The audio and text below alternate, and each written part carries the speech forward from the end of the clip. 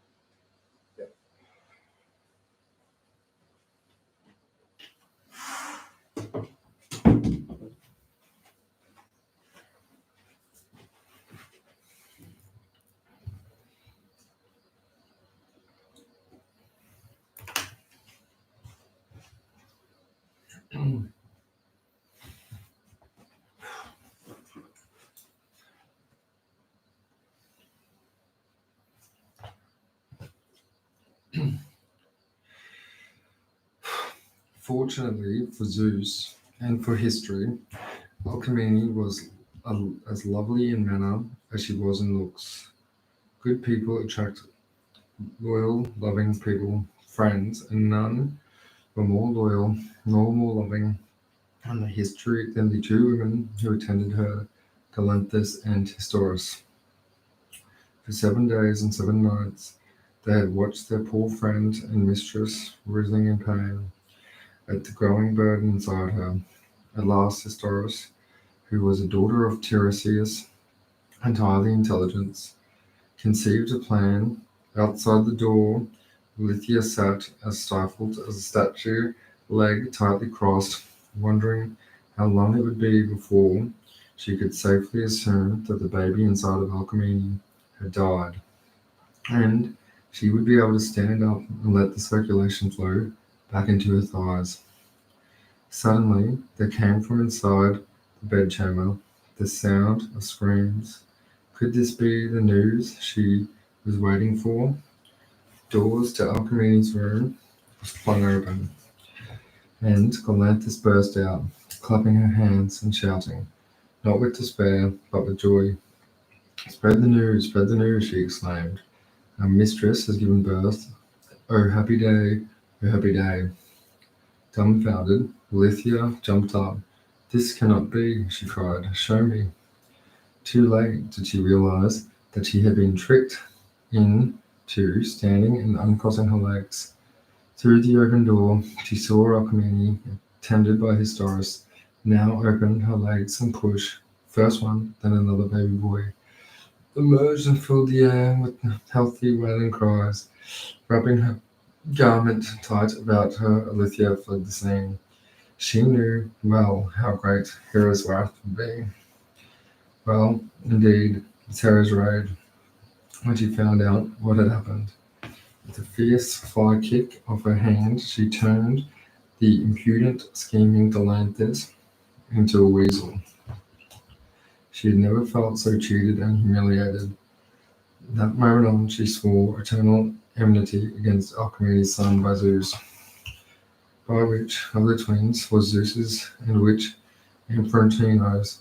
They were both fine-looking babies, both vigorous, strong, And, as you might expect, being 8 days overdue, hefty, the doting parents named the twins, the first from the womb, Alcides, in honor of his grandfather Alcaeus, son of Perseus. The other they called Iphicles. They could not tell by looking which was the son mortal and which was the son of God. They would discover which of the two was the son of Zeus soon enough. Snakes alive. The villa which King Creon had given over to Amphitryon and Alcmene for their use whilst resident in Thebes stood quietly in the moonlight. Only the most attentive sentry and one with the most finely tuned senses would be able to observe a slight parting of the tall grass of the outer perimeter. Two Turkey snakes slid across the lawn and in the later direction of the terrace. Hera wished to lose no time unleashing her vengeance on the insolent mortal baby that had dared to commit the crime of allowing itself to be born. Not concerned with which of the twins was her husband's base-born progeny, she had sent the two venomous serpents to kill them both. A concerned weasel watched powerlessly as they slithered along the terrace and towards the room to the sleeping infants. There was nothing Galanthus could do but hope and pray. Amphitryon and Alcmene were woken early the next morning by the hysterical shrieks of Historis. "Oh, come, come," she urged them, pulling the sheets from the bed. Alarmed, they followed the squilling girl to the twins' nursery, where the most extraordinary sight met their eyes. The two babies lay in the cot. The face of one was screwed up with fear, and it was purple from screaming. The other lay on its back, kicking his legs in the air. In each simplified fist he clutched a strangled viper. He looked up at his parents, and they peered down and waved the dead snakes at them like a toy, gurgling with delight. "Well," Amphitryon, looking from one infant to the other, "I think we can safely say now which one is the son of Zeus." "Alcides." "Exactly. This is the work of Hera," said Alcmene, picking up Iphicles and quieting his frightened sobs. She sent those snakes. She will stop at nothing to destroy my boys." "It isn't fair on Iphicles," raged Amphitryon, chucking his true son under the chin. "We must consult Tiresias again." They made their way that night to seek his advice. While they were gone, the god Hermes stole silently into the nursery, took Alcides from his cot, flew with him up to Olympus, and gave him the waiting Athena. The first two gods crept around where Hera was sleeping. Athena gently dropped the baby Alcides on her breast. At once he began to gorge himself, but he guzzled at her teat with such vigor that Hera woke up with a cry of pain. She looked down, plucked Alcides from her nipple, and threw him disgustingly from her. Milk sprayed from her nipple in a great arc across the night sky, imprinting it with the stars, which from that moment would be known as the Milky Way. Hermes had deftly caught the baby when Hera cast him aside, and he now sped off back to Thebes and to replace Alcides in his cot. He noticed he was gone. The whole botched affair had been Zeus's idea. He wanted his son Alcides to feed on Hera's milk, which would make him immortal. Her favorite son and daughter, Hermes and Athena, had done the best, but Alcides had ingested a little milk, more than a mouthful, and none of them wanted to try that trick again. In Tiresias' temple, meanwhile, Alcmene and Amphitryon listened to their seer's advice. "I've seen that Alcides will do marvelous things," he was saying. "Slay terrible monsters, topple tyrants, and found great dynasties. He will achieve fame such as no mortal has ever known. The other gods will help him, but Hera will harry and hound him without mercy." "Is there anything we can do to placate her?" asked Alcmenes. Tiresias thought for a moment. "Well, there is one thing. Perhaps you could change the child's name." Change his name, said Amphitryon. How would that help? If you were to call him Hera's Glory, for instance, Hera's Pride. And so it was decided from now on our cities would be called Heracles, youth and upbringing of a hero. Young Heracles grew up with a twin half-brother, Iphicles. Amphitryon and Alcmene raised them as equals, but the speed with Heracles put on height, weight, and muscle separated the two boys very early in the minds of all who encountered them. The twins received the kind of education usual for children and for a royal house in those days. Chariot driving, javelin and discus, throwing, track, jumping, and running were taught at Amphitryon. King of Oechalia, the most famed bowman in Greece, and a grandson of the archer-god Apollo himself, taught the young Heracles to string a bow and shoot arrows with the speed and accuracy. By the time he was 10, Heracles had already acquired a reputation as a fearsome runner, jumper, horseman, driver, thrower, archer. It was noticed through that, despite the boy's amiable and friendly nature, he was also possessed of fiery and furious temper. When the red mist descended, he was ungovernable by all but his father. As well as fostering physical prowess, rhetoric, mathematics, and music were the first importance in the education of noble young Greeks, and it was a matter of pride amongst the best families to secure the finest teachers. Linus, the brother of Orpheus, and fine musician himself, taught Heracles and Iphicles how to tune and play a lyre, how to compose and sing, how to tap out precise rhythms, and how to dance. None of these grateful accomplishments came easily to young Heracles, who hated how self-conscious, clumsy, and uncoordinated he felt when he tried to sing or tune or move in time. The first of the day came when Linus, infuriated by Hercules' refusal to attend to his instructions, lifted a stick and brought it down on the boy's back. The storm broke in Heracles' mind. He grabbed the cane. With a savage saw, he jerked it down towards him, bringing Linus's face directly in front of his. He nodded down, cracking him the tutor's brow, then picked up and flung him across the room. Linus fell dead to the floor, the bones of his arms, legs, back all shattered. The scandal was too great to be hushed up, but in the Heracles was forgiven. Iphicles had been in the schoolroom too, and told anyone who would listen that his brother had been sorely provided. Eumolpus, a son of Autolycus, took over the music station. At the same time, Castor himself, the twin of Polydeuces, and like Heracles, the offspring of a divine, heteropaternal, superfunctional, offered to complete the youth's training in weaponry and the many arts. The killing of Linus revealed that Heracles had a very short fuse, something that was to cause distress to him many victims of his outbursts of a temper in the years to come. The rest of his schooling revealed that, how shall we put it? It revealed that while nature and fate may have gifted Heracles with many fine attributes, wit, wisdom, and craft, and cunning, were not foremost amongst them. He was, as we might say today, far from the brightest pixel on the screen. He was not stupid, but not a brainless oaf by any means. His real strength. What could be said with confidence and admiration was that by the time he grew into his later teens, Heracles was the tallest, broadest, strongest, and fastest young man in the world. Those gods have championed him. Came forward now, signs of their favour to equip him for a life of warfare, trials, and endurance. Athena presented him a robe. Poseidon gave him a fine horse, Hermes a sword, Apollo a bow, an arrow, Hephaestus a most wonderful breastplate of pure gold. The young man's growing reputation was cemented by the slaying of fierce lion on Mount Cytherium when he was still only 18 years old.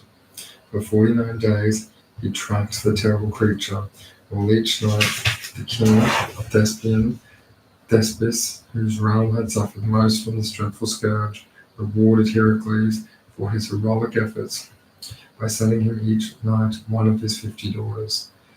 When, at the last 50th day dawn, the lion was cornered and killed, the night after the 50th bout of passion, with the 50th daughter, the king Heracles went home. Each daughter went on to give birth to a male child. The eldest and youngest girls give bearing to twin, a son for every week of the year. Heracles was virile and potent, and love-making as in his killing. O Heracles returned, he single-handedly defended Thebes against an attack on King Eurydice of Orchomenus. The people of Thebes had been proud enough of Heracles, but pride now turned to veneration. They revered him as the greatest Theban since their founder, hero Cadmus. If they had their way, Heracles would rule over the best king. Thebes already had a king, Creon. He was smart and politic enough to offer Heracles the hand of his daughter, Megara. All seemed so sweet in the life of young Heracles. His fame increased and spread, and happy years passed, during which his father, a son of daughter of Megara, and grew to full manhood, a devoted husband and father, very likely to heir the Theban throne. Heracles' life in Thebes was almost modern in its rhyme. Each day he would kiss goodbye to his wife Megara and children and go to work, killing monsters and toppling tyrants. Today's commuter finds less drastic ways to defeat competitors and bestial colleagues, perhaps.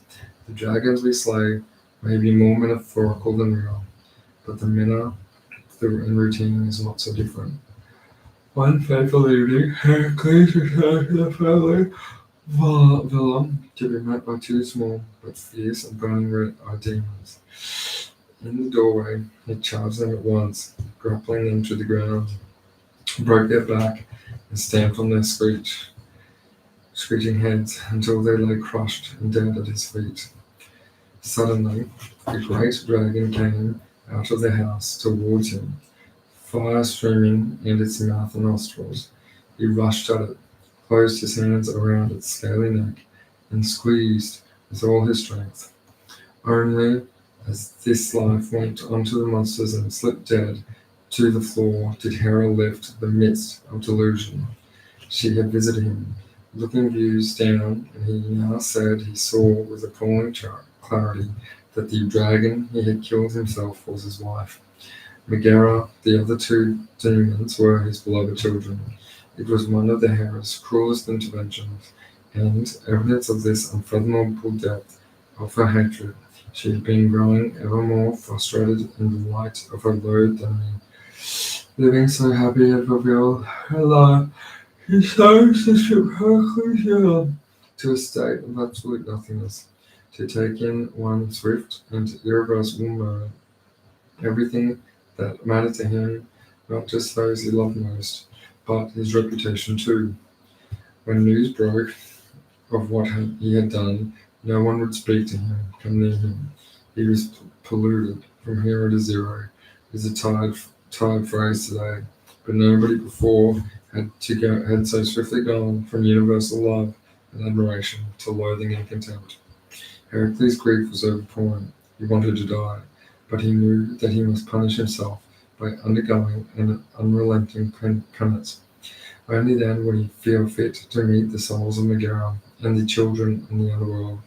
Without purification from the king, oracle, priest, priestess, who, responsible for blood crimes, had to attempt to cleanse themselves by a life of exile atonement.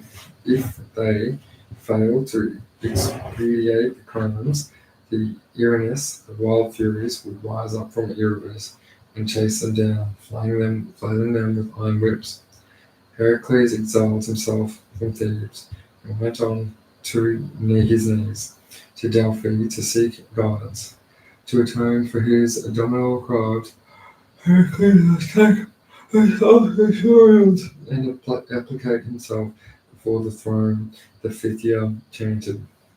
Heracles could not know this, but the priestess had entranced by Hera, and the words were hers. For 10 years, he must serve without question. The priestess had continued. Whatever he is told to do, Heracles must do. Whatever task he is set on to perform, these must Heracles willingly undertake. Only then he can be free. Hera's spirit left the priestess, and the voice of Apollo's, Athena now enthused. Do all that you are asked without stint, without complaint, and immortality will be yours. Your father has promised it. Heracles did not want immortality, but he knew he must obey. He turned his feet towards the road leading to Tyrannus, capital of Mycenae. Its king was now fully grown. Eurydice, Heracles' relative, the one whose premature birth had been induced by Hera all those years ago to ruin Zeus's plan to secure the throne for Heracles. Eurystheus had gone on of Heracles' heroic attributes. None of his strength, spirit, generosity, or air command. He had grown up all too aware of the reputation of his stronger, finer, and more popular relative. He had long smoldered with hatred. What self-control it took for Heracles to kneel in front of Eurystheus' throne and beg for expiation, we can only guess. The fifth of our natural crimes has revolted all people of the king, serving the comment. You will not be worthy to live in the world of men until you have paid the full price. 10 asks you will perform for me over 10 years without the assistance of payment. When you have completed the last of them, I may be disposed or forgive you, embrace you as my relative, and allow you your freedom. Until then, you are bound to me as my slave. The Queen of Heaven herself has ordained it. Is this understood? Hera had instructed her instrument well. Heracles. The labors of Heracles. 1. The Nemean line. Eurystheus rubbed his chin and thought hard. If he were to command his unruly relative and set him to work, he might as well begin at home. Eurystheus ruled not just Mycenae, but thanks to Zeus, as rash as promised, all of Argos, much of which was afflicted by terrifying wild beasts. The most terrifying was a lion that preyed on the people of Nemea, in the northeast of the kingdom, not far from the isthmus of Corinth. Fear of this terrible animal was deterring mainland travelers and merchants from trading with Argoid and the rest of the Peloponnesians. Offspring of the monstrous chimera, this was no ordinary lion. Its golden hide was so thick that spears and arrows bounced off it, as though they were straws. Its claws were razor sharp and could tear through armor, as though it were paper. Its powerful jaws could crunch rock, as though it was celery. Many warriors had already perished trying to subdue it. Go to Nemea, Eurystheus said to Heracles, and kill the lion that is laying waste in the countryside. Shame, really, Eurystheus thought to himself with a giggle. I shan't get 10 years out of him. The first task will kill him. Oh well, just kill it, said Heracles. You don't want it brought back? No, I don't want it brought back. What would I do with the lion? 2 gales of obedient laughter from his courtiers. Eurystheus tapped the side of his head. Heracles straightened, bowed, and left the throne. Arms the size of an oak tree, brains the size of an ackee, said the king with a snort. Heracles spent months stalking the creature, as he had done before with the Thespian lion. He knew that his weapons were formidable and defying. Providence as they were would be of no use against the animal's impregnable pelt. He would have to rely on his bare hands, and so he spent these months training. He took out uprooting trees, raising boulders above his head, until his raw strength, mighty as it was, had always been, was now greater than ever. When he knew that he was ready, Heracles tracked the lion to its lair. He fell on the immense monster and threw it to the ground. Never had anyone dared to attack the beast in that way. Grappling tight, H gave it no chance to pull back, and strike with claws or jaws. What use was its impenetrable hide against its iron grip of hands around its throat? For hours they rolled in the dust until the life was at last throttled from it, and the great mammalian lion breathed no more. Heracles stood by its body and bowed his head. It was a fair fight, he said, and I hope you didn't suffer. I hope you will forgive me if I now flay the hide from you. Such respect from an enemy, even a dumb brute, was typical of Heracles. When an adversary was alive, he knew no mercy, but the moment they were gone, he did his best, where possible, to send them to the next world with honor and ceremony. He could not be sure that the animals had souls, the expectations of an afterlife, even those descended from primordial entities like Echidna, Typhoon, but he behaved as though they did. The greater the fight they put up, the deeper and more reverent his funeral prayers.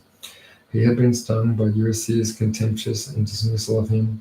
He wanted to skin, kill, and take the pelt triumph back to Mycenae, which is why he asked permission for the lion's claw. But Heracles found his sharpest knife and swords could not so much as scratch it on that impenetrable hide. He hit it with, at last, on the idea of pulling out the lion's razor like claws. They were sharp enough, and Heracles skinned off one great piece of Snarling's head. Included, he strung the deadly claws into a necklace, and in an excess of frenzied joy, he pulled up the greatest oak tree he could find, stripped it of its branches to form a mighty club, with the necklace of claws around his neck, the indestructible pelt over his shoulder, the open jaws and gnarly eyes of the lion on top of his head, and the mighty club swinging from his side. Heracles found his look. The Lionian Hydra. Eurystheus had not expected Hercules to come back alive, almost certainly not dressed like some wild, untamed brigand of the mountains. The king, however, was crafty and enough to hide his dismay, yet that was to be expected. He said, sifting a yawn, "An aged lion is no test. Now for your next task. Do you know Lake Leonard? Not that far from here. It's terrorized by a hydra, witch guards, and a gate there were to underworld. I wouldn't dream of interfering, were it not that creature has taken to attacking and killing innocent men, women, and children, and who venture near. I am too busy to deal with it myself, so I send you, Heracles, to rid us of this nuisance." "As you wish," said Heracles, nodding a bow of assent, which caused the head of the Nemean lion to snap its jaws violently shut. Eurystheus could not help but leap in alarm. With an ill-concealed grin of contempt, Heracles turned and left. The goddess of Hera had prepared for Lake Leonard with malicious relish. Not only were its waters infested by the Hydra, a huge water serpent with 9 heads, one of which was immortal, each capable of spraying jets of the deadliest poison known in the world, but she all had hidden in the lake's depths a ferocious giant crab as well. The Hydra reared as Heracles approached, every one of its heads spitting venoms. Confidently enough, he lunged forward and sliced one of the heads clean off. Instantly, 2 new heads appeared. This was going to be difficult. Every time Heracles sliced a club, a head or 2 more sprang up in its place. To make matters worse, the crab was now jumping up out of the water and making frenzied attack.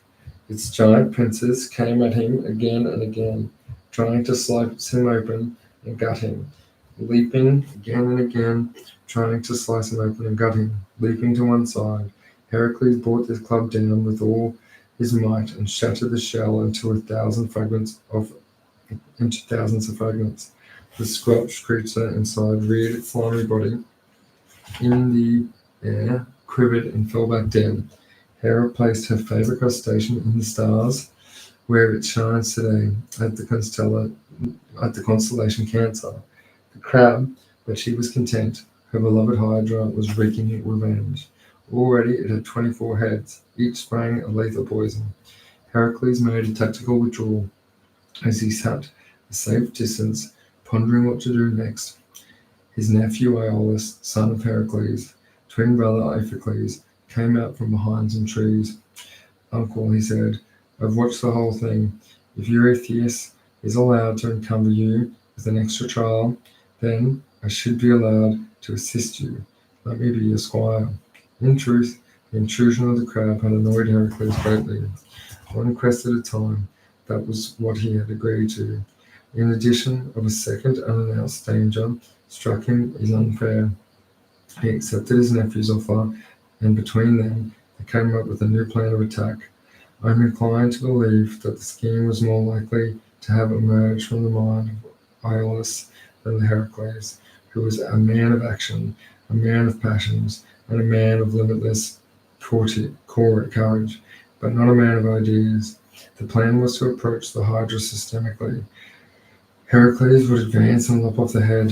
Then Iolus would step smartly in with a burning torch and sear the fresh stump, preventing any new heads from erupting in its place. Slice, cauterize, slice. And that was the system they come up with, and it worked.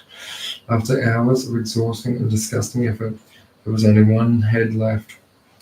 The immortal head, the head that could not die. At last Heracles hacked this off too, buried it far beneath the ground. To this day, Hydra's poisonous vapors breathe up the sulphurous gas in the drained malarial swamp where Lake Lerna once stood. Thank you, said Heracles to Iolus. Now, get home, and not a word of this to your father. Heracles knew that his twin would be angered if he heard that his son had been in such danger. Heracles felt no need to pay the respects to the Hydra. After all, the immortal head was still alive and belching hate on the ground. He knelt beside the twitching body, not in reverence, but to coat one tip of his arrows with its congealing blood. The envenomed arrows would practice to be immeasurably useful, immeasurably tragic. There, the use would change the world. The Syrian hide. Eurydice now turned to cunning. A water serpent was one thing, but not even Heracles could match an Olympian. Bring me the golden hind of Cyrenaia, he said. He felt confident that this third labour must surely be Heracles' last, for success would mean certain death, or at least, very least, eternal torment. The golden horned, brass-fed Cyrenaean hide could do no harm to anybody. A deer fleeter than any hound or arrow, she presented the challenge to the huntsman, but not a danger. But the hind was sacred to Artemis, and this was where the threat lay.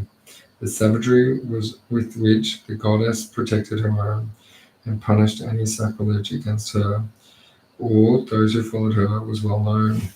She would never allow harm to befall her beloved hind. Heracles would either fall in his task or be struck down by Artemis for presumption. Either way, Eurystheus was confident that his pestilential cousin would not return. For almost a year, Heracles pursued his quarry over a hill. One supposes Dahl. Finally, he succeeded in netting and submitting the animal. He had no wish to harm so wise and beautiful creature. He slung the hind gently over his beautiful widespread to her as he walked back to Mycenae. As he passed through the wood, Artemis emerged from the shadows. You dare, she hissed, raised her silver bow. Goddess, goddess, I threw myself on your mercy. Heracles went down on one knees. Mercy? I don't know the word. Prepare to die. As Artemis took aim, her twin Apollo stepped out of the woods and pushed her bow down. Now, sister, he said, don't you know this is Heracles? If this was our father, the Stormbringer himself, I would shoot him for daring to take my hind. I understand, said Heracles in his meekest voice. It is a terrible sacrilege, but I am bound to King Eurystheus, and it was he who commanded me to take the animal. It is Hera's will that I obey him. Hera's will. Apollo and Artemis conferred that the Queen of Heaven had at best a stiff and formal relationship with Zeus's children, by other women, and had never made the twins' lives easy. It amused them to assist their enemy. Artemis turned to Heracles. You may continue on your way, she said, but when you have shown your hind to the court of Mycenae, you must return her to the wild. You are as wise as you are beautiful, Heracles. Dear me, said Apollo, that sort of flattery is not the way to my sister's heart. On your way. Eurystheus was astonished to see Heracles return, the glorious creature that he announced he would make the prize exhibit of his private menagerie. Mindful of his promise to Artemis, Heracles replied, Certainly, my king, come forward and choose your claim. Just as Eurystheus approached, Heracles, under the cover of his lion skin cloak, gave his hind a sharp pinch on the rump, and Eurystheus leapt to catch her as she reared up, but galloped away with the bark, her bronze hooves setting sparks around the palace flagstones. You failed in your task, Majesty. I brought you the hind as agreed, said Heracles. It's a pity you weren't quick enough to catch her and keep her, but I cannot be held responsible for that. He turned to the court. Surely I did everything that was asked of me. A murmur of sympathetic agreement from his courtiers held E back from venting his true feelings. Sometimes H could display something approaching real cunning. The Erymanthian Boar. Heracles' next task was to bring back a live giant boar. He was ravaging the area around Mount Erymanthus in Arcadia. The labor itself was not the greatest challenge Heracles faced, but it would hardly be worth retelling were it not for one episode. It not only reveals our hero at his clumsiest and least appealing, but might also be considered to have set in motion the circumstances that were to lead to his terrible death. Heracles went to seek advice about the boar's habits from a friend who lived nearby, a centaur named Pholus, the offspring of Ixion and the cloud goddess Nephele. Centaur was a hybrid breed. From the head to the waist they were human, but the rest was pure horse. Expert archers, they made fierce and brave warriors, but often became ill-natured, violent, and licentious when in drink. The great expectations were Chiron, master of the healing arts, and the wise tutor Asclepius, and later Jason and Achilles. And Hercules' friend Pholus, Chiron, was the immortal offspring of Cronus, and had Oceanid Philyria, while the mortal Pholus had side by Silenus, the pot-bellied companion of Dionysius, and one of Mylae, the nymphs of the ash tree. His advice to Hercules was not to think of capturing the Erymanthian boar until winter came. Trap him in the snowdrift, that's the best way, he said, otherwise he'll run you ragged. Meanwhile, why don't you stay with me here in my cave? Hercules was only too happy to avail himself of the invitation. One night after dinner, he helped himself to a stone jar of wine. He had no reason to know that it was the common property of the whole centaur tribe. The smell of wine attracted the other centaurs, and they trotted up to demand their share. Heracles, short-tempered, was piqued. By this, perhaps, his own inebriation didn't help. An ill-mannered argument broke out. The row had become a fight, and the fight soon degenerated into slaughter, as Heracles unloosed a volley of arrows which were tipped, if you will recall, with fatally venomous hydra blood. Even poor Pholus died when dropping an arrow on his foot, piercing the skin above the hoof, and sending enough of the hydra's venom into his bloodstream to kill him. A few of the Arcadian centaurs did survive. Amongst them was one called Nessus, who would in time, as we shall see, revenge these deaths in the most terrible manner. Meanwhile, a mortified and remorseful Heracles helped bury the dead before returning his mind to the business of hand with the capture of the boar. With snow now blanketing the higher slopes of the mountain, he easily trapped the animal in a deep drift, hoisted it over his shoulder, and trudged back to Mycenae. When Heracles returned with the boar that was still very much alive, Eurystheus was so terrified by the enormous beast that he helped it into a great stone jar and cowered there. What do you want me to do with it? Take it away. Don't you want me to examine it? It's got lovely bristles. Take it away now. Eurystheus' voice echoed around the interior of the jar. The scene was favourite amongst the Greek pot painters, who loved to depict the fight Eurystheus earringing into his pithos, while Heracles threatened to drop an enormous squirming pig and down and on top of him. The Eugene stables, halfway through, or so Heracles thought. We will cross that painful bridge when we come to it. And Eurystheus really believed that this time he had set Heracles a problem that he couldn't solve. Even the task didn't kill him. It would, the king told him with malicious glee, deprive him of everlasting life. After all, the oracle had told Heracles that the completion of Heracles' immortality. Nearly attempting then was not good enough, as Yoda had expressed a long time ago in a galaxy far away. Do it or do not do it. There is no try. King Augeas of Elis and son of Helios, the sun god, possessed a herd of 3,000 cattle. The animals were immortal and had consequently been produced over 40 years, a far greater than ordinary quantity of doing. Their stables in which they recorded had not been cleansed for 30 years. You will go to Elis, Eurystheus told Heracles, and thoroughly clean out the stables of King Augeas in one day. Arriving in Elis, Heracles sought an audience with the king and struck a deal. If he did manage to clean the stables between sunup and sundown the next day, Augeas would give him 1/10 of his herd. If I am given the impression that Heracles was brainlessly rock above her oath, a he-man of minimal intelligence, I slightly misled you. He was direct. That is the quality I would associate most with him.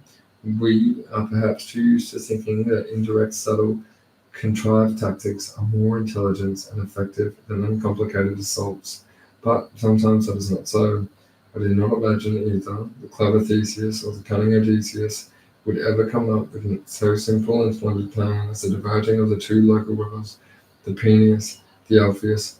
Of course, enormous strength was required to hammer openings into the stable walls and gouge out the river's courses, but the idea was beautiful in its simplicity, just as Heracles had planned. The waters poured through the stables and sluiced out into the accumulating lack of 30 years. The manure-rich torrents swept down into the plains, and fields of Elis had fertilized the land for miles around. A triumphant Heracles applied to Augeas for his reward of 300 head of cattle, but the king, who loved his herd more than anything else in the world, refused to pay up.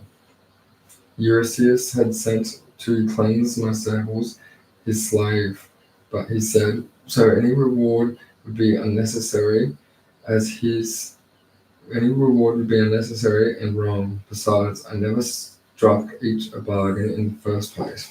Oh, but you did, cried Augeas the son, Phileus, who admired Heracles, and was shocking to see that his father behaved too meanly to this hero. I heard you distinctly. The king angrily banished both from his kingdom. Phileus was exiled to Dylcium, an island on the Ionian Sea, while Heracles made his way back to Mycenae, simmering with rage. He swore that one day he would return to have his revenge on Augeas. The people of Eli, however, cheered Heracles back as he passed through the new kingdom, on his way back to Tiryns. The newly fertilized fields, enriched with all the manure, would bring prosperity to the whole region, and he had made Nemea safe, and Lernia and Mount Orinthia too. Heracles was no longer a hero for the kings and the warriors. He was a people's champion. Heracles presented himself at the palace of Tiryns to hear what Eurystheus had in store for him next. Without speaking, the king sat on his throne and stroked his beard. Very well, at last. Your next task is to rid Lake Symphalia of its infestation of birds. But when it came to Stymphalian birds, there was a disagreement among the sources we usually rely upon for details of Heracles and his labors. It is generally accepted now that there were fearsome man-eating creatures the size of cranes, the beaks of irons, talon of brass, foul toxic droppings, sacred to Ares, the god of war.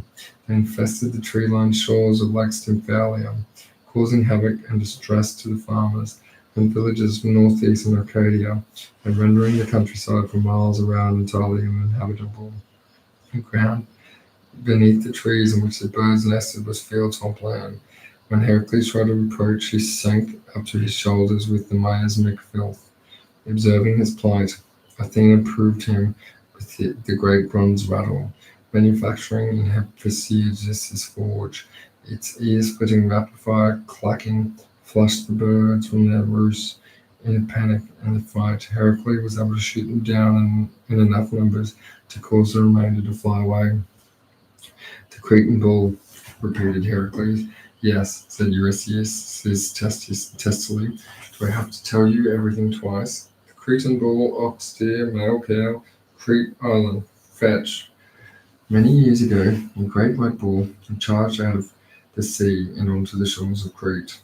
It had been sent by the god Poseidon, and in answer to the prayers of King Minos, who wished to awe his subjects with a sign that his rule was divinely sanctioned. The idea had been to sacrifice the bull to Poseidon once his brothers accepted the proof, but both Minos and his wife Thisbe were so enchanted by the creature's beauty that they hadn't the heart to slaughter it. Indeed, Thisbe went so far as to mate with it. She bore it a son, Asterion, half man, half bull, known as the Minotaur.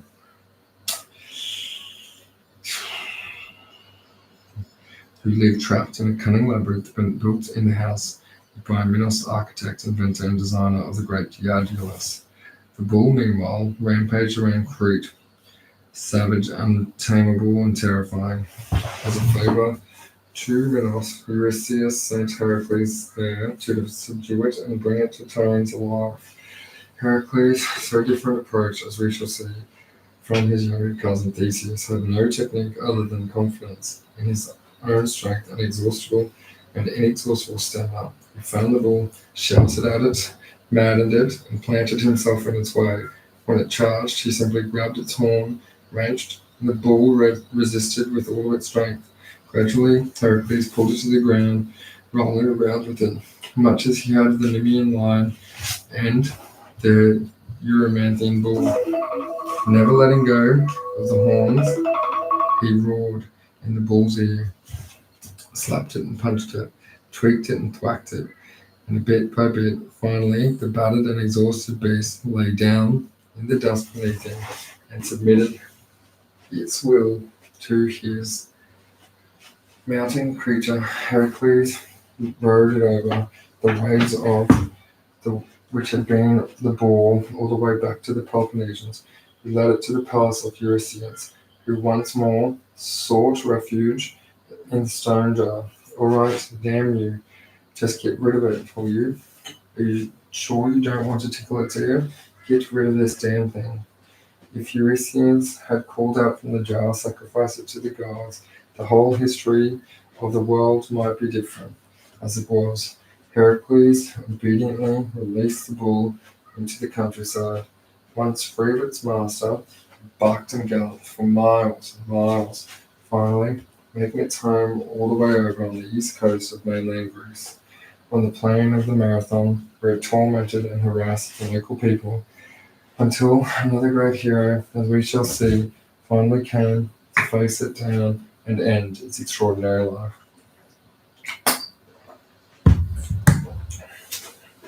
So you dealt with the bull, said he, pulling at his beard. Very clever.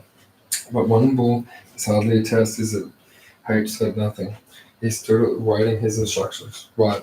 I'd like you to bring me the 4 mayors of Diomedes. Diomedes. Do you know nothing? He's the king of Thrace. Mates are female horses. Horses are quadrupeds with manes and hooves. There are 4 of them. 4 is a number between 3 and 5. Now go. You don't come back without them, understood? On his way north to Thrace, Heracles dropped in at Pherae to stay with his friends King Admetus and Pherae, his queen Alcestis, a couple whose story is well worth hearing.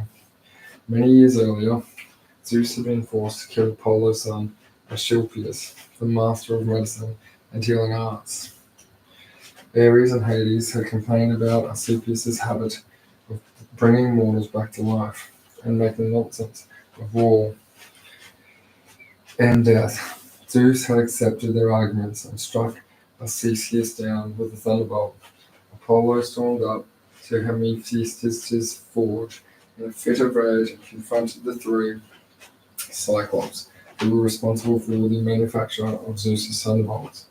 Apollo couldn't punish the king of the gods for death of Asclepius, but he could punish the Cyclopses, Arges, Sterops, and Brontes. He shot all three with arrows. Such insurrection was not to be tolerated, and Zeus banished Apollo from Olympus, sentencing him to labor in bondage to a mortal.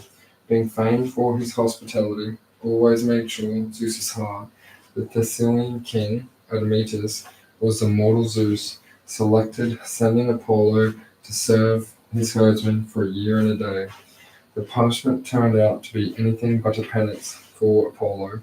From the first, he and Admetus got along wonderfully. Admetus, who had just inherited his throne and was not yet married, was charming, hospitable, warm-hearted, and physically attractive.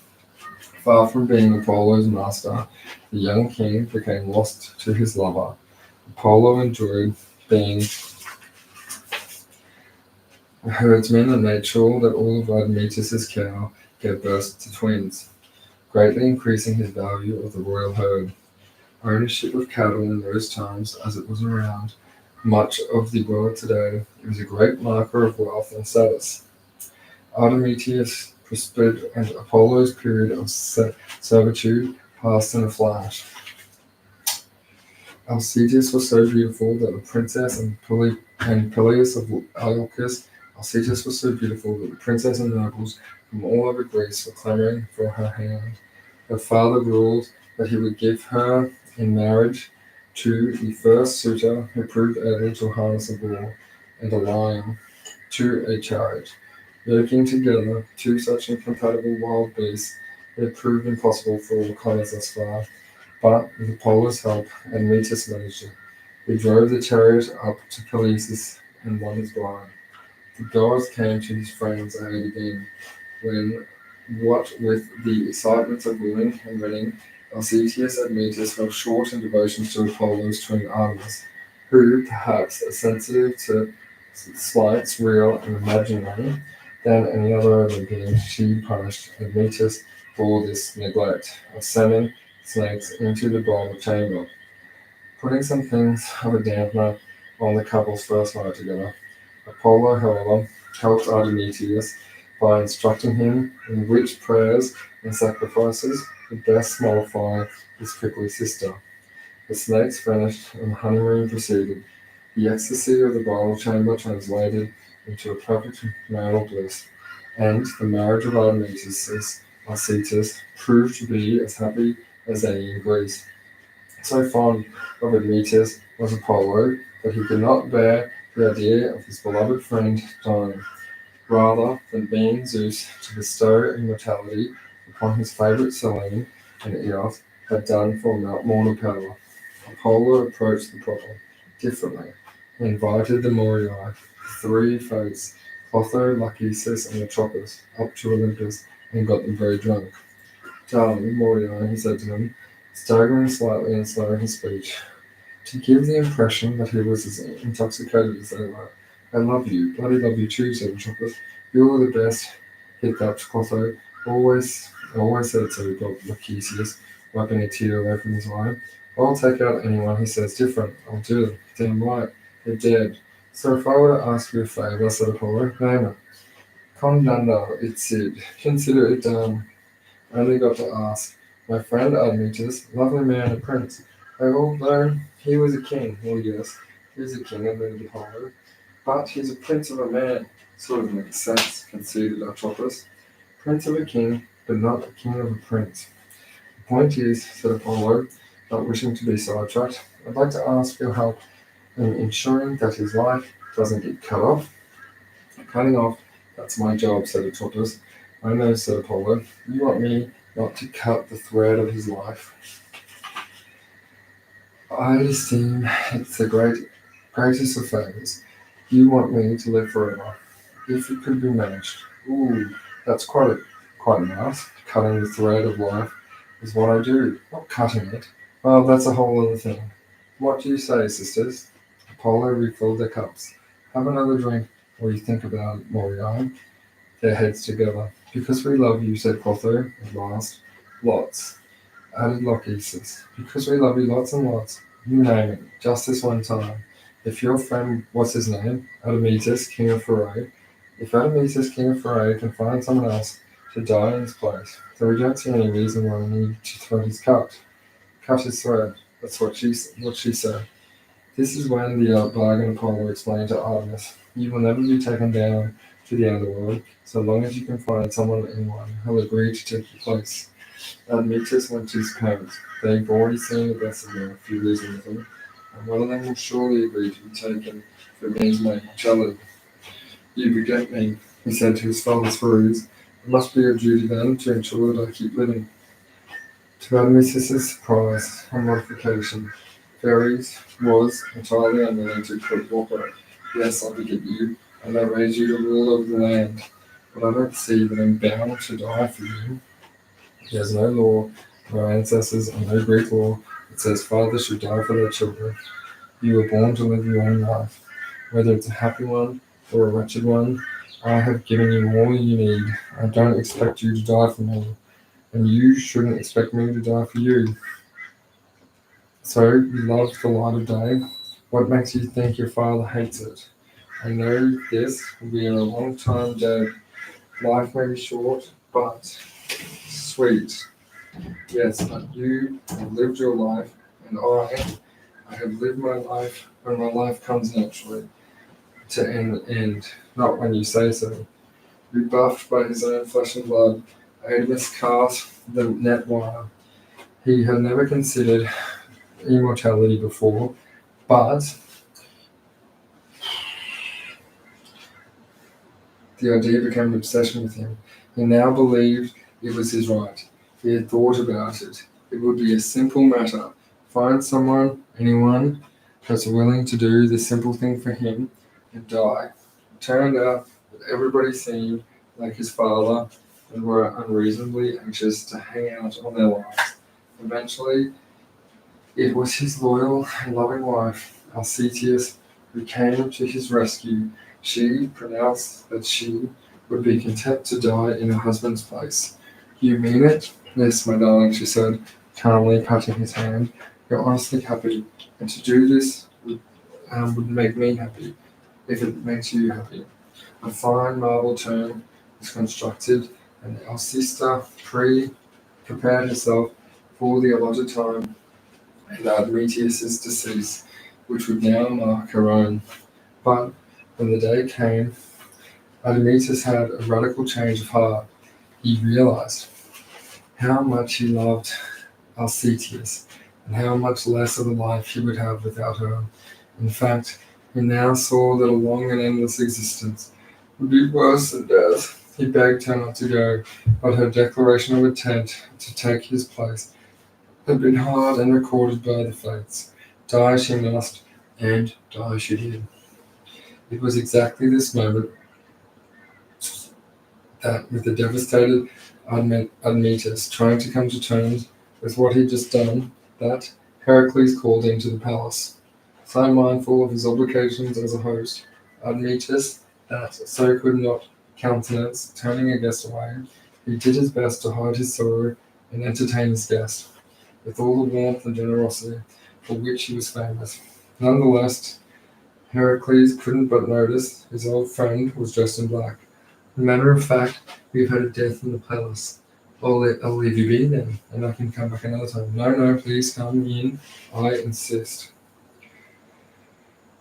Heracles was still unsure. Host of obligations, but so to guess. Who died? No one close to you. Admetus didn't want to burden his friend with his words. No blood relation, I promise. Which was technically true. The woman of the household, that's all. Oh, well, in that case, Heracles came through into the great hall. His eyes fell on the table where the funeral banquet was laid out. Always said you serve the best wine and cakes, he said, helping himself to lavish quantities of both. You're too kind, Admetus. I'll leave you for a moment, but please make yourself entirely at home. Heracles tucked cheerfully in. He finished all the wine on the table and yelled out for more. The chief steward of the household came, grim-faced. He was the servant of the old school, not even risking the igniting the notorious temper of the strongest man in the world would make him swerve from his duty. Have you no shame? He hissed. How can you eat and drink like this with the house on such a bitter morning? Why the hell shouldn't I? Who's dead? Only some woman or something. Listen to him, girls. Our dear queen has been taken from us, and dare call her some serving woman. But Admetus told me, His Majesty is even I know in the gardens, sobbing his noble heart out. Oh, what a fool I am. Heracles now succumbed to one of his periodic bouts of guilt and violent self-abasement. He beat his breast, called himself the most insensitive buffoon that ever lived, unworthy to be a guest in any man's house, an ass clown, an oaf, and, to the lowest of the low, then he came to his senses, realized what he had to do. I shall go down to the underworld, he said to himself, and I shall fight anyone who stops me from bringing Alceus back up, I swear to God. As luck would have it, such a drastic course was not necessary. Before setting off, Heracles went to pay his respect at Odysseus' brand new tomb. There he found Thanatos, the god of death, just as he was taking his soul. Let's go, bellowed Heracles. You have no business here, said Thanatos. I command you. With a roar, Heracles was on him, wrestling the helpless Thanatos to the ground and pounding him with his fist. Some time later, Admetus left off his weeping in the garden and went back into the palace. Where's Heracles? He asked. Oh, him, sniffled the steward. He left as soon as he found out it was the queen that was dead. Good riddance. Just then, Heracles burst back in, he said. I'm slapping Admetus on the shoulder and I brought you a friend. He turned to the door and called him, come in now. Alcestis entered the room and stood before her disbelieving husband. A shy smile on her lips. I wrestled Death himself to the ground to bring her back, said Heracles. So make sure you bloody well keep her this time. Admetus did not seem to hear him. He had eyes only for his wife. Yes, well, I'll leave you be. You and Thrace got to fetch some horses. I'm sending Heracles for the 4 mares of Diomedes. He had neglected to furnish him with any further details. However, the horses' names are known to us. They were Pedagos, the flashing foot, Xanthos, the yellow horse, Lampos, the shining one, and Dinos, the terrible. Most pertinently, Heracles was unaware that due to the depraved king's habit of feeding them human flesh, all 4 had turned quite untamably mad and were kept chained with iron shackles to the bronze mangers, danger to all approach. When Heracles arrived at Diomedes' place in Thrace, he was accompanied by his young friend and lover, Abderus, son of Hermes. Leaving Abderus to watch over the horses, Heracles set to negotiate with the king. His curiosity got the better of him, and the boy drew too close to the mares. One of them caught his hand between his teeth, dragged him into the stalls, and he was torn apart and devoured in minutes. Heracles buried the mangled remains and founded a city around the tomb, which he called Abdera in honor of his lost beloved. The distraught and maddened hero now turned to full force of his wrath on Diomedes, slaughtering his palace guard, snatching up the king, and throwing him to his own horses. The unpleasant taste of their one-time master caused the mares to lose their appetite for human flesh to what, to that Heracles was able to safely harness them in the chariot and drive them all the way back to Mycenae. Eurystheus, you must surely have been getting used to the disappointment of seeing Heracles return unscathed now, dedicated the mares to Hera and bred them for his own thoroughbreds. Later Greeks believed that it was from this line that Alexander the Great's famous mount, Bucephalus, stemmed from. The girdle of Hippolyta. Far to the east, along the banks of the Thermodon, lives the race of Amazons, said Adamete. Breathless with excitement, Heracles bowed. Eurystheus' daughter was being given a labor of Heracles as a coming-of-age present. I set him to do anything you wanted to do, my darling. Eurystheus had told her, the more difficult and dangerous the better. Heracles had done it too easy.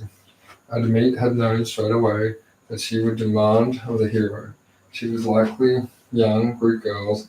She worshipped a band of strong, independent, and fiercely unapologetic women and had long dreamed of being an Amazonian. The daughters of Ares and the nymph Harmonia, she told Heracles, the Amazons dedicated themselves to fighting each other. So I've heard, said Heracles. The queen, Admete, was flushed with excitement. Now is Hippolyta. Hippolyta the brave, Hippolyta the beautiful, Hippolyta the entire fierce. No man can conquer her. That too I've heard. She wears a belt, a most marvelous jewels girdle given to her by her father Ares. I want me to bring you the girdle of Hippolyta. And if she would rather keep it, don't toy with my daughter Heracles, obey her. So it was that Heracles found himself sailing east towards the land of the Amazons. The fame of these proud female warriors had spread throughout the ancient world, riding on horseback, the first few warriors in the world to do so. The Amazons had defeated all the tribes they had encountered in battle.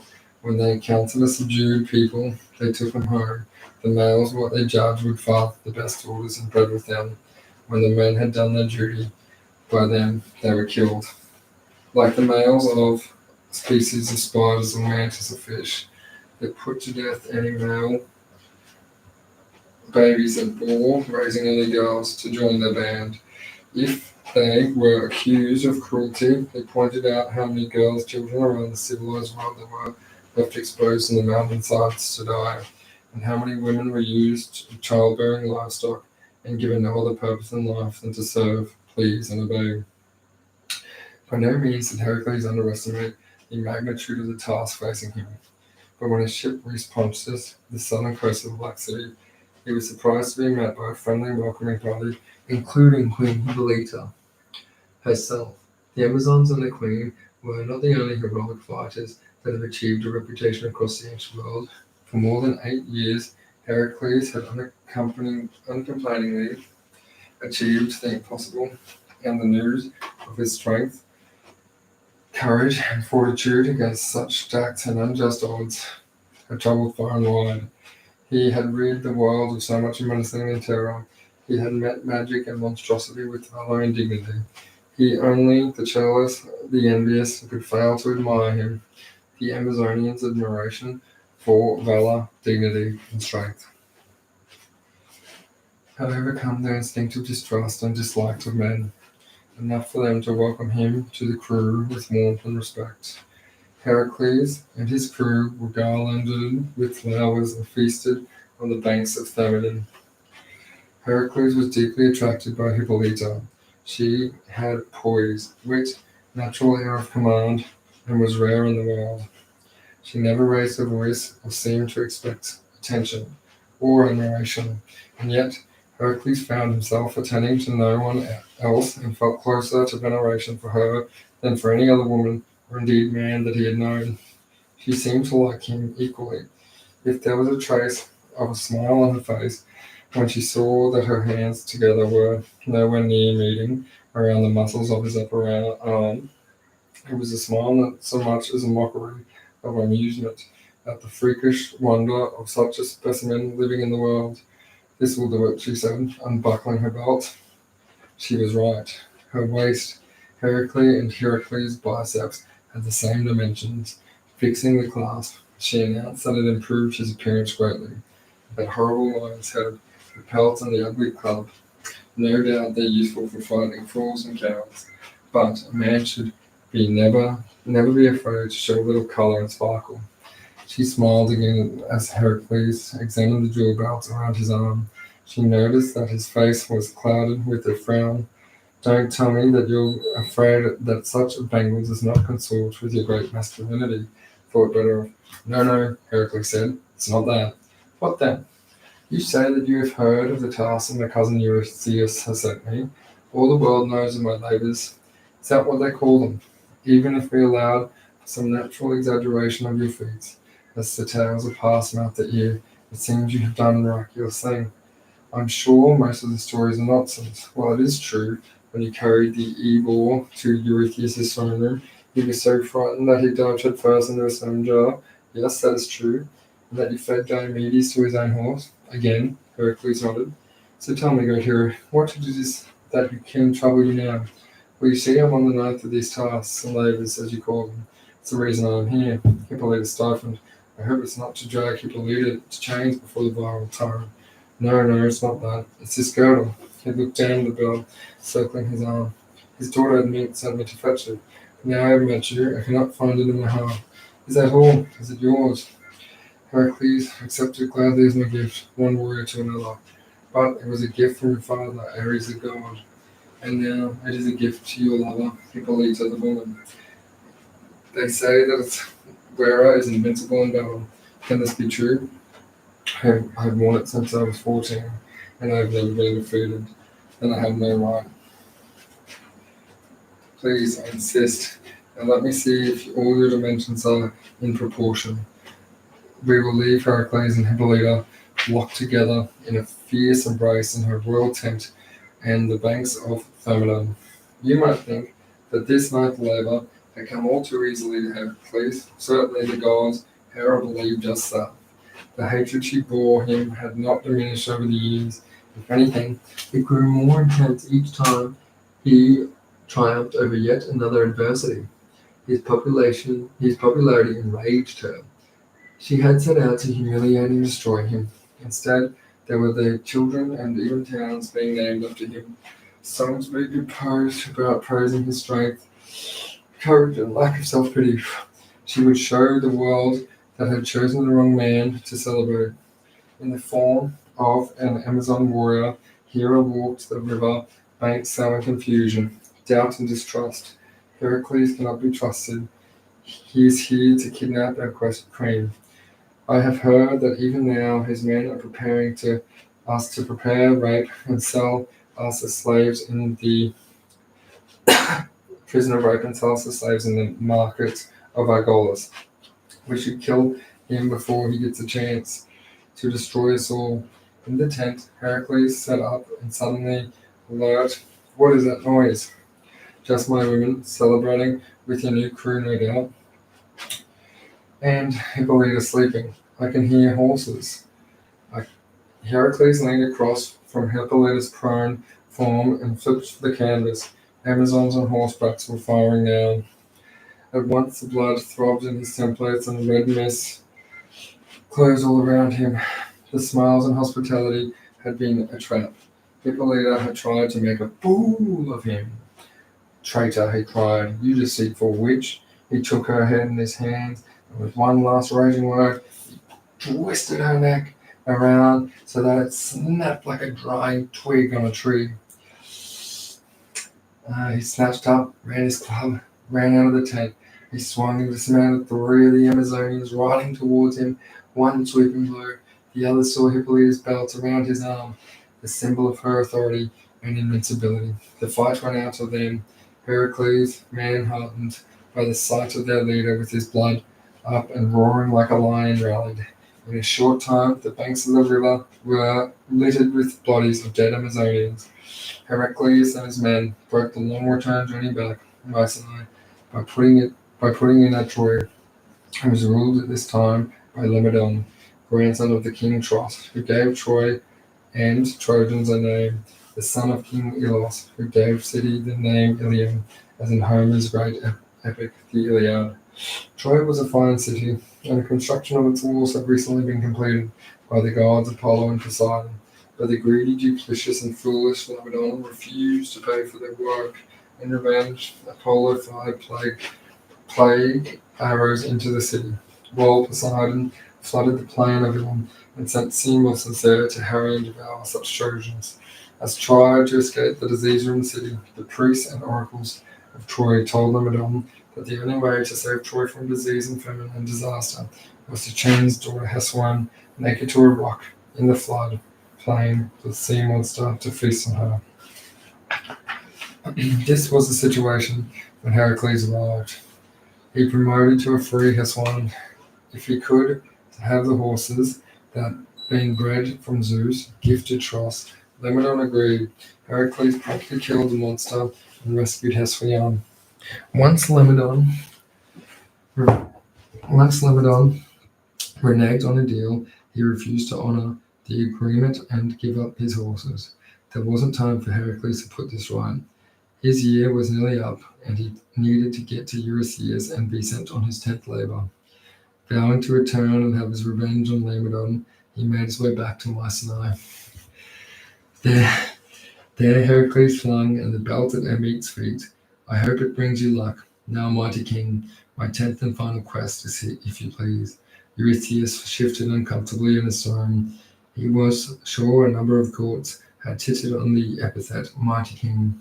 Very well, Heracles, he said. You will go to Erythea and bring me back Geryon's cattle, the entire herd. You will remember that when Perseus sliced off the head of Gorgon, Medusa, 2 unborn children from Iliason, with Poseidon flew from the gaping wound, and one was the flying horse Pegasus. The other, Chrysaor, a young man with a golden sword. Chrysaor, by his union with Caliphor, had fathered a 3-headed Gyron and most terrible monster, who fiercely protected an enormous herd of red cattle, and in the western island of Eurythea, to help him guard, son of Ares, and a ferocious 2-headed dog, brother to Sirius, called Orpheus. Eurythea lay so deep in the unexplored western reaches of the world that to reach it, Heracles had to go further than he had ever traveled before. He became so hot and bothered, toileting across the Libyan desert, that he shouted up and raged at the glaring sun and threatened to shoot Helios down from his chariot with his arrows. Helios may have been the immortal Titan race, but he still felt the terrible damage Heracles could do to him. Don't shoot, Heracles, son of Zeus, he yelled in some of the panic. Then, help me, Heracles shouted back. Helios agreed not to fly so close to the land, if only the hero promised not to shoot. What's more, to help make the journey westward easier, he offered to lend Heracles great company today. Helios would ride the sun chariot from the land of the distant east across the sky, and he settled in the far kingdom of Oceanus. There, he spent the night reposing his resting place before setting out eastwards again in an enormous cup or bowl borne along Oceanus' fast-flowing current, the river of ocean circling the earth, returning Helios to his eastern palace, where he could prepare his horses and set out for another day. Heracles gratefully accepted the loan of the cup, a seaworthy bowl in which he sat knees up in perfect comfort zones towards Eurythea. At one point, the waters on which he was carried grew choppy, and he threatened to turn his arrows on Oceanus. I think it is not that Heracles was arrogant in assuming he could best a god, more that he regarded all living things, divine or mortal, as his equals. In any case, the threat alarmed Oceanus too. As frightened of all those terrible arrows as his nephew Helios had been, quelled the waters. Heracles had arrived in the island of Eurythea, safe and dry in no time at all. He was welcomed on shore by the savage barking up Orpheus, the 2-headed dog. Orpheus, cried Hercules. He, like you, so many of the world's ugliest creature. You're a son of Typhon and a kid now. Don't you know that time is up for your kind? You've already killed your sister, the Lernaean Hydra, and your son, Nemean the Lion. It is now your turn to be cleansed from this earth.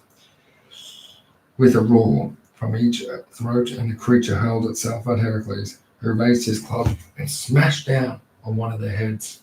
The other turned with a startled yelp to look at its ruined companion, now dangling lifeless from the common neck. Before the second head had time to mourn, the club crashed down, ending the dog's life. The herdsman Eurytion heard the commotion, approached the brandishing of his own motor club. You will pay, he snarled. I love that dog. Then join him, cried Heracles, losing an arrow into his throat. The Hydra's venom did its work, and Eurytion was dead before his body hit the ground. Heracles now set about trying to herd the cattle. Before long, Geryon himself lumbered into view. So few mortals ever saw Geryon and lived to tell the tale. The reports of his physical appearance are varied. All concurred that his son Chrysaor and Camelleri had 3 heads. Most described him as having 3 distinct torsos too, although one source maintains that he had 3 heads sprang from a single neck and a single torso. Where the disagreements are strong enough is that those torsos were connected to the ground. Some asserted that tapered into one of his waists, and the giant, therefore, had one pair of legs. Others, however, were sure that he had 3 sets. I sent the 2 legs with their 3 torsos and heads variant. What is beyond doubt is that Girion was huge, tricephalous, and possessed a vicious temper. Who dares steal my cattle? Roared the left head. Heracles dares. Then Heracles dies. Slow and in agony, said the right head. When you die, Heracles replied, it will be 3 times more painful than any death that has gone before. So saying that, he loosed an arrow in Girion's navel. Ooh! The hydra poison made its way up his torso, above to the 3 heads, into the 3 heads, scalding and corroding as it went. It burns, it burns, it burns. The screams were terrible. Quite how Heracles got the cattle across the sea is not recorded. We must assume that he ferried as many as he could fit with the cup of Helios, shuttling back and forth until the whole herd soon stood on the North African shore. As a memorial of his great trip, he erected 2 vast pillars of stone on the northern Iberian side of the straits that opened from the Mediterranean into the Atlantic, the other of the southern Moroccan side. To this day, the pillars of Hercules greet travelers who pass through the straits. The African pillar is called Ceuta, and the Iberian is known as the Rock of Gibraltar. It took Hercules an inordinately long time to get the cattle back from Eurystheus. He drove them up through Spain and the Basque country, across southern France and northern Italy, down the Dalmatian coast, before the welcome mountains and valleys of Greece told him that he was nearing home. But Hera, in her spite, sent down a cloud of gadflies, whose painful stings caused the herd to buck, stampede, and scatter all over the mainland Greece. Heracles managed to retrieve most of them, but it was very weary and travel-stained. Heracles, who led the herd through the gates of Tiryns and into the palace courtyard of King Eurystheus. Oh dear me, Eurystheus, stroking his beard. Is this all? I had understood that Girion's herd had numbered more than 1,000, and yet even to my untrained eye there seems to be no more than 500 or 600. It's all that remain, said Heracles. Now, my service to you is over. I have accomplished all that you have asked of me, and more, it is time for you to release me from my bond and allow me to go home pain-free. Eurystheus gave a vicious crack of laughter. Oh no, I don't think so, he said. No, you still owe me 2 more tasks. You said 10 tasks, and 10 tasks I have performed. But the second labor. Your nephew Iolaus helped you defeat the Hydra. Without his searing the wounds of each severed head, you would never have succeeded. The agreement was that you would complete each task alone and unaided. So we cannot count the Hydra. That is outrageous. Tisk tisk. Hold that famous temper of yours. Heracles, you know what happened to Megara and your children. Eurystheus was enjoying this. He licked his lips. Heracles relapsed into shamed silence. Then there is the matter of those stables in Elis. You accepted a reward from King Aegeus, did you not? Well, yes, but that means you did not perform the duty as a part of your penance to me, but as a hired hand.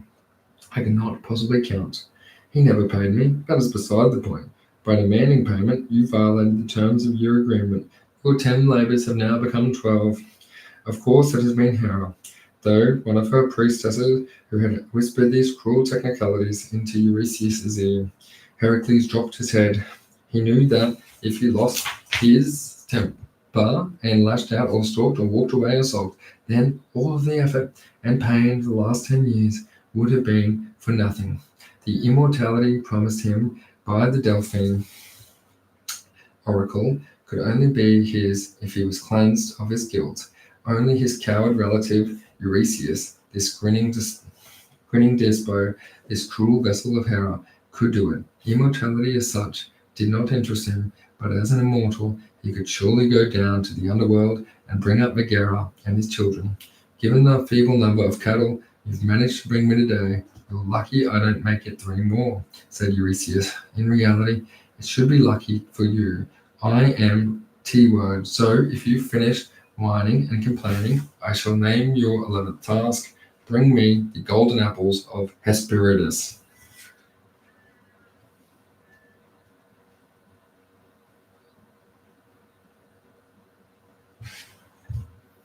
the golden apples of the Hesperides.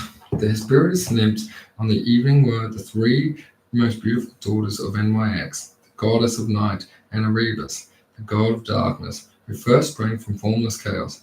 It was known as the Hesperides tended a garden in which grew an apple tree whose golden apples conferred immortality on whomever might be lucky enough to eat one. Gaia herself, the earth goddess of the mother of all, had presented some of the fruit to Zeus and Hera for their wedding feast, and now Hera had set another ghastly child of Typhoon and Echidna, the three-headed dragon, Ladon, to guard the tree. The overwhelming problem was that confronted Heracles was not the dragon coiled around the tree. Such obstacles were incidental to him. It was that no one would at least idea the Garden of Hesperides was. Some said that it was in the Mediterranean, that the ice realm of the Hyperboreans. Others maintained that it lay west of Libya. In northern Europe, Heracles encountered the nymphs of the river Eurydice. They urged him to seek the advice of Nereus, one of the old men of the sea. As you can hold onto him, he will tell you all he knows, of course. As with most divinities of water, Nereus was capable of changing his shape at will. He acknowledged his immense, and like all those blessed with the gift of prophecy, he always told the truth, but seldom the whole truth, even rarely a clear, uncomplicated, and unvarnished truth. I don't know how long it took Heracles to track Nereus down, but he did locate him at last on some remote shore, curled up asleep in the sand. The moment Heracles laid hands on the shoulders of Nereus, transformed himself into a fat walrus. Heracles hugged him tight. Now Nereus was an otter. Heracles fell under the sand, but still managed to clutch onto him. In rapid succession, he found himself grappling a horseshoe crab, a manatee, a sea cucumber, a tunny fish. No matter what shape Nereus shifted into, Heracles held on and refused to let him go. At last, Nereus gave up and turned himself into a bearded old fisherman, perhaps the closest to his real shape he has ever come. If you must circle a mother sea, Nereus said, until you find the one who calls out your name from a high place, you will help them, and they will help you in return. Not a word called Heracles from Nereus, so he relaxed his grip and watched him soar away in the sky as a gliding seagull. Beginning with the coast of Africa, Heracles roamed the outer fringes of the known world, seeking clues. Among the way better being Heracles, he dispatched a number of nuisances in the lands. Between today's Morocco and Libya, he encountered a half-giant Antaeus, a son of Gaia and Poseidon, whose major amusements in life was to challenge passengers to wrestling matches. Whoever lost the bout had to die, and Antaeus, who raised the temple to his father on the seashore, constructed entirely from the skulls and bones of his innumerable victims. News had reached Heracles that his younger cousin Theseus had defeated King Saracen on the road to Athens. By using this new art of pancration, which combined the traditional close grappling, chopping, kicking, throwing, feinting, dodging, and use of the opponent's weight and strength against him, Heracles was used to sheer muscle, but being the only weapon he needed in weaponless fighting, he had nonetheless trained himself in Theseus's art, and he felt that lumbering a bully like Antaeus could present no threat, however fine a fighter that he might be. Heracles made his way to the temple and called out his challenge. "Ho!" cried Antaeus with a roar of delight. "So I am to be the great one who lives on in history as the champion who defeated and killed the people's hero, Heracles. Let it be so." They stripped down in accordance with the custom and faced each other, feet pawing in the sand like bulls, squaring up to charge. Heracles was the first to move in, body-checking Antaeus, putting him in a chokehold, then pivoting him over his hips, slamming him down with such force and on the ground shook. The force of the throw would have killed or certainly incapacitated most of the opponents Heracles had ever fought. But to Heracles' surprise, Antaeus leapt up and rushed at him if nothing had happened. This was strange. The Greeks had put aim in wrestling was to throw your opponent and pin him to the ground until he submitted.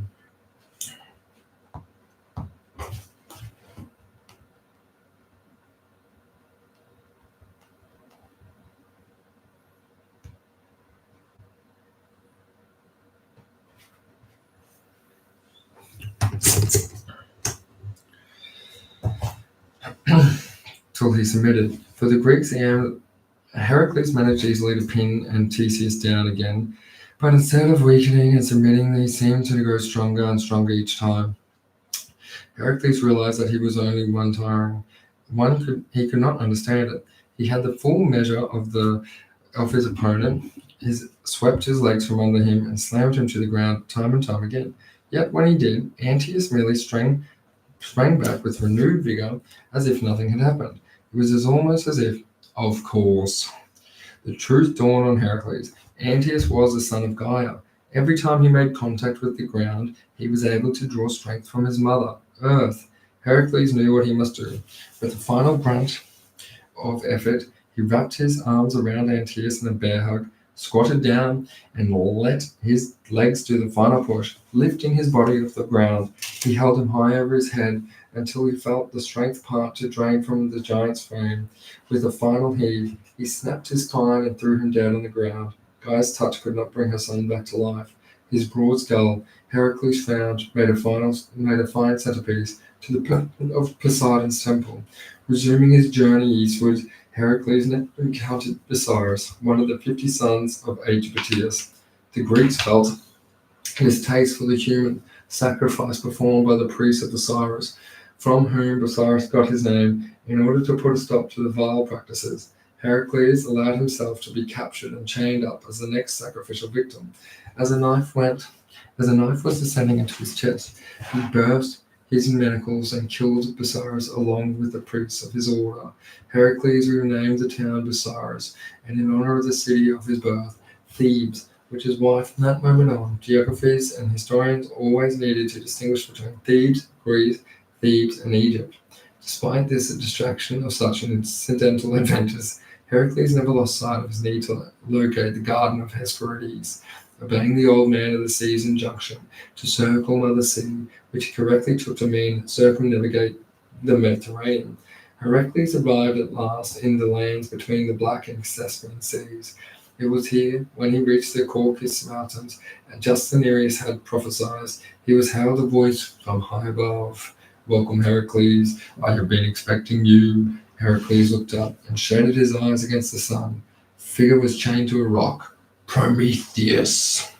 Who else could it be? Zeus had shackled the Titan to the side of the mountain and daily sent an eagle to tear out the Titan liver. Each night Prometheus began immortal and lived, grew back, and the following day and the future began anew.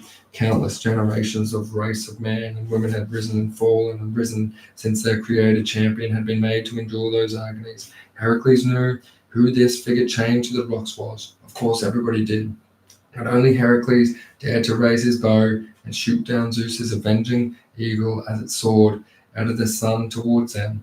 "I can't pretend that I'm sorry to see him go," said Prometheus, watching it plunge to his death. He was only doing the Sky Father's bidding, but I have to confess, I had learned to hate that bird. It did not take Heracles long to shatter Prometheus's manacles with a blow of his club. "Thank you, Heracles," said the Titan, rubbing his shins. "You have no idea how much I have been looking forward to this moment. I'm not sure my father will be grateful." "Zeus, don't be so sure. You are his vessel in the race for man. I have heard of your feats. The voices of birds inform me of the goings-ons in the world, and the visions come to me in my dreams. I know that you and your cousin Theseus is ridding the world of its foulest beasts, its dragons, serpents, and many-headed monsters, through the work of heroes like you, and the gods are clearing the world of the old order of beings." Why would Zeus want to do that? He is subject to the laws of Ananke, as the rest of us. He knows that it's necessary for the world to be made safe for humankind to flourish. The day will come when even benign creatures will vanish from mortal sight. The nymphs, fauns, and spirits of the woods, waters, mountains, and seas. They will become no more than rumors. Yes, us Titans too. Even the gods on high Olympus will fade from the man's memory. I see it, but it is yet a distant future. There is more to be done in the meantime. Soon you will be called upon to rescue Zeus and the gods from the great and urgent threat of giants, who even now are preparing to rise up, conquer Olympus. It is why you were born. Heracles frowned. You were telling me I am nothing but an instrument for the gods' will. Have I no say myself? Fate, doom, necessity, destiny, these are real. But you are your mind, will, and spirit, Heracles. You can walk away from it all, find a beautiful companion, with whom to spend the rest of your life in peace, tending your flocks, raising children, living a life in tranquil contemplation, love and ease. Forget Zeus's plans for you. Forget Hera and Eurystheus. Forget their cruel exploitation of your remorse. You have more than paid. Do it. Go. You are free. I would like such life. Oh, how I would. Yet I know that is not what I was put on this earth to do. Or be, not because you or the oracles have told me, but because I feel it. I know what I am capable of. To deny it would be a betrayal. I would end my days hating myself. You see, Prometheus, it is your fate to be Heracles, the hero, burdened with labor, yet it is also your choice. You choose to submit to it, such a paradox of living, willingly accept that we will have no will. This was all a touch of profound to Heracles, but he saw, he did not see. In this he shared the same bemusement on the subject of free will and destiny that befuddles us all. Yes, well, never mind all that. I have a job to do. Ah, yes, the 11th of these tests that your cousin is setting, the golden apples. You will not be able to pick them from the tree, no mortal can. My brother Atlas holds it up in the sky there. This was his punishment for his part in the war of the Titans against the Olympians. You must persuade Atlas to help you. The garden of the Hesperides lies in the far west. You've a long journey ahead of you, plenty of time to dream up your plan of action. Now, the Titan stood and stretched his legs. I think I should go and find Zeus. I shall bow my head and beg for his forgiveness. I am confident that he has softened his anger in me. He may even realize that he needs me. But you see the future. You know what happens next. I think ahead. I consider and I imagine. It is not entirely the same thing. Go well, Hercules, and accept my blessings.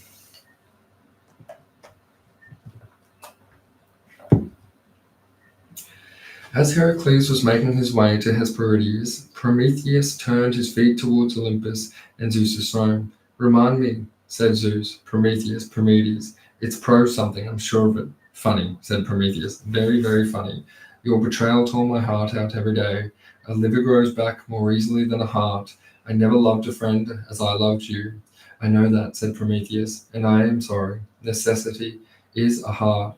Oh yes, hide behind necessity. I'm not hiding behind anything, Zeus. I'm standing before your throne and offering you my services. Your services? I already have a cupbearer. Athena had been listening and came forward from behind a rock. Come on, father. Let's get this over with. Embrace him. There was a silence. Zeus stood up high. The pair edged towards each other. Prometheus opened his arms. You've lost weight, said Zeus. I wonder why. It's that flash of white I see in that beard. The cares of office. Oh, for heaven's sake, said Athena. Get on with it. Athena is wise, said Prometheus as the two extricated themselves from an unbearably awkward, unbearably male hug. Never was the phrase, for heaven's sake, more apt. The giants are coming. You know they're coming. Zeus nodded. Some say Heracles, as he crossed the Black Sea, Mediterranean, once again sails in the cup of Helios. Whichever means of travel that he chose, he did at last find the garden of Hesperides. Peering over the wall, he saw the tree with its gleaming crop of golden apples. Around its trunk was coiled the great serpent dragon Ladon. At the height of a mortal peeping the wall, it raised its head and hissed. Heracles fired his arrow. The dragon screamed in pain. The coils slid slowly down the trunk. Another of her kidneys lay dead. Heracles climbed over the wall and went to the trees, and found, as the Prometheus had warned him, that being mortal he could not pick the apples up. It was not that he lacked the strength, it was that every time he reached out to touch one, it would vanish. After an hour of trying and failing, he left the gardens, made towards the coast in search of Atlas. The attempt, said Heracles to himself, with a rare stab at wit, was fruitless. He found Atlas hunched, bunched, and standing in the heat of the noonday sun. Go away, sir, go away. I hate being stared at. The sight of the great figure carrying such a burden on his shoulder was worth looking at. You will have seen versions of it in early maps, and the world which took the name of Atlas from him. The sea to the west of him, too, is well known as the Atlantic Ocean. In his honor, I do apologize, said Heracles. I send greetings from your brother Prometheus. Ha! Grunted Atlas. That fool! Has he learned the bitter lesson? that to be a friend of Zeus is even more dangerous than to be his enemy. He has told me that you could secure for me the golden apples and grow in the garden of Hesperides. Go and fetch them yourself. See where it gets you. There was a dragon, but I've killed it. Aren't you clever? So why haven't you got the apple? Every time I try to pick one up, it disappeared. That was Hesperides. They are only visible in the evenings. They are my friends. They come and talk to me. They bathe and brow in my heat in the afternoon. Why should I help you steal from them? What should you do for me in return? Heracles explained the nature of his quest. See, if I don't return to Tyrians with those apples for my relative Eurystheus, I will never be washed clean of my terrible crime. So your assistance would be one of the greatest possible value to me, but I can do something for you too. For generations, you have groaned under the weight of the heavens. I could relieve you for that burden while you fetch me the apples. I would have what I need, and you would experience a blessed interlude without the sky bearing down upon you. You carry the sky, but you're immortal. A well-muscled one, I grant you, he added, looking at Hercules up and down. Oh, I'm strong enough, I'm sure of it. Atlas considered. Very well. If you think you can hold up the heavens without being crushed, come alongside me and let's give it a try. Heracles had performed many feats of superhuman strength. In this time, nothing to match this. When Atlas transferred the sky to his shoulders, he staggered and fought for balance. For heaven's sake, man, do you want to cripple yourself? Your legs should take the weight, not your back. Don't you know anything about lifting? Heracles did as he was told. Let his sides take the incredible strain. I've got it, he gasped. I've got it. Not bad, said Atlas. He straightened himself up, arched his back. Never thought I'd stand upright ever again. All the apples. Bring me the apples. Hesperides, that is what I was told, said Heracles. So yes, I suppose. And the dragon is dead? Well, it could be deader. Right, well, back in a tick. Atlas departed and Heracles concentrated on his breath. Whatever happens, he told himself, he will always be able to tell his children that he once carried the sky on his back. When he thought of his children, it was not the scores of sons and daughters he had fathered all around the world, over many years which came to mind, but only two of them that he had killed when under Hera's spell.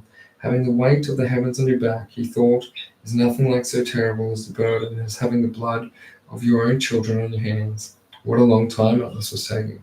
Helios passed low overhead, dipping down into the redness of Western Palace. Finally, Atlas arrived carrying a basket of crowns with golden apples. Thank you, Atlas, thank you. You are good and kind to do this. Not at all, said Atlas. A crafty look came into his eye. It's been a pleasure to be of assistance. In fact, I can help you further by going to Tyrians and giving those to your relative Eurystheus for you myself. Wouldn't be any trouble at all. Heracles knew exactly what was in the Titan's mind. But Heracles, as we have discovered, while not the subtlest man in the world, was far from a fool. He preferred to be direct and uncomplicated in his dealings, but had learned over the years the hard lesson that simulation and deceit can be greater weapons than an honest strength and raw courage. Really, he said, in a tone of grateful excitement, that would be marvelously kind. But you will come back, of course, that was the short. I'll deliver the apples to Eurythia, and then I'll return directly, without so much as saying a single note. At his place, how's that? I can't thank you enough. But before you go, I really need some padding for my neck. If you just take the weights off me for a second time, I can fold up my cloak and put it across my shoulder. Yeah, really? Yeah, you can chafe around to your upper back, can't it? Yeah, Atlas, cheerfully relieving Heracles of the burden. Even my calluses have got calluses. Wait here. Where are you going? Come back. Traitor, cheat, lie. I'll kill you. I'll grind you into 1,000 pieces. Oh. It was a full night and day before Heracles no longer heard the roaring, howling, and cursing Titan. Many years later, when the days of the gods were coming to an end, Zeus relented, turned Atlas into the mountains that still bear his name, the shoulder of the sky in the Morocco to this day. Eurystheus knew that he could not help keep the apples. The priestesses of Hera and of Athena all insisted they be returned. They were left in Athena's temple overnight, and in the morning they were gone. Athena herself had restored them to the gardens of Hesperides, but desirable golden apples had not yet finished with the human history. Meanwhile, unpleasant smile was curling on Eurystheus's lips, and he was considering what the 12th and final task should be. The 12th and final very task. Bring me, now let me see, yes, bring me. Eurystheus relished the tense silence that fell over the court as he stretched his dramatic pause. Bring me, he said, inspecting his fingernails. Bring me Cerberus. The gasp of his courtiers exceeded the expectation. Trust Heracles to ruin the minute, to ruin the moment. Oh, Cerberus, he said. Well, if that he added, is that all? He could hardly have punctured the drama Eurystheus' big reveal more completely. Very well, loose or on a leash. Either will suffice, snapped Eurystheus. Then, with a curt flick of the hand, out of my sight. Cerberus. In truth, Heracles' issuance had been a show of bravado. When he had heard that Eurystheus was demanding of him, his heart leapt and banged hard against his ribs like a polecat trapped in a cage. Cerberus, the hound of hell, was yet another grotesque abomination bred from the union of Typhoon and Echidna. Heracles had killed Cerberus' sister, the Hydra, Orpheus and Ladon. Perhaps Cerberus did not know this. Perhaps these monsters felt no affection for their kin. Heracles did not doubt that. He could subdue the savage three-headed dog, but getting him out of Hades' realm was another matter. The king of the dead would place insuperable obstacles before him. As he trudged his way from Eurystheus' palace, a nebulous plan formed in Heracles' mind. If he was safely to leave the underworld with Cerberus, he had better placate Hades. The nearest way to what counted as Hades' heart was through the wife Persephone. For 6 months of the year she ruled by his side as the queen of the underworld. In the world above, her mother Demeter, the goddess of fertility, mourned the loss of her beloved daughter, and all the growth in life that Demeter's responsibility and gift to the world slowly with into the dry death of autumn and the barren chill of winter. When, after 6 months below, Persephone ascended from the realm of the dead, the new life and bud spring broke, followed by a full, fertile, fecund, fruitful summer, until it was time for Persephone to return to the underworld and for the whole cycle to begin again. Over the years, Greeks had learned to celebrate the annual rhythm of death and renewal of its ritual known as the Eleusinian Mysteries, a dramatic and ceremonial playing out of the seizing of Persephone by Hades and her descent into his kingdom, and desperate search by Demeter for her daughter, and finally her return to the upper world. Heracles believed that if it were initiated into this ritual, it would endear him to the queen of the underworld, and that through her he might win Hades' permission to lead his favorite pet out in the light of day. The priests, priestesses, and hierophants of Odysseus led Eumolpus, the founding celebrant of the Order of the World, granted Heracles, requested the duly inducted him into the mysteries of their cult of growth, death, and regrowth. Heracles now journeyed to Cape Tianaron in the Peloponnese of the southernmost point of all Greece. There could be found a cave that formed one of the entrances to the chief conductor of dead souls. Hermes himself, who offered to accompany, no one knew their way about the caverns, passages, galleries, and halls of Hades better than he. It was on his way to the throne room that Hades, the Persephone, that Heracles happened upon his cousin Theseus, locked in the chair of forgetfulness next to his friend Prometheus. Unlike any other of spectral shapes that fitted around that were not spirits, not incorporeal ghosts, but living men, muted by the enchantment of Persephone and bound fast to two giant snakes that coiled around him, they held out their hands in a silent plea. Heracles extricated Theseus, who scrambled to the Dahl above, babbling thanks. But when he tried to do the same for Prometheus, the earth beneath him shook. His crime, after all, the attempted abduction of Persephone herself, was too great to allow forgiveness. As he progressed deeper into hell's interior, Heracles saw the shade of Medusa, revolting her hideous appearance and the writhing of the snakes overhead. He drew his sword. Hermes stayed his hand. She's just a shade, a phantom. Can't do no harm to anybody anymore. Further along, he saw the shade of his old friend Meleager, the prince who had led to a Caledonian hunt. Heracles had been one of the very few heroes not to take part in that epic adventure, so Meleager told him the tale, how it had resulted in this sad and agonizing end, how his mother, driven mad with rage and actions, had cast into the fire the leg whose burning through meant to be his own death. But your feats of heroism have reached even those sad caverns, said Meleager. It does my heart good to know you're alive. I would invite you to join your bloodline to my own. Why not, said Heracles, greatly moved. Do you have a sister or daughter I can marry? My sister, Deianira, is a great beauty. Then, when I am free from the burden of these labors, I shall take her as my wife, promised Heracles. Meleager smiled a ghostly smile, and thanks, and floated away. At last, Hermes opened the gates to the throne room and announced to the king and queen of the underworld that they had a visitor. Persephone, flattered by Hercules' pious submission to the Elysian mysteries, welcomed her half-brother cordially. Her husband Hades was more grudging. "Why should I give you my dog?" Hercules spread out his hands. "Eurystheus has sent me for him, mighty Pluton. You will bring him back? Once I freed him from my servitude, I will take to do so. You have my solemn oath. I don't like it. I don't like it one bit." "No, I can understand that," said Heracles. "Hera feels the same." "What's that?" said Hades sharply. "Is it Hera who has set me these tasks? She wants me to fail. Are you saying that if I let you borrow my dog, Hera will be upset?" "She will be furious," said Heracles. "Take him, he's yours." "You mean that?" "So long as you promise to bring him back. You'll have to subdue him, of course. You can't use any weapons, not down here. No sword, no club, none of your famed poison arrows. Is that understood?" Heracles bowed his assistance. "Hermes here will take your arms for you, accompany you, and ensure that you do not play foul. You are dismissed." On his way, Hermes nudged him, "And they say that you're an idiot.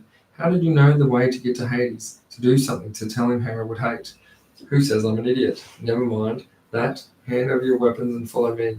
Hera will be furious. You wait till I tell Zeus. He'll love it."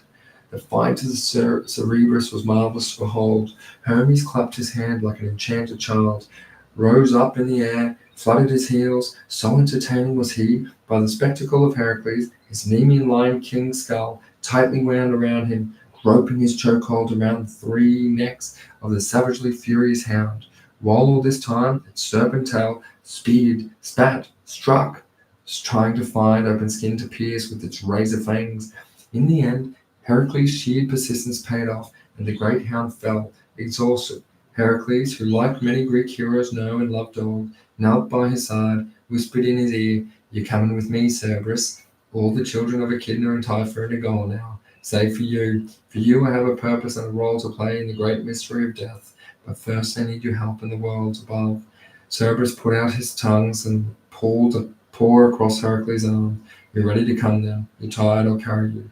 Hermes' amusement turned to astonished admiration when he saw Hercules pick up Cerberus and place him across his shoulder, with no more effort than if he were a woolen scarf. Hermes said to nobody in particular.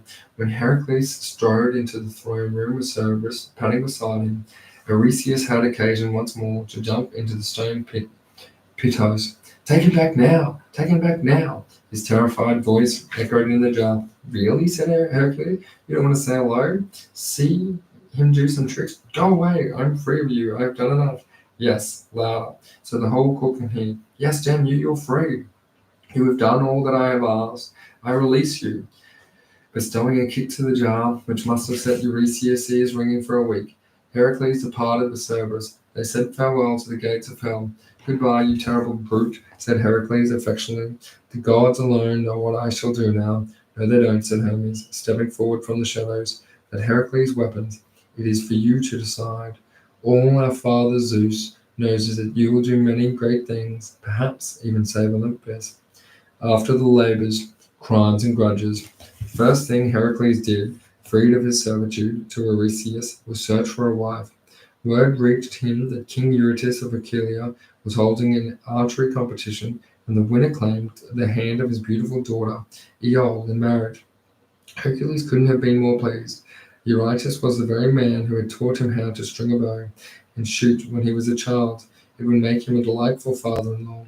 He entered the competition, and not using his hydrovenom arrows for once, he easily set about putting up the best score.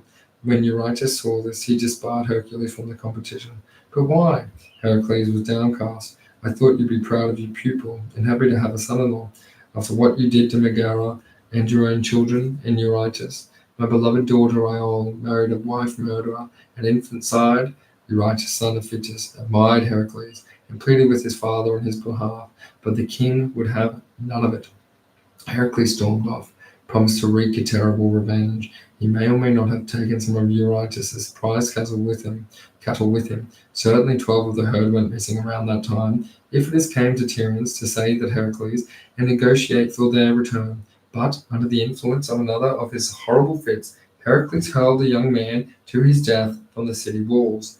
The gods punished this crime against Xenia, or against friendship, by infecting Heracles with a disease. Once again, search of purification and atonement, Heracles visited King Neleus of Pylos and asked him to perform the necessary rites as an anointed king had the power to do. But Neleus was an old friend of Eurydice. Iphitus had been like a second son to him, and he point blank refused to cleanse Heracles of the murder. Our hero left Pylos vowing revenge on Neleus too. Heracles had marked up 2 new grudges. They added to his old beef, literally, with Augeas, who had refused the promised payment of cattle for sluicing out of his filthy stables, nor had Heracles forgotten how Laomedon of Troy had failed to step up when he had rescued his daughter, Hespeon, from the sea monster sent by Poseidon. Eurydice, Neleus, Augeas, and Laomedon, he muttered to himself as he made his way to Delphi. They will all pay. He knelt before the oracle. I need to be cleansed. Tell me what I must do. You are impure, said the priestess, whose name was unclear. You murdered a guest. We can now say nothing to you until you are purified. That is why I have come to you. You tell me how I can be purified. Not a word more would Xenoclea say. At this point, Heracles lost his famous temper, snatched the sacred tripod from her hands. Damn you, he yelled. I'll go up and get my own oracle. Apollo came down from Olympus to restore order to the shrine. But before long, Heracles was snarling at the god and spoiling for a fight. Only Heracles would have dared. Zeus split the pair apart with the thunderbolt. Reluctantly, the half-brothers shook hands. Heracles returned the tripod to Xenoclea, and Apollo's command gave Heracles the advice he sought. The only way you may be cleansed of Iphitus's murder is by entering into slavery. For 3 years you must serve another without question. The wage you would have earned will go to Eurydice in compensation for the loss of his son. Would this never end? 12 years he had been in bondage to Eurystheus, and now he was sentenced to another 3 years. One might say Heracles brought it all upon himself by killing Megaria and his children and hurling the harmless Iphitus over a wall. Equally, one might reply in his defense that he acted under the influence of delusion sent to him by the spiteful Hera. Or one might suggest that he was a man born with an illness of some kind that made him susceptible to fits and hallucinations. Or one could add that his remorse always drove him to seek honorable expiation. But, however disposed one might be to forgive Heracles, one also has to accept that, fits or no fits, delusions or no delusions, remorse or no remorse, he was still capable of nursing the most implacable grudges. These new punishments only strengthened his vengeful resolve. Eurydice, Neleus, Augeas, and Laomedon would pay. But first, Heracles had to submit to the fresh period of subjugation. Xenoclea's arrangement was that he would become the property of Queen Omphale of Lydia, who had ruled her kingdom almost since the death of her husband, the mountain king Somulus. She seemed to take a perverse delight at humiliating her new slave. Above all, she enjoyed sporting with both the great club and had the pelts of the head of the Nemean lion that had both belonged to Heracles' signature costume. What's more, she commanded that Heracles was to dress himself only in female attire while in her service. Despite this humiliation, or who knows, because of it, Heracles fell in love with Omphale, obediently wore women's clothes, protected the king of Lydia from such brigands and monsters as threatened its peace, and even fathered a son by her. When 3 years were up, Omphale took the wages Heracles would have otherwise earned for his services and offered them as instructed by Xenoclea to Eurydice. He refused them with scorn. I have lost a son, 12 cattle, and you offer me 3 years' purse? Free last to pursue his vendettas, Heracles gathered no army, sailed off to exact his revenge on the enemy who was nearest to the hand, King Laomedon of Troy. He was accompanied with his old friends, brothers Telamon and Peleus, who had been present at Laomedon, who refused to honor their debt of Heracles. They sacked the city and slaughtered the king and all the royal household of Hespeon, who was given to Telamon as a bribe. Heracles also spared the young east of Laomedon's prince, Priam, who was left in the charge of the smoldering prince of once fine city. Heracles now sailed back to Greece and gathered more allies for the invasion. Augeas, kingdom of Alice, Augeas got wind of and mustered his own force. Under the command of conjoined twins, Eurytus and Cetius, fused together at the hip, they might have been, but their combined strength and divine paternity made them a formidable enemy. They killed Heracles' own brother Iphicles, the beloved twin, whom he had shared the cot with, to Hera, sent the snakes, and when they were newborns, this fully roused Heracles into one of his raging furies that turned him into a cyclone of unrelenting savagery. He split Eurydice and Cetius apart with his sword, stamped on their dying bodies. Next he killed Augeas, all of his children save one, the son of Phyleus, who had spoken up for Heracles when he had claimed payment for cleansing the stables, and who had paid for his filial disobedience with banishment on the island of Dulichium. Heracles summoned him back from the exile to rule in his dad's place. It was here in Elis that Heracles now established athletic competitions, to be held every 4 years in honor of his father Zeus. He called them, after the name of his father's mountaintop abode, the Olympic Games. Heracles next turned to his attention to Nilus of Pylos, who had refused to conduct the proposition for the murder of Iphitus. He attacked the kingdom, and once again he found and slaughtered the members of the entire royal house, except one.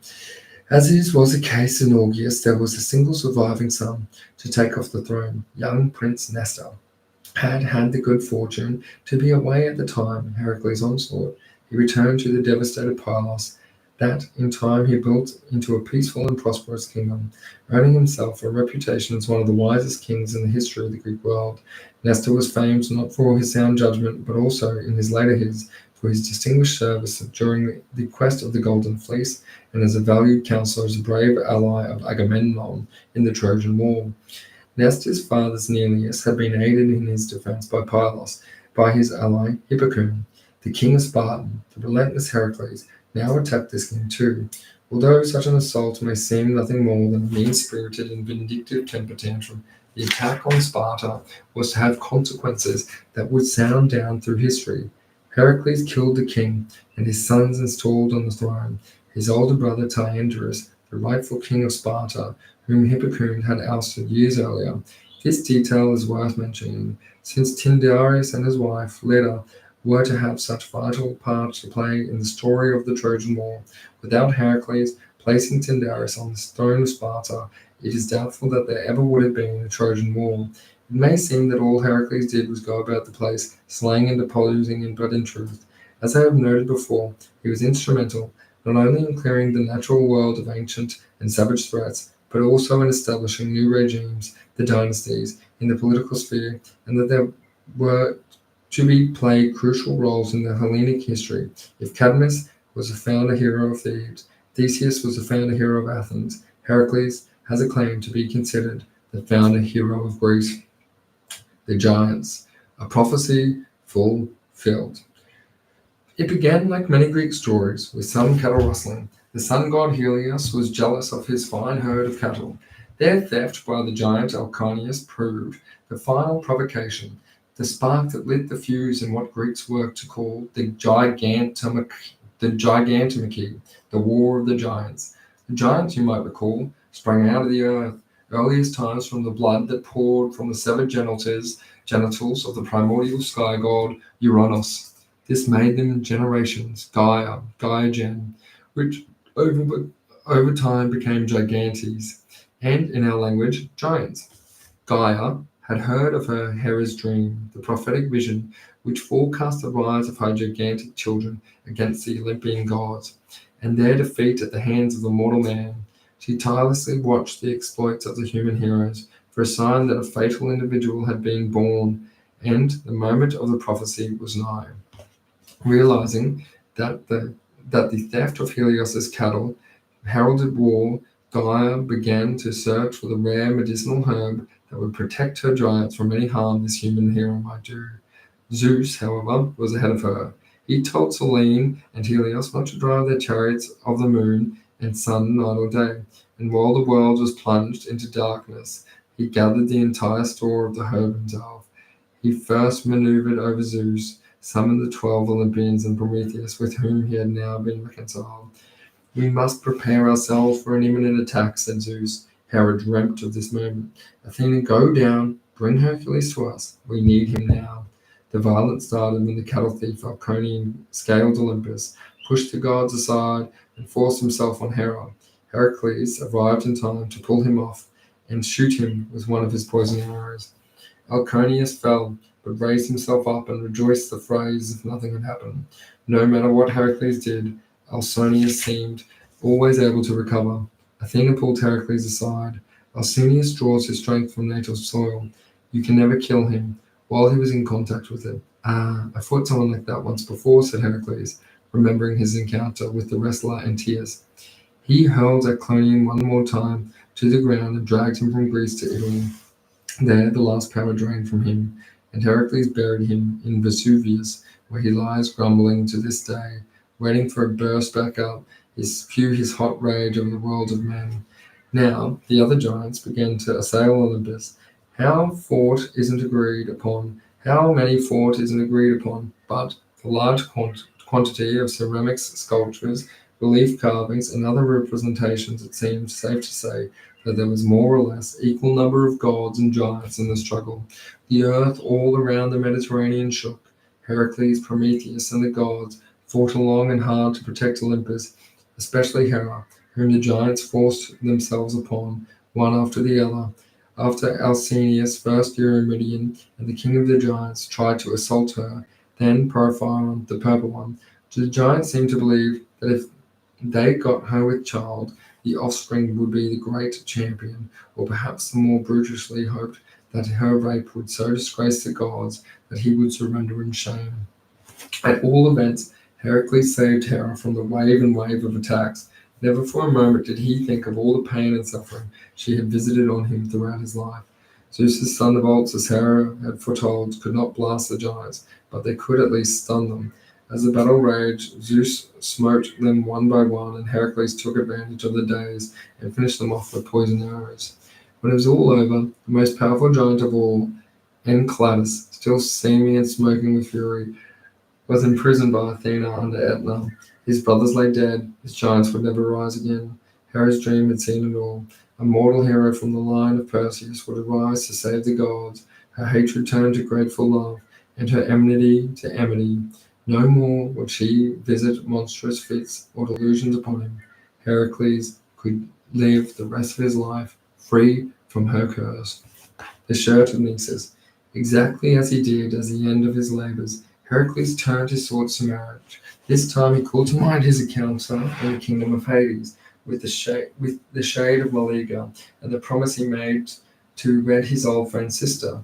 Accordingly, he made his way to Deianira's house, the home of Caledon, to win her hand, only to discover that she was already being wooed against her will by the river god Archelaus.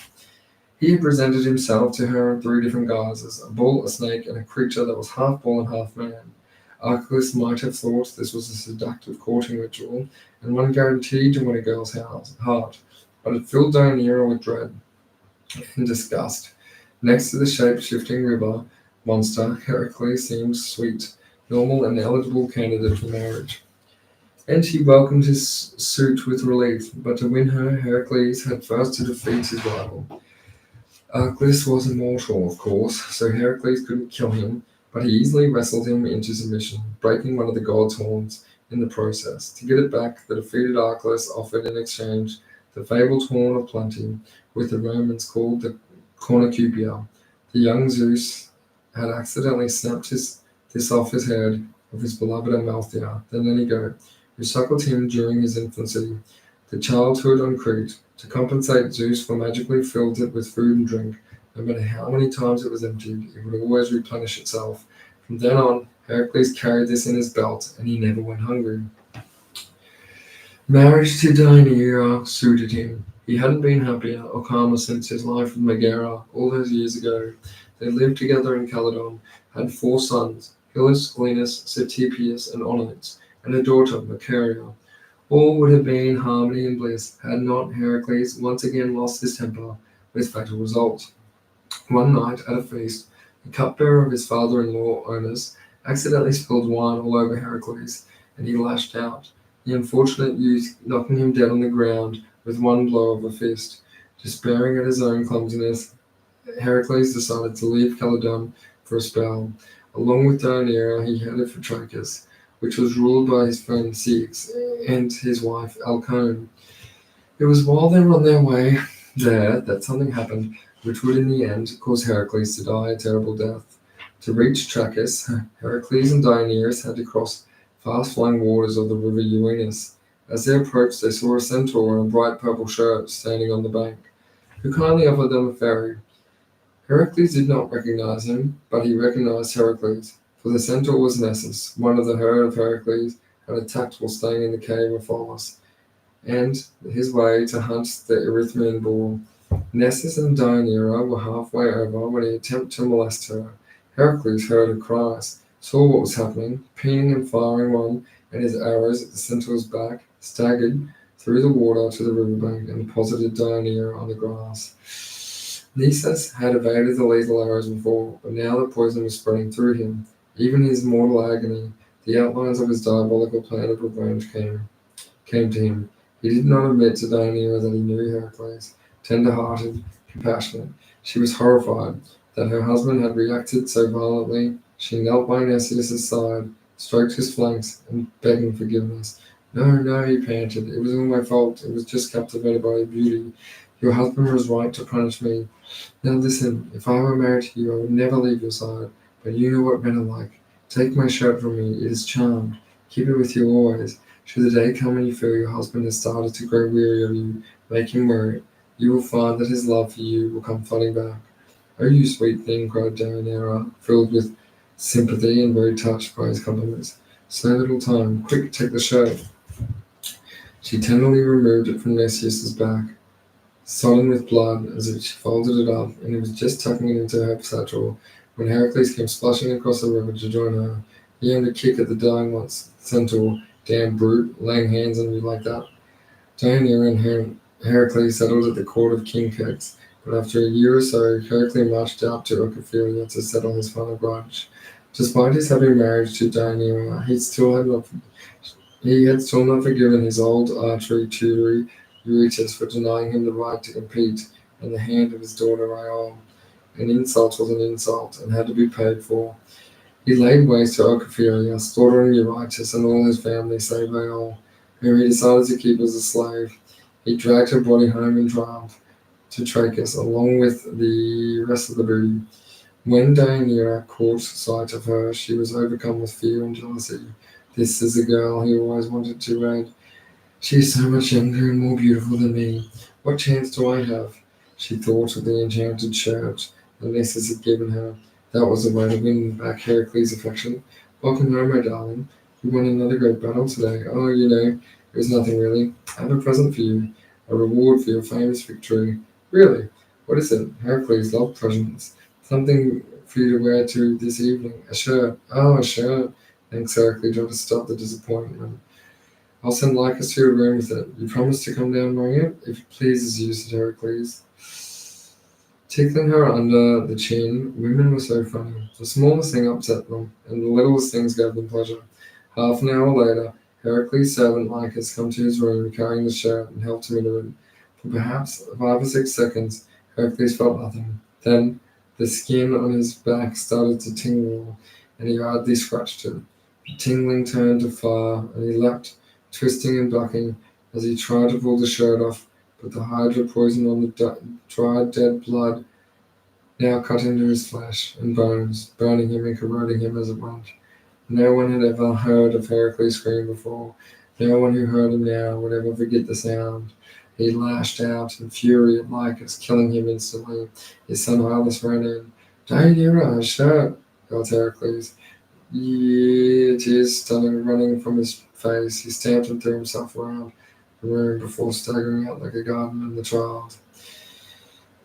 Hylas watched in horror as his father, all the while in mortal pain, now started to uproot the trees. Heracles, now Iolaus, and dozens of others friends followed dashed outside, drawn by the appalling shrieks. They had made all singing and foaming tantrums, made this way was something new. Deianira had formed tantrums, but this was something new. 2 now rushed from the house and added her own screams. What had she done? The uprooting of the trees seemed to everybody to be the sign of madness, but even then, even his death, agony Heracles was undertaking a labor. It became apparent that he was constructing a funeral pyre. He clambered on top of it and lay back, lighted. No one moved, no one wanted to be remembered by history as the one who set fire to Heracles.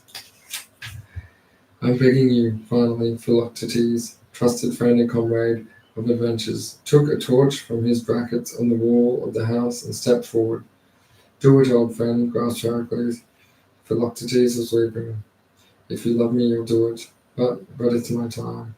Philoctetes touched the flames of the torch to the fire. Now quickly, said Hercules, take my bow and my arrows. Philoctetes took them and bowed his head. They are powerful, panted Heracles. Guard them with your life.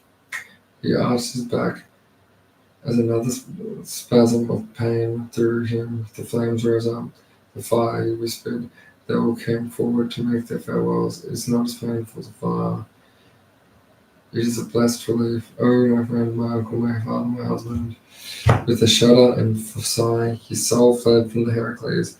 The great hero was finally at peace, freed from his life of almost unendurable torment and toil. Hylas turned on his mother with a snarl. You killed him. How could you do it? Deianira ran wailing back into the house.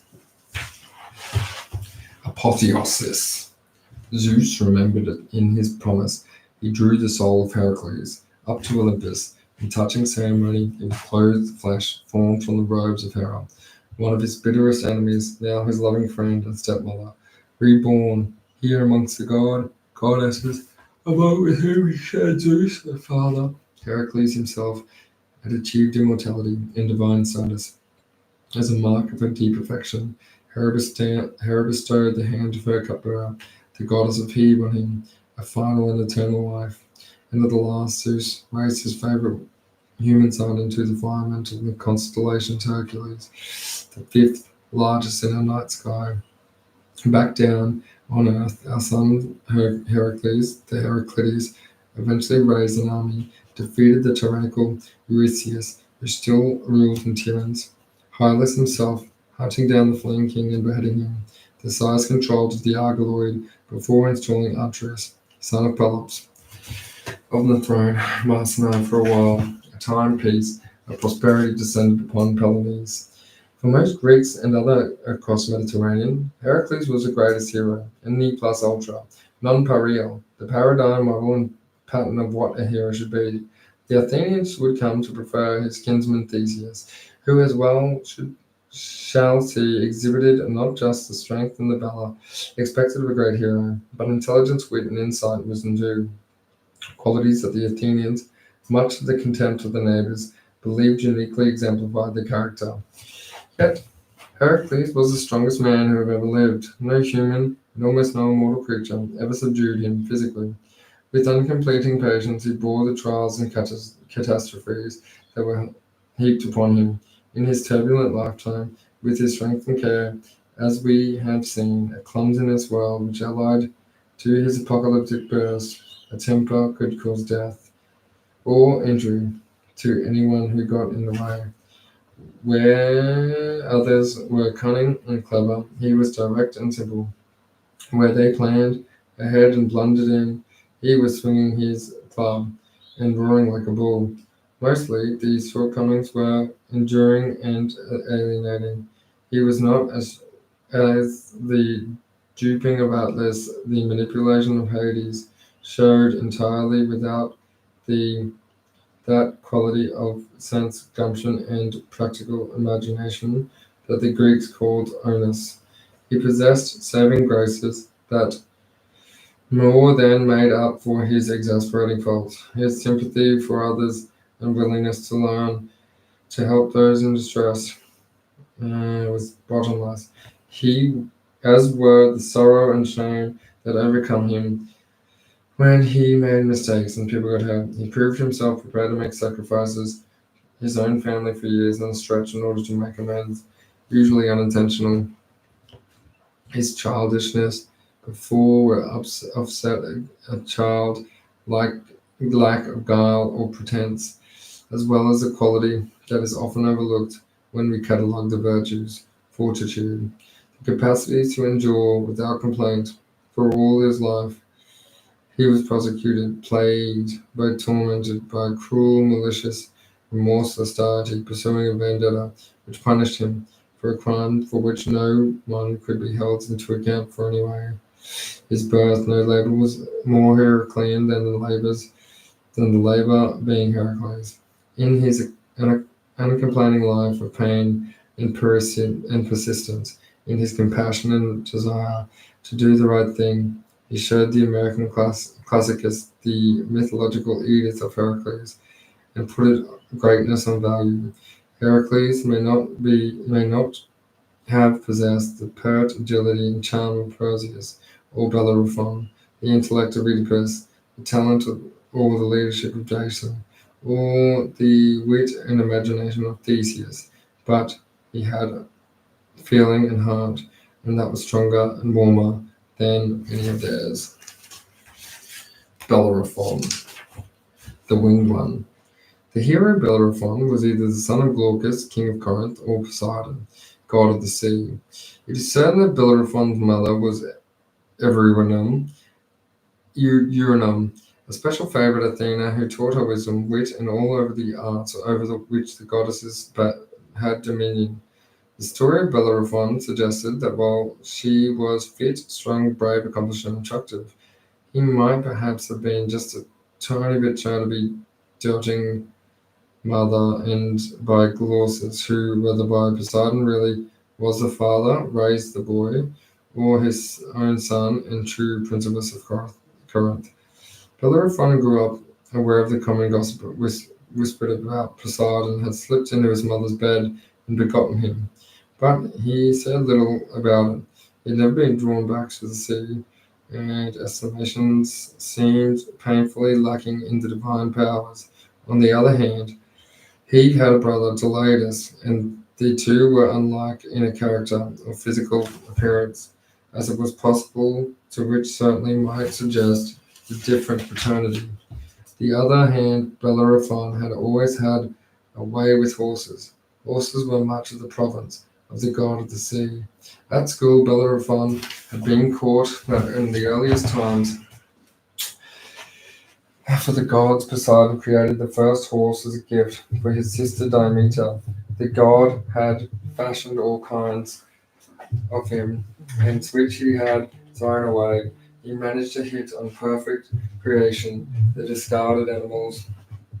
He had been the giraffe, the camel, the donkey, and the zebra, which one getting close to the perfect Dionysius, fairy tale and children.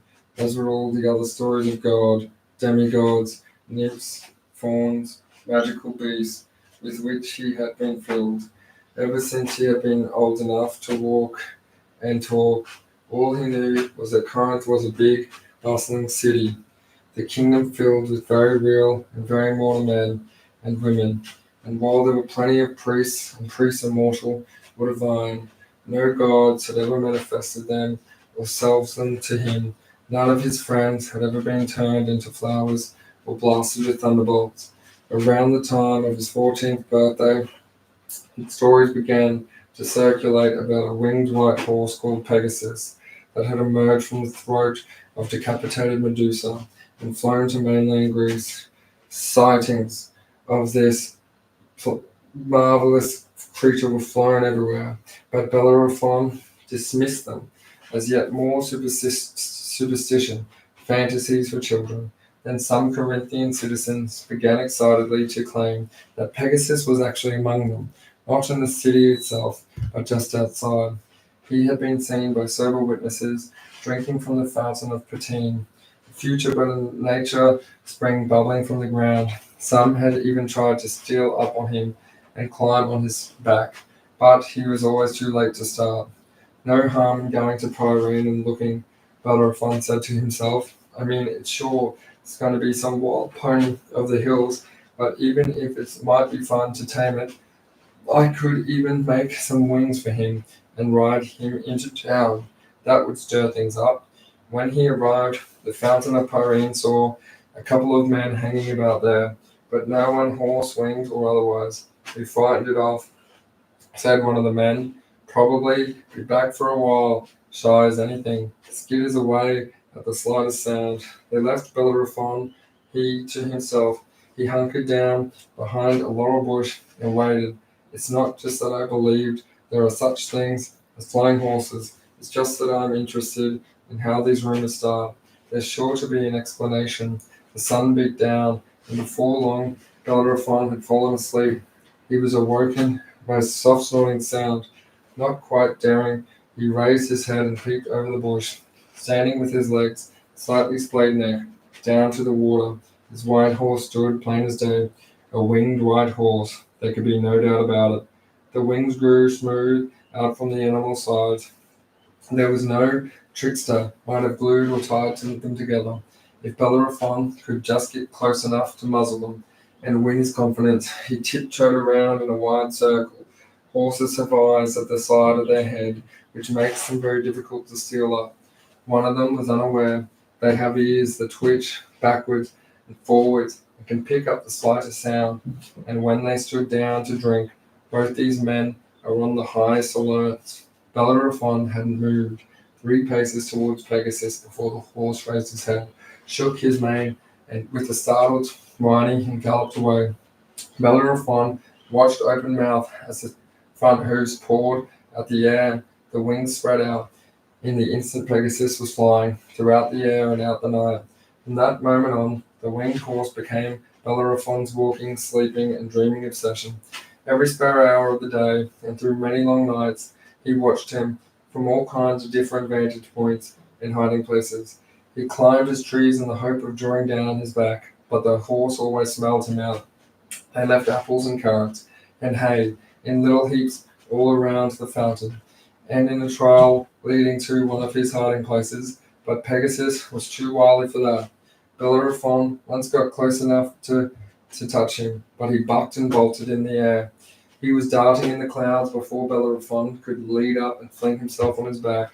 All he could do was hope that the shy nervous center would in time become accustomed enough to scent a voice and present to learn to trust him. Meanwhile, he determined to stake him out night and day. He would never give up. Bellerophon's mother, Eurydice, noticed the dark rings around his eyes, the yawning, irritability, and it took no mean that her beloved son was pining with unrequited love. She knew better than to tease or quiz a sensitive adolescent on such a delicate subject. So she sent the priest and seer Polyidus to ask him to have a word, man to man. It's none of her business, snapped Bellerophon. When Polyidus explained the mission, she wouldn't understand. No, indeed, Polyidus, I, however, do understand. Of course you do. You're a prophet. So I'm sure you already know everything that's going to happen and everything that I'm thinking.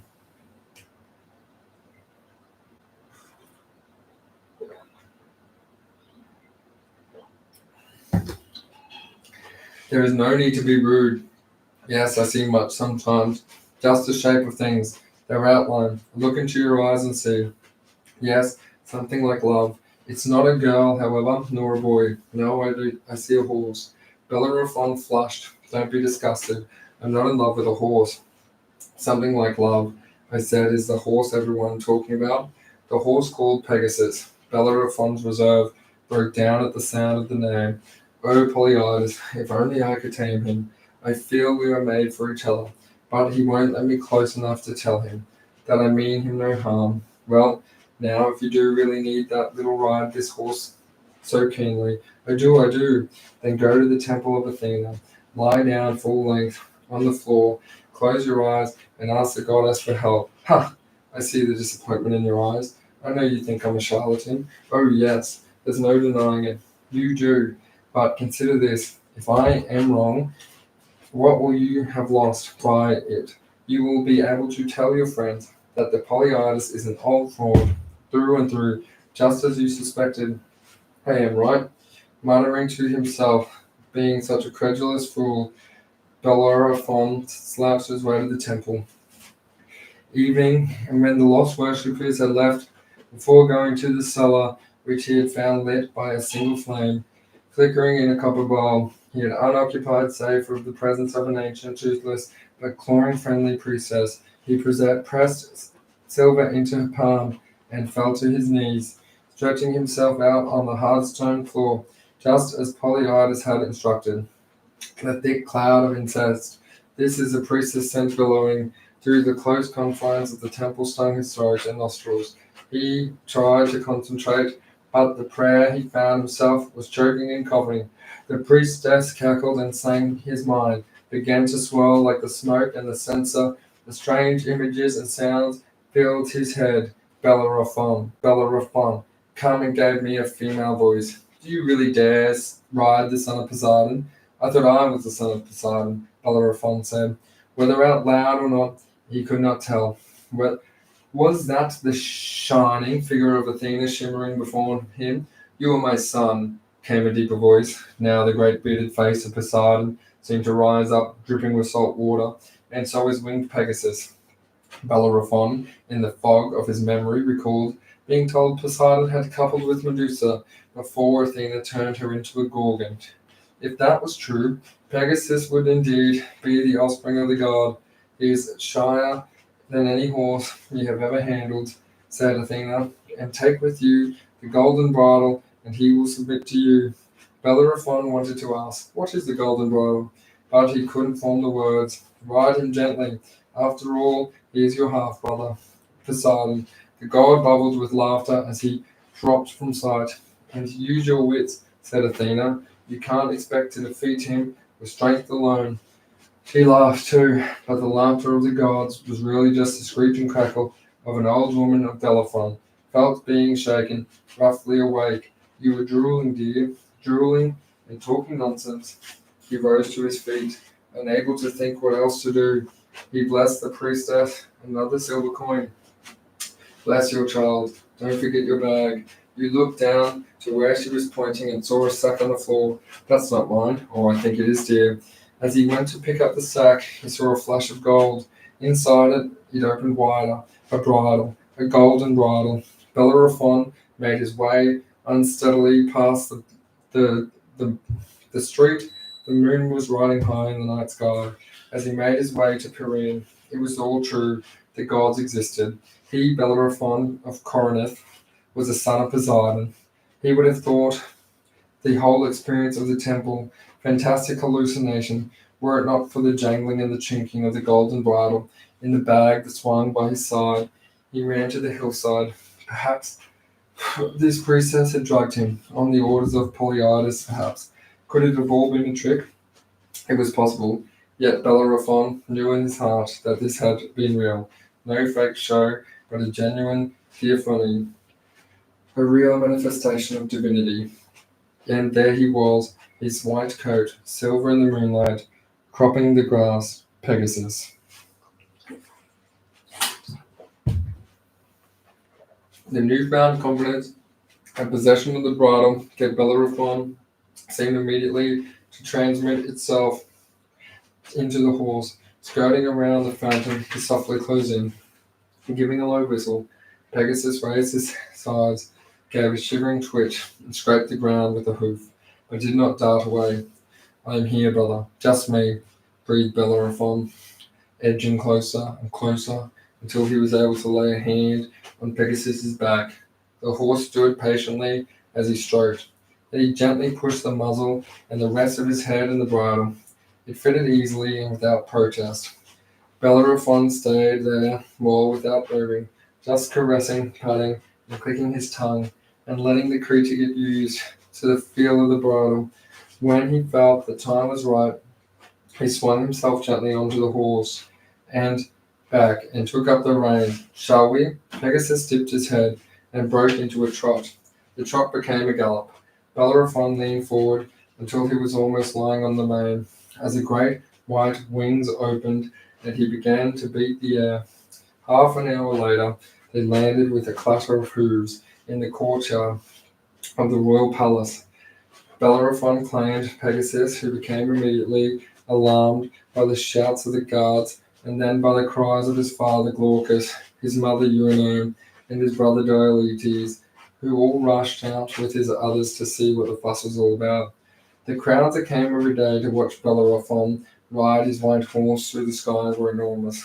When he wasn't riding, Bellerophon kept the bridle with him at all times. No one else could approach Pegasus. He flinched, bolted when anyone but Bellerophon went near him. People can accustom themselves to almost anything in primetime crowds soon. Everyone but visitors from the provinces, who soon became used to the sight of the boy youth and now the young man astride his flying horse. One day, a messenger from a king, Pythias of Trojan, a small city-state tucked away in the southeastern corner of Peloponnesian, Bellerophon was cordially invited to stay at the palace and meet the king's daughter, Athrea. With a view to betrothal, Bellerophon flew down on the Pegasus, and before long he and the princess had fallen in love. Their engagement delighted King Pythias, who had long wanted to strengthen Trojan by uniting it with Corinth. It would be easy to envy Bellerophon. He was a handsome prince, engaged to a beautiful princess. His parents dotted him. Women swooned at his lithe athleticism and insolent charm.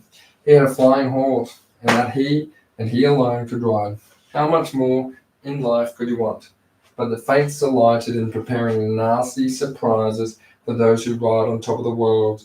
Bellerophon was no more exempt from their malice and caprice than the rest of us, bearing false witness. It began as a day like any other. 2 weeks before the wedding of Trojan and Glaucus, Deliidas and Bellerophon went hunting for a wild boar in a forest outside of Corinth. It was a hunt on foot, so there had been no call for Pegasus. No one quite remembered how disaster struck. Without mentioning it to his brother or father, Deliidas had slipped away to relieve himself behind some bushes. Bellerophon heard what sounded to him like the unmistakable sound of a charging boar, his brother straining a stool, it is to be supposed, and hurled his spear in the direction of the bellowing and snorting noises. A terrible cry was heard. Deliidas staggered out from the bushes, transfixed, mortally wounded by the spear. He died before they could get him home. He must not tire of reminding himself to the Greeks, blood crime, the killing of a relative, was the most serious of all transgressions. Purification could only be performed by oracles and the priestly case or by an anointed king. To go without purification was to be invited before the Furies. At first consequence of killing Deliidas was immediate cancellation of Bellerophon's engagement to Acra. Next, he was sent to Corinth, to Tyrans, in the neighborhood kingdom of Mycenae, to serve out his period of penitence and purification. The ruler Proteus was a friend of the family, and by virtue his mystical kingly powers was able to cleanse Bellerophon of crime. Proteus had a wife called Sethenibia, who was so excited by the proximity of such a desirable young man that she knocked on his bedroom door one night. He opened the door and saw her standing there, rushlight in her hand, a luring smile on her face. She was dressed in a sheer silk nightdress that revealed more than it hid. "Are you going to invite me in?" she cooed. No. It would be most improper. But impropriety is such fun, Bellerophon, she said, pushing him aside and making for the bed. Narrow, but plenty of room. If one of us is on top of each other, don't you think? She laid herself down, traced coy little circles on the counterpane. Bellerophon was in agony. No, madame. I guess in this place, Proteus had shown me nothing but kindness. To betray him would be an act of swine. Ride me like you ride that horse of yours. Oh, you want to, don't you? I can sense it. You do. Bellerophon now made a terrible mistake. Of course, he would have very much liked to lie down and do lustful things with Stenebio. She was immensely appealing, and he was a young man filled with sap and juice. But to defy the laws of hospitality while still in the process of being cleansed for a blood crime would be unthinkable. He should have said so. Instead, believing that this would solve his predicament, he said no. As a matter of fact, I would like to. I'm not at least attracted to you, and I think you should leave. At this, Phoenibia rose with a hiss and stalked from the room, her cheeks aflame. Never had she been so affronted. Well, she would show that pious little prick. Oh yes. All she tossed and turned in agony and mortification, wounded pride. Proteus was in the habit of snoring terribly, and the royal couple had long enjoyed sleeping arrangements. In the morning, with a bowl of warm goat's milk stirred with honey. Ah, bless you, my dear, said Proteus, sitting up and taking a grateful sip. Fine morning by the looks of it, I thought. I might go hunting with young Bellerophon later. Oh, good heaven, how red your eyes are. Ah, well, I thought you might have been after being rubbed vigorously with Roentgen for a full quarter of an hour. It's nothing, sniffled Cythenia. Darling, no, what? Tell me what it is. Oh, it's only... No, I can't. I know how much you like him. Like who? Bellerophon. Has he done something to you? And so it all came tumbling out. Last night he had hammered her on a bedroom door, barged his way in, and tried to force himself upon her. It was all S could do was keep the wild beast off of her and push him from the room. She was so scared, felt so ashamed, so horribly polluted. Proteus leapt from his bed and paced the room in a quandary. After a blood murder, perhaps the second most serious sin in the Greek world was an infraction of Xenia. Those laws of hospitality, guest friendship, that were especially sacred to the king of the gods himself, Zeus, Xenios, protector of guests. Naturally, the young man's repulsive attempt to ravish S was itself a crime against Xenia, but this did not give Proteus the right to transgress in return. No, he must find another way to avenge the family honor. A few more turns of the room, he had hit upon the answer. Of course, he cried. Darling, I shall send you to Bellerophon to your father with a sealed letter. That will fit the case perfectly. What will you say? S. eyes shone with malice. I shall tell him the truth, said Proteus. Now let me sit down and write it. Bellerophon awoke later in the morning from an uneasy sleep. He could not be sure if it was his duty to report S's appalling behaviour to her husband, or whether it was best to be tactful and spare them motives of trouble. Such a revelation would be certain to stir it up. He had settled on the latter course. When a page arrived to tell him that his king was awaiting the pleasure, Bellerophon came in buoyed. Proteus was later to congratulate himself on the warmth and friendliness of which he conducted this meeting.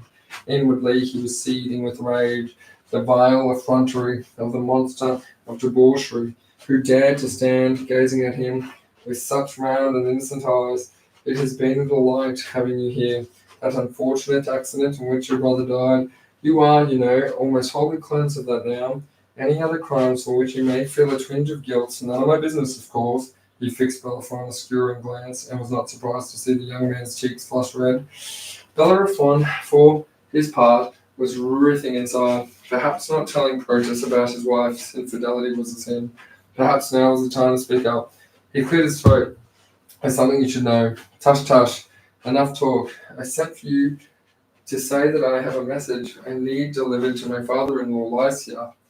The thing is, it's rather urgent. Family matter needs to be settled. Lycia?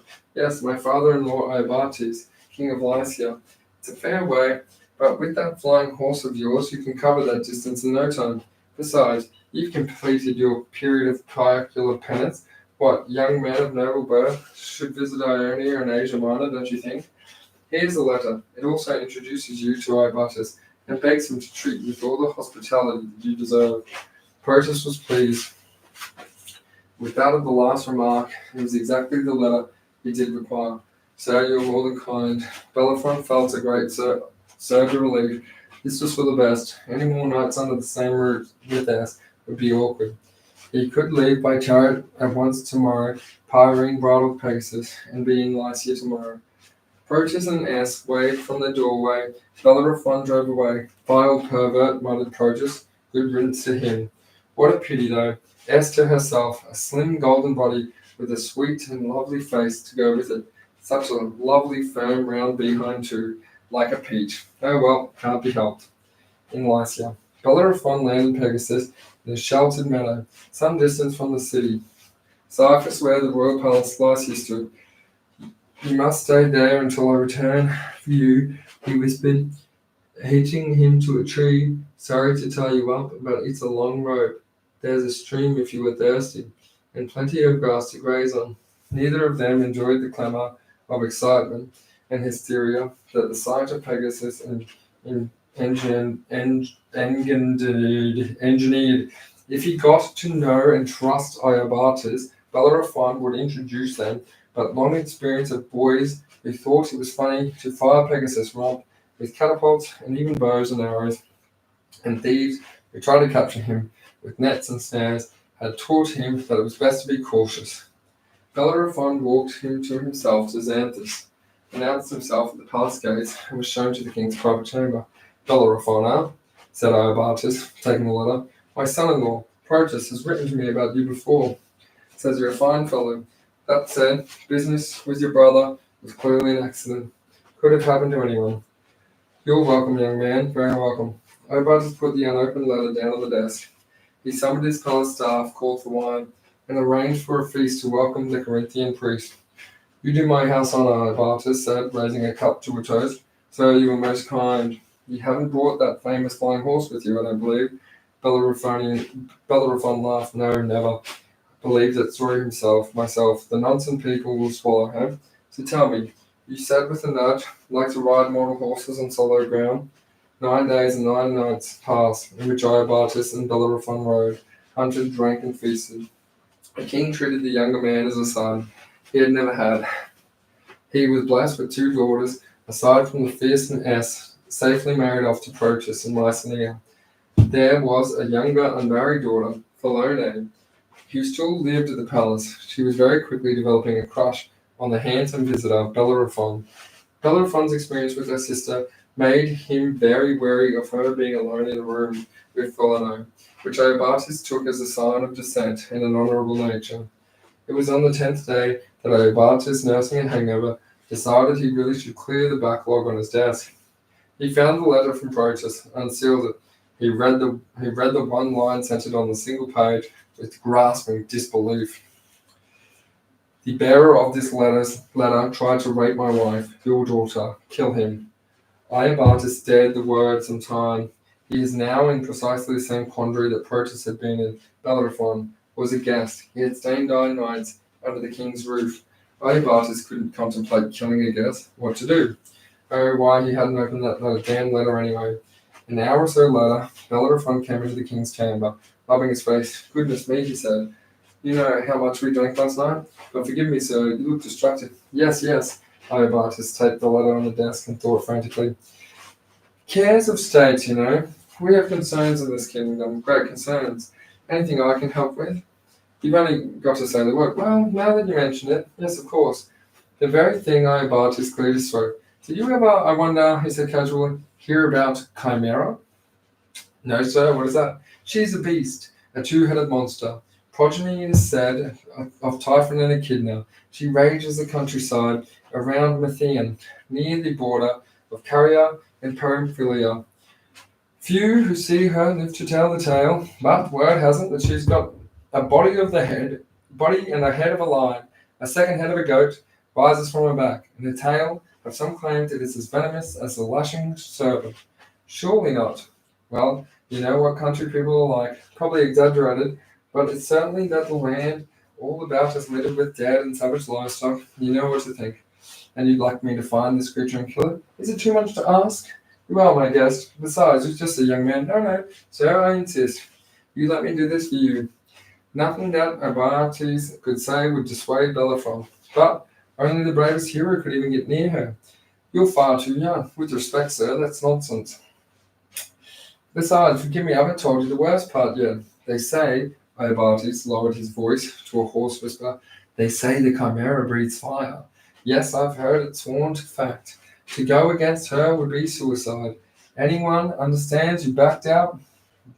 Strangely, the desperate bid to offer the young man a way out seems it's sworn to fact. To go against her would be suicide. Anyone understand if you backed out? Strangely, there's desperate bids to offer the young man a way out seemed only to strengthen his resolve. Outwardly, Iobatus shook his head and clicked his tongue in distress. Inwardly, he hugged himself. How cleverly he had played on the young hothead's vanity and pride. There was no possibility that Bellerophon could subdue to slay the Chimera, whose immortal bloodlines had made her one of the most terrible monsters ever to have risen from the earth. Bellerophon would most certainly die in the great jets of searing, roasting, devouring flame that the creature belched. Justice for daring to lay hands on this S-word, and no strain upon me, Iobates told himself, for harming a guest. Although a perfect solution, the king of Lycia helped himself to a fig and a smile. Chimerical reaction. Iobates waved Bellerophon goodbye, his left arm around the weeping Philino. Try to put him out of your mind, my dear, he said. There'll be other men in your life. Just you wait and see. But none as wonderful as my Bellerophon, sobbed Philino. Bellerophon himself set out cheerfully enough. He would slay the Chimera, bring its head and pelt to Iobates, stay a few more weeks in Lycia, and then finally return to Corinth to resume his life as a prince and heir. Now that he was cleansed of his accidental fratricide, he would be able to marry Athrea. Life was good, but first he needed to find a competent smith. He had an idea about how to best tackle the Chimera. A short time later, Bellerophon marched into the meadow where he had left Pegasus, a fine new lance forged to his special instructions canted over one shoulder. The horse came trotting forward to greet him. What happened to your tether? Bellerophon asked. Pegasus shook his mane and stomped a hoof. The rope lay mangled under his hoofs, chewed into pieces.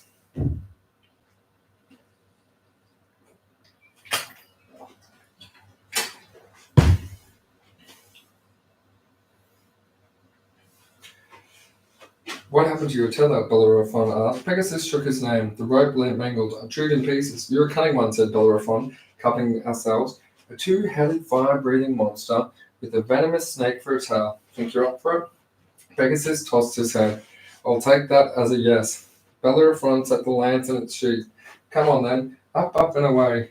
Looking down at the landscape around the Thean, Bellerophon could see that much of the land was scorched, deserted villages, fields emptied livestock, and the burnt-out shells of barns and farmhouses all bore witness to catastrophe. Of his monstrous quarry herself he could see no sign. Up, he had never ridden Pegasus so high. It was a cloudless day, but he shivered in the rush for cold air.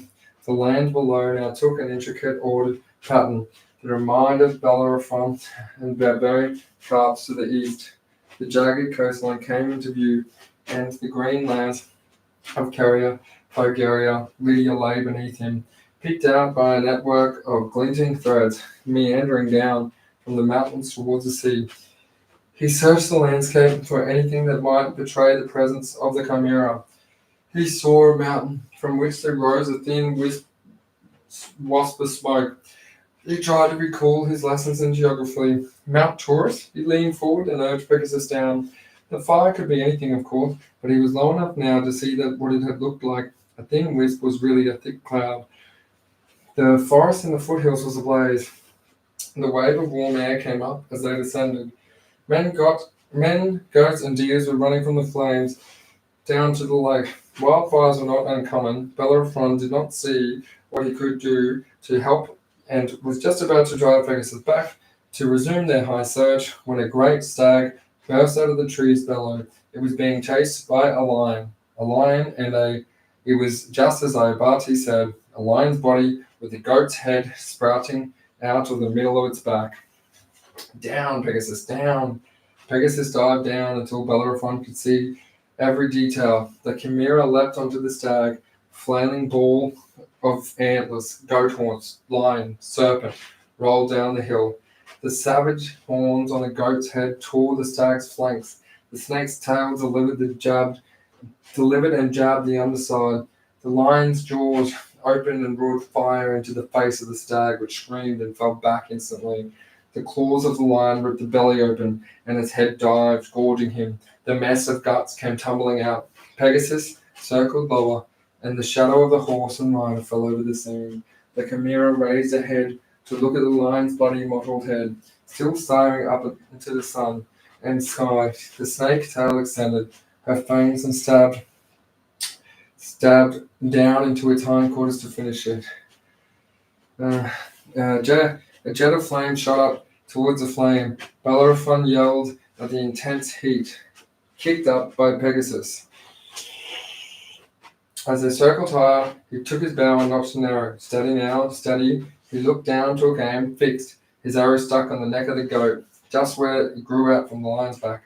The yellow goat's eyes widened, and she let out a shriek of pain. The goat's head shook herself, and the arrow dropped free. Bellerophon shot again. He kept shooting. Some arrows glanced off, and some pierced the lion flanks of the Chimera, who had now worked herself into a bellowing fury. I'm sorry, but I have to get closer, shouted Bellerophon, pulling out the lance from its sheath. Pegasus circled and swooped till the sun was behind, and then hurtled down. If the smith had been surprised by Bellerophon's commission, he had not shown it. A lance, you say, sir? That's right, half as long as I am high. But the tip made of lead, very soft. You won't be piercing no armor, no hide or spear point of lead. Nonetheless, it is what I require. Your money, said the smith, makes no difference to me if it's tin or tissue.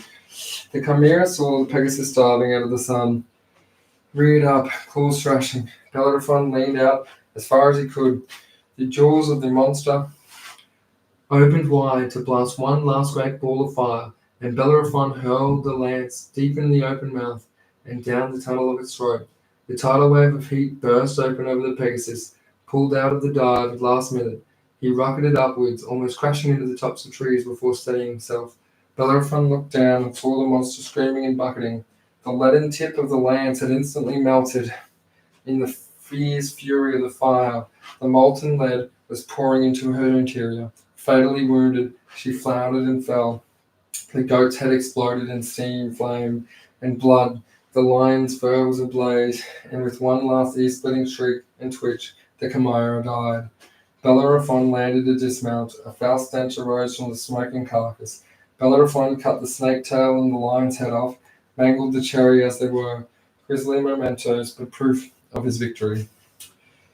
When he went to Mount Pegasus, he saw that under the side of the horse's neck was burnt and maimed as well. You poor fellow, said Bellerophon. We'll find you a healer. Thank you. Think you can make it to Mount Pelion? Iobates did his fury well when cheerful Bellerophon strode into his chamber and dropped a stinking torched lion head and suppurated snake carcass on his desk. Feleno gasped. You killed her! You're so brave! Bellerophon winked, and her cheeks flared red. Iobates was thinking hard. That's good Lord, I wouldn't have believed it if I hadn't seen it with my own eyes. Come, share a cup of wine with me. You killed her. Her death should bring peace and prosperity back to your kingdom, said Bellerophon, downing his wine with the casual modesty that only arrogance can produce. Yes, indeed, mused Iobates. Only that is, well, it's nothing. Don't tell me there's another monster rampaging about. No, it's not a monster. We do have a problem with the men of Scythia. They're descended from Solymus. Have you heard of him? No. Well, Solymus married his sister Merle, and you know what? The offspring of incestuous couples alike, his descendants, the Solymi, they pay no taxes, they raid neighboring towns and villages, and word has it that they're even now rising up a revolt against my rule. I've sent platoons and even large companies of soldiers against them, but they've always been ambushed and either kidnapped for ransom or slaughtered. So you'd like them to be brought into line? Said Bellerophon with an infuriatingly cocky grin, and another wink round Felano. Is it too much to ask? Too much? A few days later, a column of Solymi troops into the Polius to bow low and swear allegiance to Iobates forever. They had lost 70 of their finest when Bellerophon and Pegasus descended on the town, and that was enough. Now Iobates urged Bellerophon not to go to war with the Amazons, who were in the habit of raiding Lycia from their fastness in the northeast. Mounted on Pegasus, Bellerophon dropped a great boulder on these fierce female warriors, and they too pledged themselves by treaty to leave Iobates and his kingdom alone. Next, Bellerophon defeated the pirate Chimeras. Having ignored Iobates' entreaties about leaving such a fearsome foe well alone, news of this latest exploit reached Iobates ahead of Bellerophon. Desperate to finish off the arrogant youth once and for all, The new king ordered his own citizens to take up arms and kill the pestilential youth as soon as he returned to Xanthus. Arriving at the gates of the palace to see the troops lined up against him and barreling entrance in the city, Bellerophon at last understood. All this time, Iobates had meant him harm.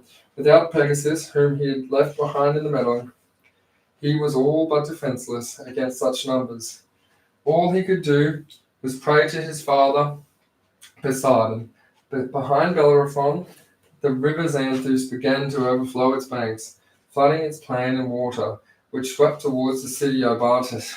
Watching, in another horror from the tower of his palace, sent men to plead with the hero. But the iron had entered Bellerophon's soul, and he marched grimly on the waters surging behind him. Finally, the woman Xanthus, desperate to save their homes and families, hoisted their dress right up and ran towards him, Bellerophon. So bold and self-assured in other ways, was modest, shy and awkward when it came to sexual matters. At the sight of the woman's buttocks, breasts, and bushes, he turned and ran, shocked and hot with the shame and embarrassment. The floodwaters receded with him, and the city was saved. It was time for Iobates to understand the obvious truth. His hero protected by the gods, the letter of his son-in-laws made no sense. If Bellerophon had truly tried to rape S, surely the gods would have abandoned him by now. Now Iobates came to think of his daughter S had always been trouble. Perhaps he had misjudged the boy. A sudden clamor drew him to look down into the courtyard. Bellerophon and Pegasus had landed. A young man dismounted and was now striding towards the king's apartment, sword in hand. When he burst into the chamber, he found Iobates waving a letter. Read this, cried the king. Bellerophon snatched the letter and read it. But it was the other way around, he said. It was she who tried to seduce me. Iobates nodded. I see that now. Of course you do. Forgive me, my boy. I owe you everything. In the end, it turned out that Bellerophon didn't want to go back to Corinth and marry Aethra, the princess of Trojan. Over the weeks and months he stayed with Xanthus, he had begun to notice how beautiful and sweet-natured Philano was. When the news reached Est that her sister was married Bellerophon, she knew the story of the botched seduction and spiteful duplicitous revenge would come out. Protus would hear it, and the whole of the Peloponnese would whisper of it. Unable to bear the shame, S hanged herself. Like the Chimera herself, Bellerophon's story begins a glorious and majestic roar, but ends with the sharp serpent's bite. It gives me no pleasure to relate that his youthful cockiness soured over the years into a very unappealing arrogance and vanity. He believed that his divine percentage, his real relationship with Pegasus, and the heroic feats he undertook with the magical horse had all raised him to level greater that of a mere mortal. One day, he mounted Pegasus and rode the winged horse up to Mount Olympus. The gods will welcome me here, he told me. I am of their blood. I have always been marked out for greatness. Such hubris was blasphemy, and it could not go unpunished.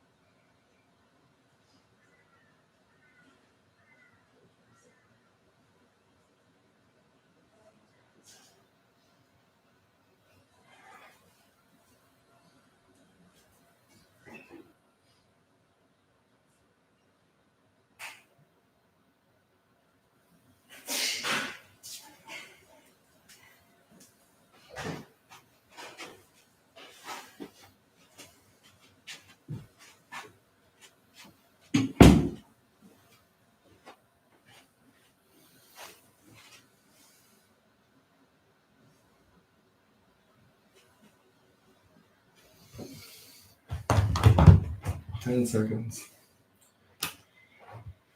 The gods will welcome me, he told himself. I am their blood.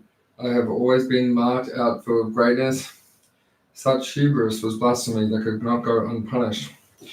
When Zeus saw Bellerophon flying towards the summit, he sent a glad fly and make sure torment Pegasus. The insect's vicious sting maddened the horse and buckled and reared, and throwing him Bellerophon, the hero plummeted down through the thin air, smashing his hip on the rocks far below. Pegasus landed on the top of Olympus, and Zeus kept him there as his glamorous pack animal. Charged with carrying his thunderbolts, Bellerophon dragged out the rest of his days, shunned by the society for his sacrilege, until he died, crippled, embittered, and lonely old man.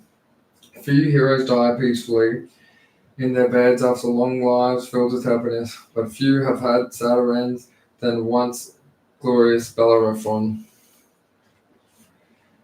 The power to soothe the savage beast. Orpheus was the Mozart of the ancient world. He was more than that. The Lennon and McGarry, the Adele, Prince Luciano Pavarotti, Lady Gaga, and Kendrick Lamar of the ancient world. During his lifetime, his fame spread around the Mediterranean and beyond. It was said that his pure voice and matchless playing could charm the beasts of the field, the fishes of the sea, the birds of the air, and even insatiate the rocks and waters. Rivers themselves diverted their courses to hear him. Hermes invented the lyre, Apolles improved upon it, but Orpheus perfected it. It is agreed who his mother was, but there is less certainty about his father. Here we come to a theme that repeats many variations in the Age of Heroes, that of double parenthood. Calliope, beautiful voice, the music of epic poetry, was Orpheus's mother, by a mortal, the Thracian king Orgris, but Apollo was believed to be Orpheus's father too.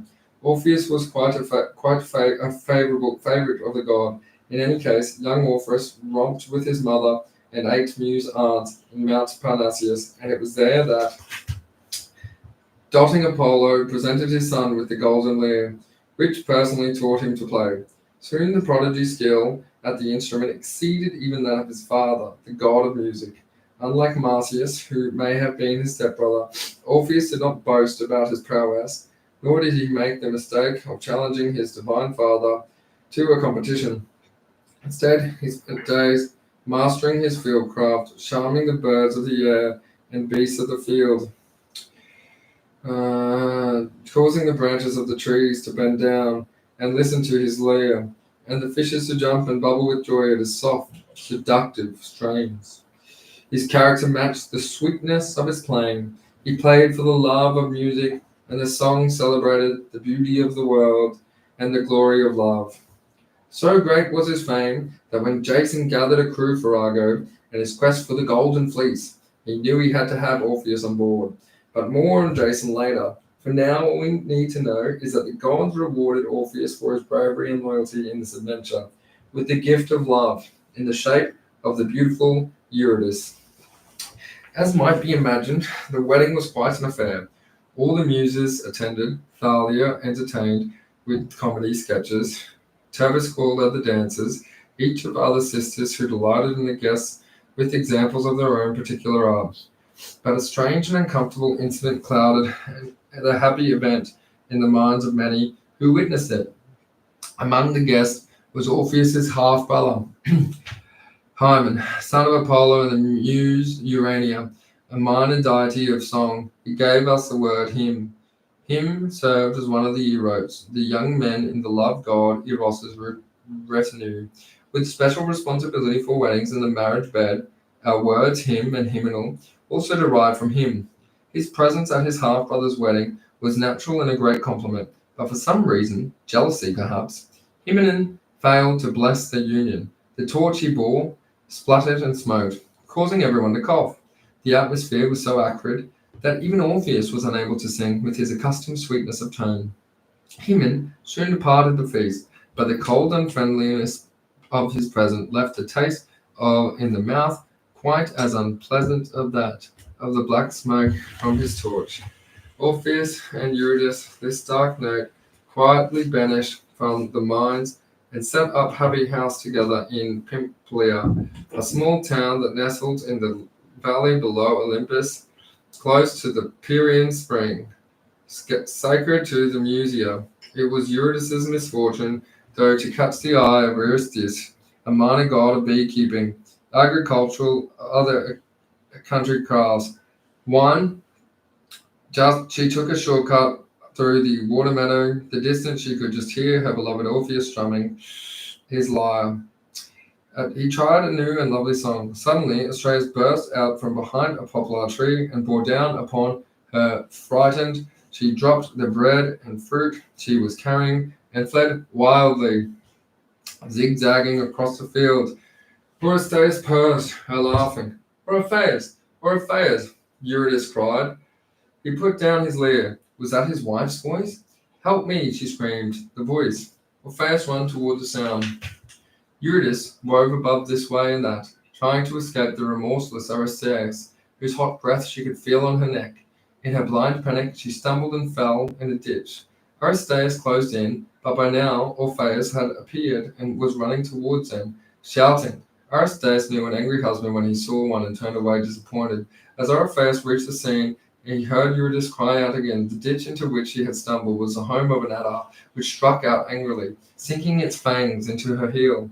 Orpheus reached her side in time to see her sink back in mortal agony.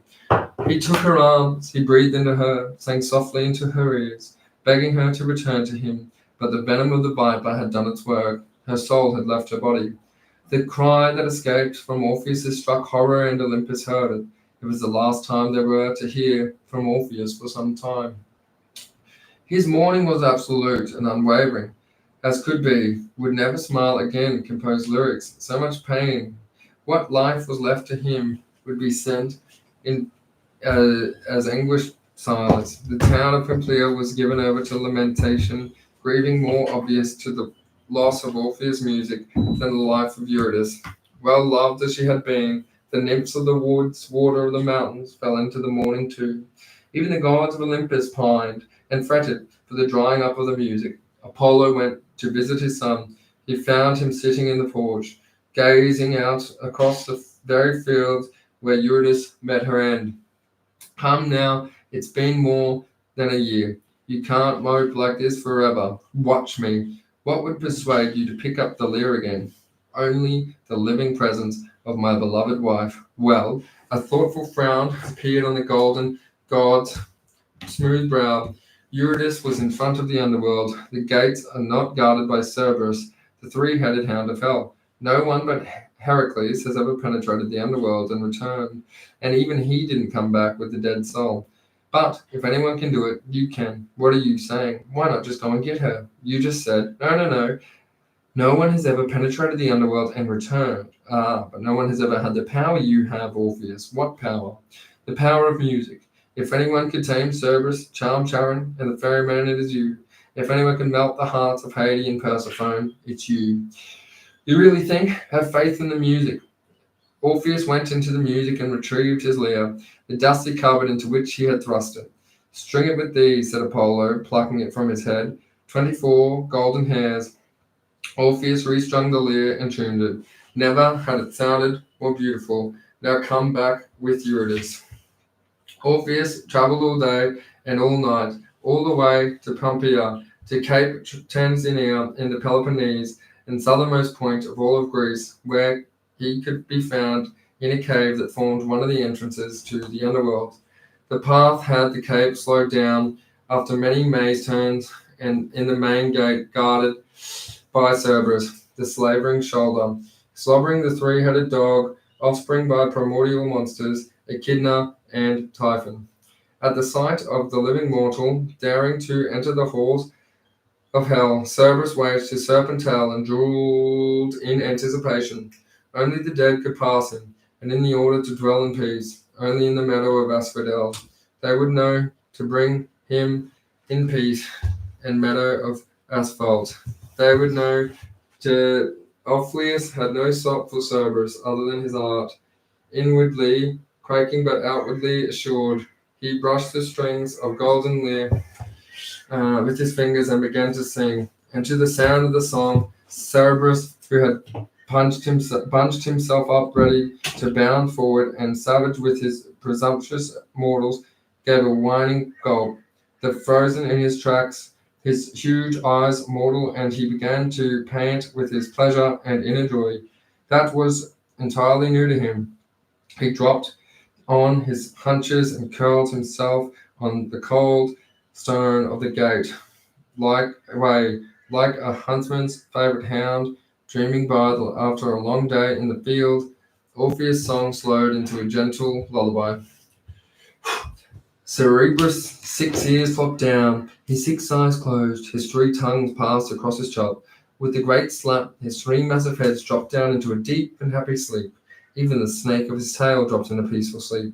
Orpheus had climbed over the snoring form, and still humming his lullaby, he headed along the cold, dark passageway to the river Styx. Charon, the ferryman, was poled his way towards him from the further bank, where he had just deposited a new soul.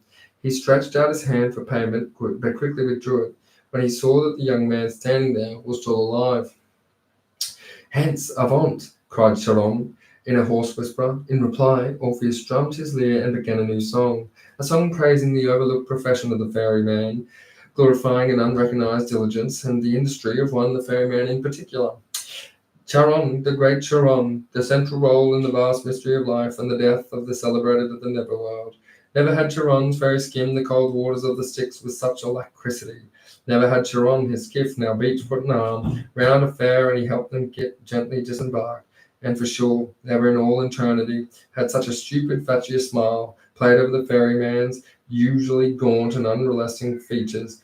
He stood supporting himself on his pole, an adoring gaze fixed on the person Orpheus, who, with a final wave and a strum of his lyre, soon swallowed up by the darkness of the passageways, had led to the place of Hades and Persephone. On entering the palace's great hall, Orpheus found himself with 3 judges of the underworld, Minos, Radamanthos, and Asius, enthroned a grim semicircle. The light of Orpheus's living spirit dazzled their eyes. Sacrilege! Sacrilege! How dare the living invade the realm of the dead? Summon Thanatos, lord of the death, to suck the insolent soul from his body. Orpheus took up his lyre, and with last command could be obeyed. With the 3 judges were smiling and nodding their heads and tapping their sandal toe in time to the intoxicating strains. Their retinue of ghoulish servers, sentries, and attendants had not heard music for so long that they could not remember how to respond to it. Some clutched the air as if the sounds were like butterflies that could be caught in their hands. Some clapped clumsily at first, but soon in time to beat with the lyre's chords. An awkward shuffle turned into rhythmic stamp that became a frenzied dance. Within minutes, the whole chamber was alive and echoing with singing and dancing and cries of laughter. What is this? At the sight of Hades, king of the underworld, himself at his power resort, Persephone, the hall fell into an instant and guilty silence. Only Orpheus appeared unmoved.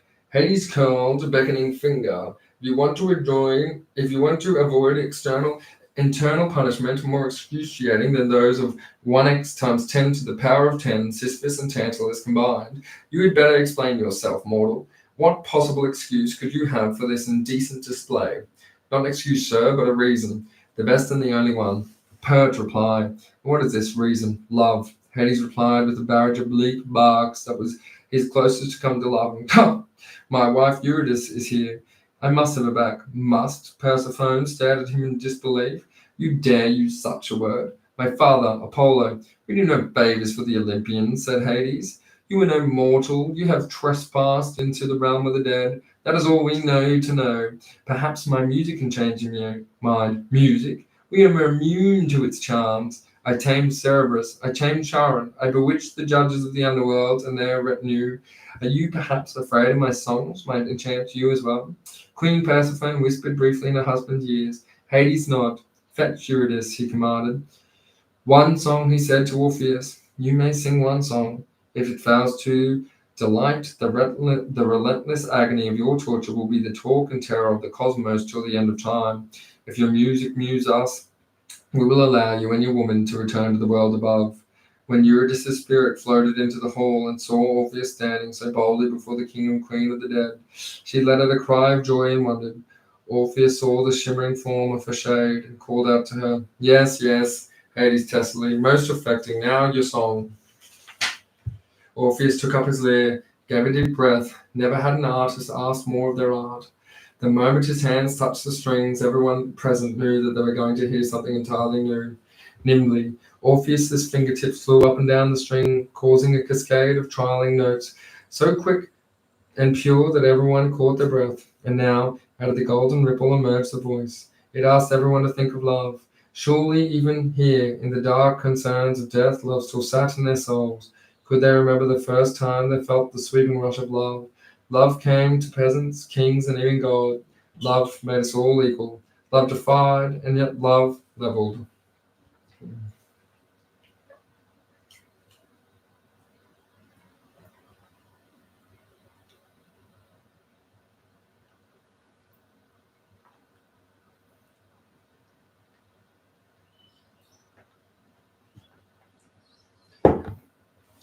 Persephone's hand tightened around Hades' wrist as it recalled the day. His chariot erupted into the meadow where she had been gathering flowers. Hades found himself thinking in the bargain he had struck with Demeter, Persephone, mother, allowing him to access his beloved for 6 whole months in every year. Persephone turned to look at her husband, the man who had taken her by force but kept her by his steadfast love. And as she understood his dark moods and the honest passions that boiled within him, he returned her gaze. Could that be a tear she saw welling up in his eye? Orpheus reached climax of his song to Eros. It wound its way along the passages and through the chambers, galleries, and hallways of hell, blinding all who heard it. The servants of Hades, the emissaries of death, and the souls of the departed. And a spell that took them for as long as the music played in their ears, far away from the remorseless miseries of their endless captivity, and into a kingdom of light and love. Your wish is granted, boomed Hades huskily as the last notes faded. Your wife made a part. As his words, Eurydice's shade took on the substance and form of quick and breathing life. She ran into her husband's arms, and they held each other tight. But a frown was forming on Hades' brow. The loss of just one dead soul tormented him. When it came to the spirit's doomed to spend eternity in kingdom, he was a hoarder, a miser, and the meanest kind.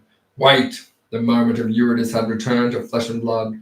Orpheus had stopped playing and singing, and the powerful spell of the music began to weaken its hold. It was a memory, keen but a beautiful one, but the transcendent mood endangered, like all the keenest pleasures, vanished like a steam at the moment, and the closing notes died away. Hades now regretted bitterly that while in prison, in the bewitching coils of Orpheus' song, he could have been so weak as to agree to Eurydice's release. How foolish he had been to give his word in front of so many witnesses. He leaned across a whispered consultation with Persephone, nodding with a small smile of triumph. He kissed her cheek and pointed a finger at Orpheus. Let go of the woman, turn and leave us. But you said she will follow. As you make your way to the upper world, she will remain 10 paces behind you. But if you turn around and look at her, if you cast so much as the briefest backwards glance in her direction, you will lose her. Trust, Orpheus, magician. You must show that you honor us, that you have faith in our word. Now go. Orpheus took Eurydice's face in his hands, kissed her cheek, and turned to leave. Remember, Persephone called after him. Look back just one instant, and she will be ours. No matter how many times you return, no matter how many songs that you sing, you have lost her forever. I won't be far behind. Have faith, said Eurydice. Orpheus reached the door that led to the life and freedom. Faith, replied Orpheus, his eyes fixed resolutely ahead, and so he began to make his way along the slowly rising stone corridors and passageways. Hundreds of flitting souls acknowledged him and breathed messages of good luck. Some alarmed him by begging him to be taken to the upper world, but Orpheus waved them away and kept resolutely on his course. Upwards, ever upwards, gates and doors opened mysteriously before him to encourage Eurydice, but mostly to reassure himself. He called out continually, "Still there, my darling, still there, not tiring, always 10 paces behind, so close." Indeed, over the last 200 or so paces, Orpheus had become aware of a cool breeze fanning his face and fresh air filling his nostrils. Now he saw light ahead, not the underworld's light of the rushed torches, pitch lamps, and burning oil, but the pure light of living day. He quickened his step and pressed forward, so close, so fantastically close. 15, 14, 13, 12 steps, and they would be free. Free to live their lives again. Free to have children. Oh, the places they would go, the wonders they would see, the songs and poetry. The mouth of the cave opened wide as Orpheus strode out with joy, triumph in his heart. One more step out of the shadows. He had done it. He was out of the world, the sun warming his face. 10 more steps forward to be sure. But no, no, no, no, no. Orpheus had not known it. But his last 20 or so steps he had accelerated into a run. Eurydice had quickened her pace too to try and match his, but when he turned around, she was still too far behind. Still in the shadow, still in the realm of the dead, her eyes filled with horror and fear, caught his for a second before the light inside her seemed to die. She was pulled back into the darkness. With a cry of anguish, Orpheus ran into the cave, but she was flying away from him at a tremendous speed. No longer flesh and blood, but an immaterial spirit once more. Her unhappy cries echoed as Orpheus ran blindly into the blackness after her. The doors and gateways that had opened to let them leave now slammed shut in his face. He beat his fists against them until they bled, but to no avail. He could no longer hear her crazy stories and despair, only his own. If he had waited just 2 blinks of an eye before turning, they would have been dead, united, and free. 20 seconds.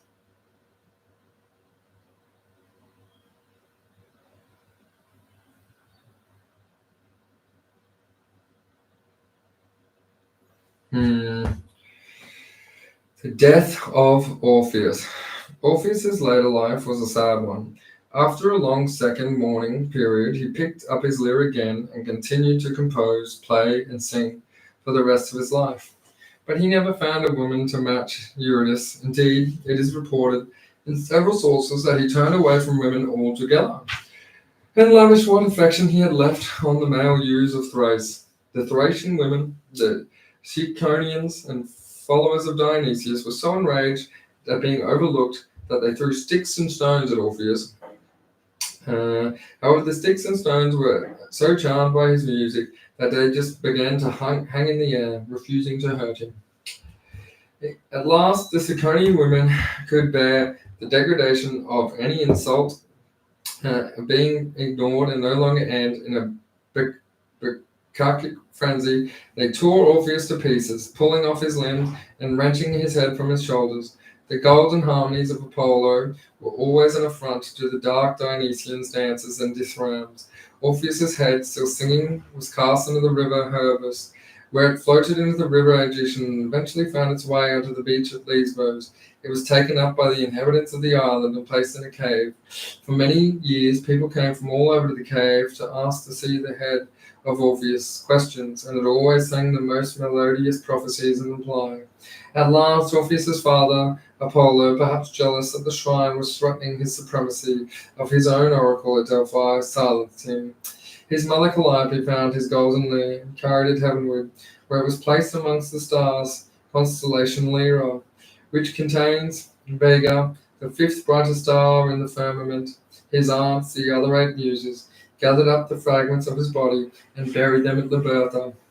Below Mount Olympus, where nightingales still sing over his grave, finally at peace, Orpheus' spirits descended once more into the underworld, where he was at last reunited with his beloved Eurydice. Thanks to the Offenbach, they still performed a joyful cancan together with the realm of every single day. Jason, the Ram. The voyage of Jason's ship Argo and the quest of the Golden Fleece involves a backstory, and more backstory. But it's all good, juicy backstory, so I hope you will dive in. A lot of names that will come at you now like quills shot from a porcupine, but don't worry, it's important. Ones will stick. We can start with Basaltes. a founder hero of the Basalte people of Thrace. His mother was the primordial earth goddess Gaia, and his father the sun, the Titan Helios.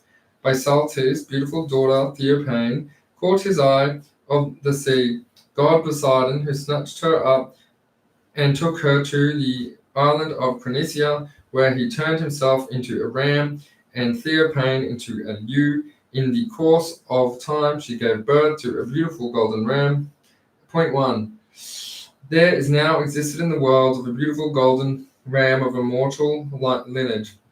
Ixion, a king of the Lapith, had once dared to attempt to seduce her, Hera, the queen of heaven, at a banquet on Mount Olympus to expose the depravity of Zeus, entrapped Ixion by sending him in living in a cloud, and the exact likeness of form of Hera, the brutish Ixion, had leapt all over the cloud, thinking it was the goddess herself.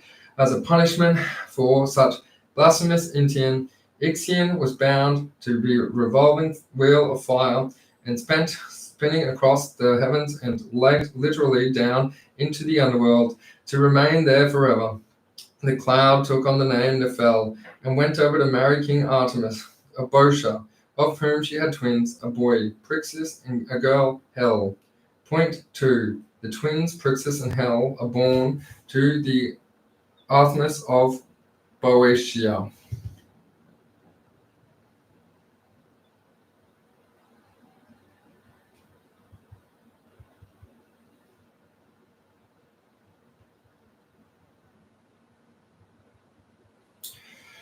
In time, Nephel took her place back to the sky as a cloud, and as a minor goddess of Xenia, her prized principle of hospitality, Artemis looked to take a new wife and choose Ino of the daughters of Cambrus and the founder king of Thebes. Ino installed herself in the Artemis palace, and as the second wife, still instituted a new regime to banish all memories of her predecessor. Ino came a reputation as most caring and nurturing of women. It was she who had suckled her sister Semele's child by Zeus, the infant Dionysius. Her other sisters, Agave and Altone, had rejected Semele and paid terrible price when the grown Dionysius visited Thebes, who sent them mad to tragic effect.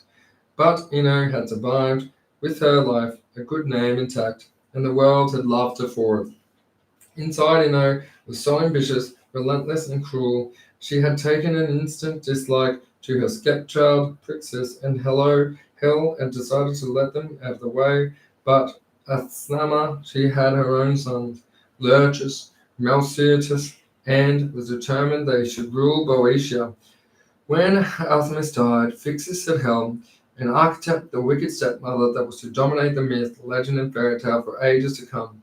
Ino was formidably malicious and elaborate plan to destroy the twins. First, she persuaded the women of Boeotia to run the seed corn in the barns and silos by charring it, so that when their husbands went out to sow in the fields, it would be unusable to sprout. And she had hoped the next year's harvest failed, the famine threatened the kingdom. Let us send messages to Delphi, dear husband, to Artemis, and find out why this disaster has been visited on us, and what we can do to set us right. How wise you are, my dear wife, said the besotted Artemis. But the messengers said to Delphi were paid agents of Ino, and the words they claimed now to bring back of the oracle were hers and hers alone. My lord king, said the chief messenger, unfurling a roll of parchment, hearken unto words of the Delphic Apollo, to placate the gods of the sins of the city of the vanities of its citizens. Your son Phrixus must be sacrificed. On hearing this, Artemis let out a howl of anguish. He was too distressed to consider how uncharacteristically direct and unambiguous this pronouncement was from an oracle, notorious from its equivocations and double meanings. Young Prince Phrixus stepped up. If my life will save the lives of others, father, he said in a clear, steady voice, then I go happily to the sacrificial altar. Phrixus, head held aloft, was led to the great sacrificial stone that had stood in the town square for generations. Human sacrifice, especially involving young men, was now looked on as barbaric, an unwanted legacy from the days when gods and men were crueler. But gods and men never lose their cruelty, and the stone remained just in case. A royal guard stood by on a roof and began to pound his drum. If the youth was to die, better to make a good show of it.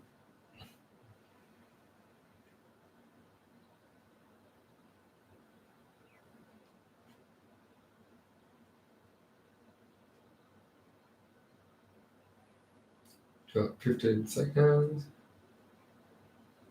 Oh, that's annoying. 10 seconds. The high priest, dressed all in white, stepped forward, a ceremonial knife of shining silver in his hand. Who gives this child to the Lord Zeus? No one, wailed Artemis. I give myself, said Prixus stoutly. Young Hill, who had not let go of her brother's hand from the moment he had volunteered himself for the sacrifice, now added her voice. I died with my brother.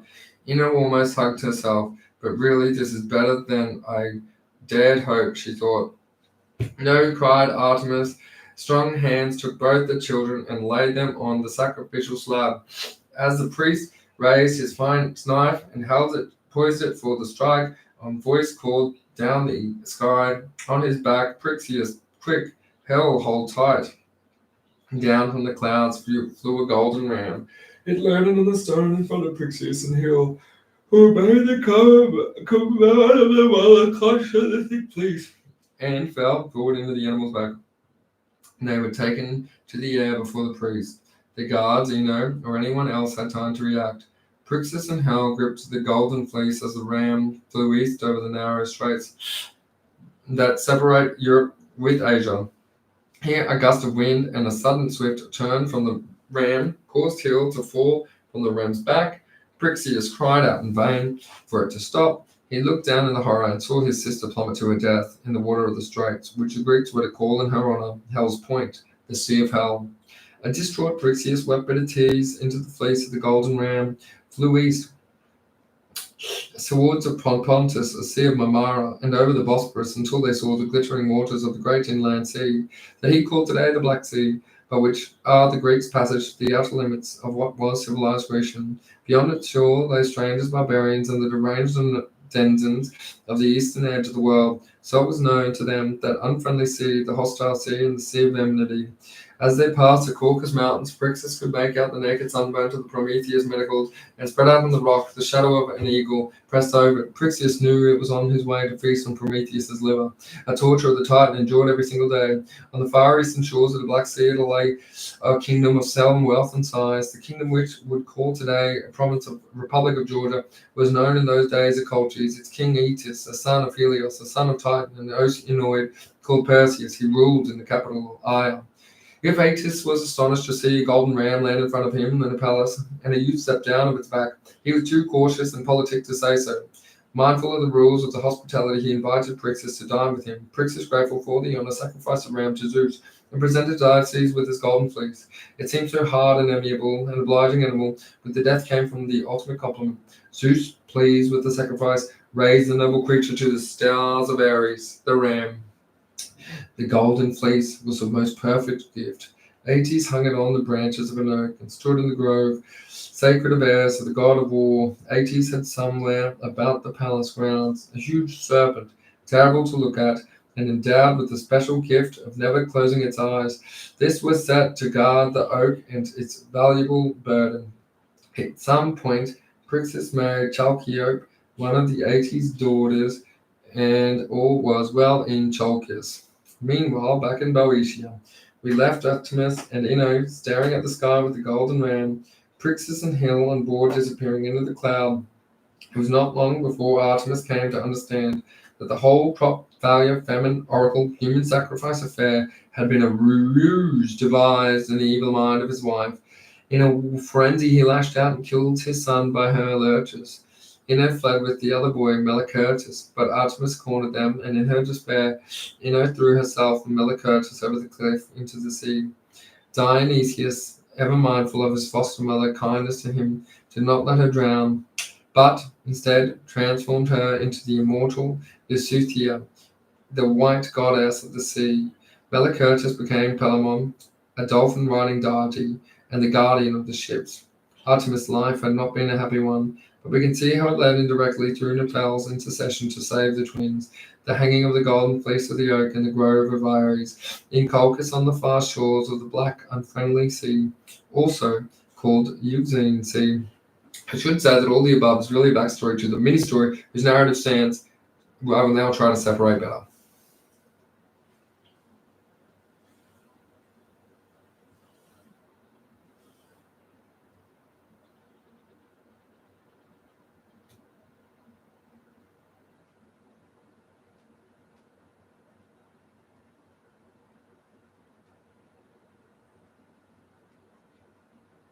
Nine seconds.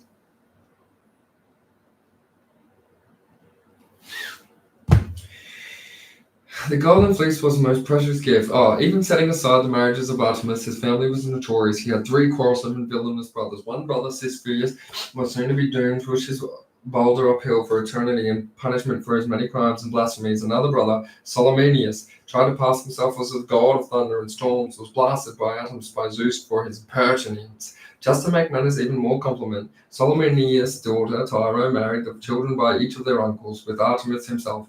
The Sisyphus and Lucretius, the third brother, Tyro's older son. Cretius was Aeson, but she had also had two sons by Poseidon, Peleus and Neleus. I pause to remind you that I am aware of how complicated and forgettable such divagations into the family tree may be, but they are relevant to the main storyline of our story. You mustn't feel obliged to memorize these names and relationships. It is enough to get a sense of what all of this portends. Cretius ruled over Ilkos, a city in Aeolia, the northeastern region of mainland Greece. This includes Larissa. Therefore, Aeson, his son, by his niece Tyro, was the rightful heir and would succeed to the throne when Cretius had died. But Aeson's half-brother Peleus and Neleus believed that they, as soon as Tyro, of the great Olympian god Poseidon, had claimed not just to Iolcos, but to offer all of greater Aeolia. According to the moment Cretius died, fearing Jason was lost, Alcimede was a friend of the centaur Chiron, and it was he who received and raised the boy. Shortly after, Peleus broke into the city and slaughtered every man. Peleus broke into the city and slaughtered every man or child connected to the blood of the throne, all but Aeson and Alcimede, whom he threw in prison. While in captivity, the couple had another son, Promachus. It is worth mentioning, too, that Peleus and Nelsius' mother Tyro had been mistreated by Sidero, Cretius' second wife. Peleus and Neleus ran Sidero down to a temple in whose precincts they killed her. They proved to a disastrous mistake, for the temple dedicated to Hera, the queen of heaven, outraged at such desecration, swore instantly enmity against these two sons of Poseidon, and of all the gods who make an enemy, Hera was the most dangerous and implacable.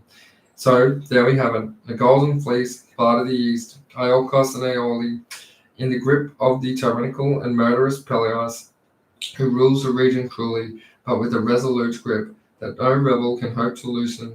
In fact, as we find today, rebellions from the outside nearly always fail. Familial quarreling, dynastic feuding, party disunity, and palace coup, and the stab in the back. These are what dislodge regimes and topple tyrants. Peleus knew this, and this is haunted by just enough suspicion and despotic paranoia to consult an oracle on the security of his throne.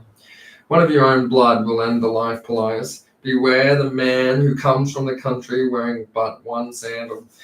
Was that two people or one? If a man of his own blood would kill him, who could this single-sandaled rustic be?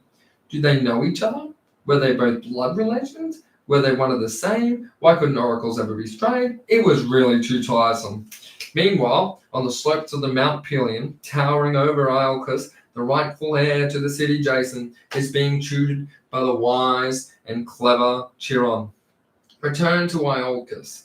Some hour earlier, when Apollo's son, Apelles, had been in the pupil, Chiron had detected in him perennial skills in science and the ailing arts, which led to the mortal, under Chiron's tutelage, rising to become the foremost practitioner and theorist of medicine in the Greek world, and would later be about his elevation to divine status. Although Chiron perceived little of such potential in Jason, he gave him a thorough grounding in medical and herbal theory, knowledge, and practice. Nevertheless, Monthly saw in him the child and the young man he had become, boundless courage, athleticism, intelligence, and ambition.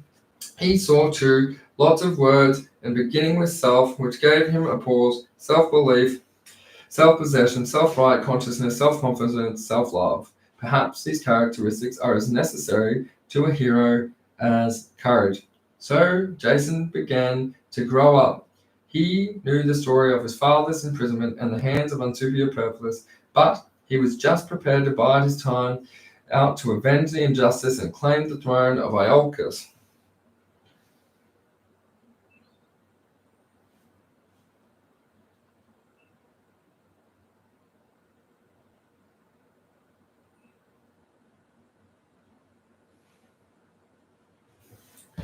Chiron, are you famed around the world for your mastery of the healing arts? You are half horse yourself. Who better to help my poor friend?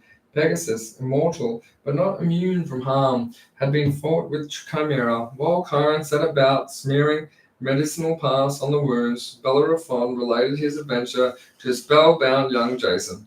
Chiron was amused by Jason's round-eyed wonder, but before Bellerophon left with the restored Pegasus, the centaur could not resist the lecture. But you are pleased with what you have done, Master Bellerophon, he said. Certainly, you have been brave, but I hope you understand enough of the ways of the fates and of the gods to know that only darkness and despair awaits those who believe that their achievements are theirs and theirs alone. Pay proper homage to the gods, who helped you and the immortal horse, with whom you would be just another insignificant little prince. Bellerophon laughed and exchanged an eye-rolling shrug with Jason, who giggled. Chiron took his head as they waved Bellerophon Pegasus off on their way back to King Iobates and the resumption of their adventures. It is the fate of the young never to learn, the centaur sighed. I suppose it is the arrogance of the unwavering self-belief that propels them to their triumphs, just as surely as it is that sends them plummeting to their ends. Jason hadn't heard. He was watching Bellerophon Pegasus disappear into a small dot in the distant sky. Chiron clapped his hands in front of the boy's eyes. You're in a trance. Wake up. Tell me, which herbs did I use in the poultice I applied to Pegasus? What was the juice I added to make the pace hit up? Ferment and fizzy? And so the years passed, with Jason learning as much as he could while dreaming all the time of a heroic future. It would be too much to expect that he could ever be in the possession of a flying horse, but he would find something, some version of a flying horse, but he would find something, some symbol, some animal, some object, which would grant him everlasting fame. Soon, too soon, in Chiron's view, Jason had grown to be a fit and strong and tall, handsome young man, ready to leave Chiron's cave on Mount Pelion and make his way down to Iolcus. Remember, cautioned the centaur, modesty, observance of the gods. In a fight, do not do what you want to do, but what you judge your enemy least wants you to do. You cannot control others if you cannot control yourself. Those who most understand their own limitations have the fewest. A leader is the one who, and on and on and on and on. Jason nodded and pretended to take in every word for psychological effect, to draw attention to and accentuate the physique he had built up over the years in training. He had dressed himself in leopard skin, with his long golden hair, tan musculature, and burning eyes. He would present the fierce and fascinating figure to the strangers he encountered. On the way, don't worry, old friend, he said, embracing Chiron. I'll make you proud. You'll make me proud, Chiron called after him, running down. If you don't make yourself proud, not long on his journey, Jason came to a fast-flowing river, the Anuras. On its bank stood a frail old woman, bent double by age, uncertain how to cross without being swept away. Hello there, could you carry me across? And don't you worry about a thing, dear mother, said Jason, not meaning to sound patronizing, but managing to nonetheless. Too kind, wheezed the old woman, who leapt with surprising agility onto Jason's back, her fingernails digging hard into his flesh. Jason waded into the torrent, the old lady chatting into his ear, pinching his skin and holding on. The sharp pain of her grip at one point caused Jason to stumble. He caught a foot between two stones and nearly fell over. When he reached the other side, he was able to deposit the garrulous burden. He realized that he was missing one of his sandals, and looked back and saw it wedged on the rocks, where his foot had been stuck. He made to retrieve it, but the old lady was pouring at him. Thank you, young man, thank you. How kind, bless you. Jason watched the sandal loosen itself as it floated down the strong current, but when he glanced down to acknowledge the woman's gratitude, he was surprised to see that she had disappeared. Extraordinarily fleet of foot of such frail little thing, he thought to himself. We should have guessed straight away that this was no frail little thing. It was Hera, in one of her favorite disguises, the Queen of Heaven. Knew very well that Jason was journeying to Iolcus to wrest the kingdom from his uncle, the same Pelleas who had so outrageously and unforgivably desecrated one of her temples. Hera wanted to be sure that the enemy of her enemy was worthy of her support and protection. His uncomplaining courtesy at the river, courtesy that he was, from now on she would do all that she could to help him. The same Hera that strove every step of the way to guide and favor Jason. The motive so typically of Hera was not love of Jason, but hatred of Pelleas.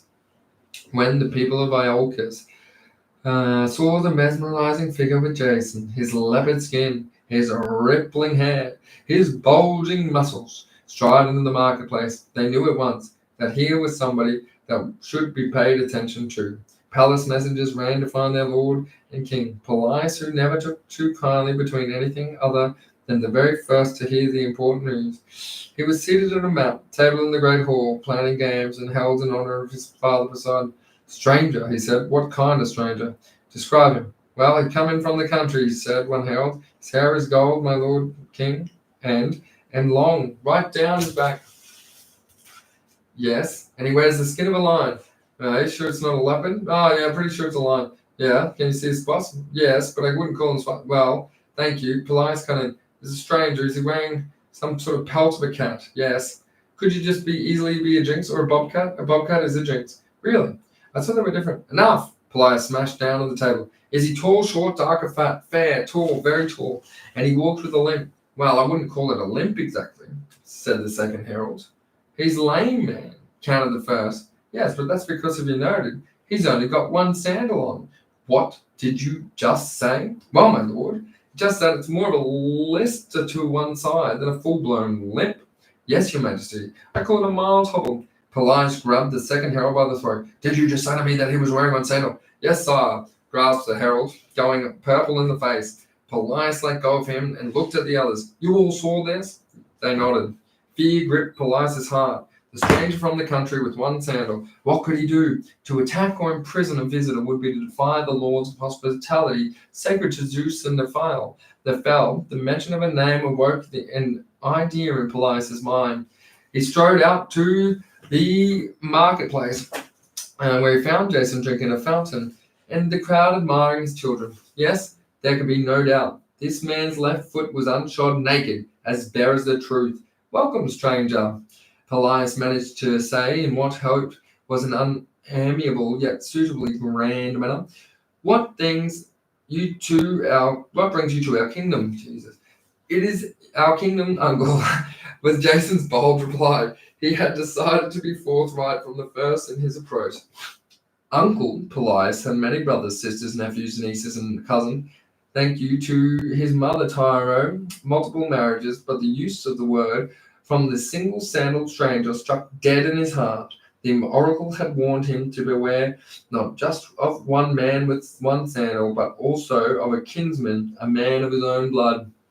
Yes, Pelleas, son of Toro, I'm Jason. My father is Aeson, son of Tyro, and of Cretheus, and the former king of Iolcus, Aeson, the rightful ruler of this kingdom. I have come to claim our inheritance. What you have gained from your 4 years of emancipation, you may keep. All the cattle, treasure, building this land, but from now on the kingdom is mine, and you must release my grandparents from their imprisonment. Ah, said Pelleas, grasping Jason by the shoulders. Welcome, nephew. You come just at the right time. I do. This land is yours by right, Jason. Of course it is. I've been ruling in your place, but will happily step aside now. Oh, you thought that you were here only? You broke off in the second. Only what? Demanded Jason. Only this land. It's cursed. Oh, yes, quite cursed. Isn't that so, Bill? The citizens of Iolco, who had crowded around to see more of the impressive and strikingly dressed stranger, knew very well how to interpret the wishes of Pelias. If he wanted them to agree with what he was saying, they had better agree. Neither by word nor sign did they betray their complete ignorance of any such curse. Instead, they nodded their heads indecisively and threw in vigorous words. Oh, yes, curse, terribly curse. Curse on the land, a blight old curse. On the land, all over it. But what kind of curse? Asked Jason. Ah, well, Pelias had never felt so inspired. A perfect plan was forming in his mind. You know of my nephew, your cousin, Felix, son of your uncle, Artemis, and the cloud goddess of Nephel. Who has not heard of Phrixus? He died not long ago in far Colchis. Since that moment, the curse has depended upon us, upon your land, said one citizen. Blighting and cursing and blighting our land, muttered another. But why? I wanted to know the answer to that same question, Pelias. And so I consulted the oracle, didn't I, people? Certainly you did, my lord. Who says you didn't? They're a liar. How will we remember consulted the oracle he did? It had never been so consulted. Yes, the point is that the oracle made plain that this kingdom could never know peace or prosperity unless a king went to Colchis and brought back a golden fleece, here to Iolcus, where it should find its new home for eternity. That is what the oracle proclaimed, did it not? Aye, exactly that, word for word. And since you are, as you say, the rightful king of Iolcus, you, Jason, must be the one to fetch the fleece and raise the curse, because I am not right. Hey, Majesty, hey, cried the people. They were not sure what they were celebrating or assenting to, but they could see triumph and satisfaction in the eyes of Pelias, and that was enough to make them cheer and cheer.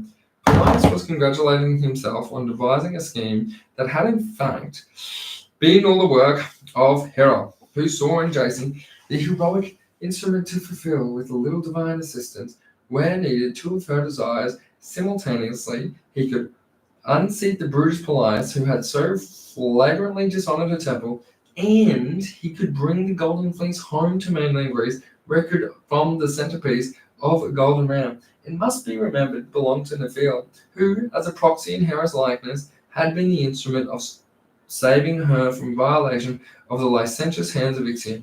The fleece, therefore, was holy to the Queen of Heaven, and she did not like the idea of being trapped in the grove of Ares on the far eastern edge of the civilized world. Hera chose her champions well. It is doubtful that many other mortals who would have considered so dangerous and groundbreaking a quest as this, the golden fleece, was known to be guarded by a fleece serpent that never slept or closed his eyes. Killing and Acetes and his soldiers would undoubtedly have added further protection over the years. The journeys would have to be made by sea, and such a lengthy voyage through such dangerous waters would have never been undertaken. The maker, but Jason was blithe, fearless, and possessed of that supreme self-confidence which Chiron had recognized in the makeup of his pupil as both an attractive virtue and less appealing flaw.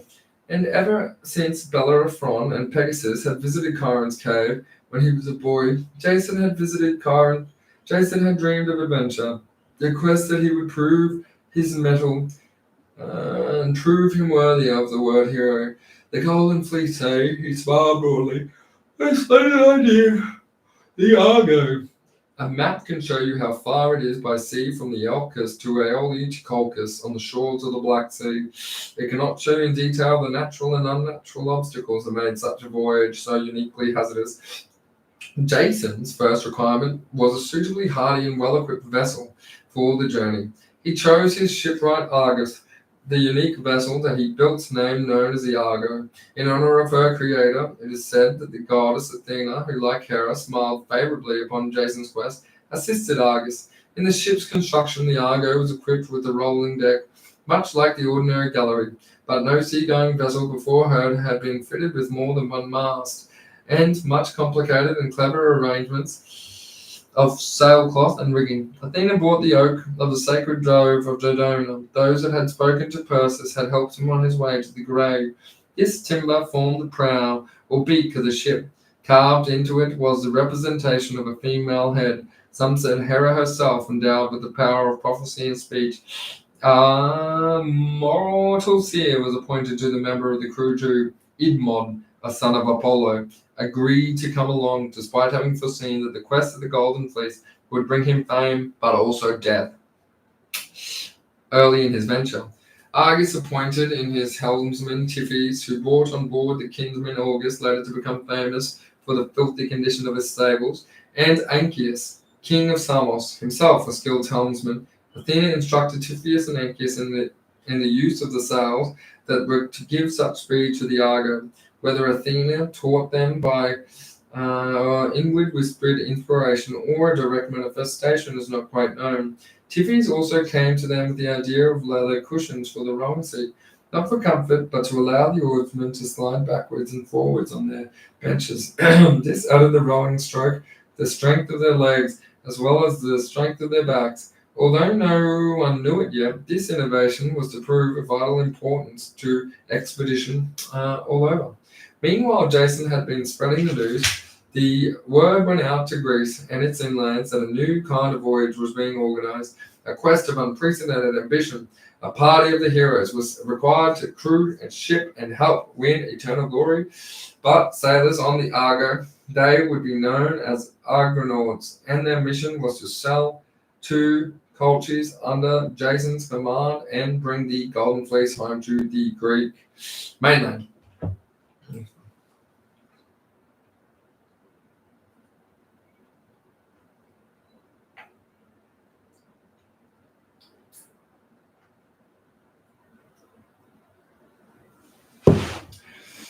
The trickle of applicants travelled to Iolcus soon became a torrent.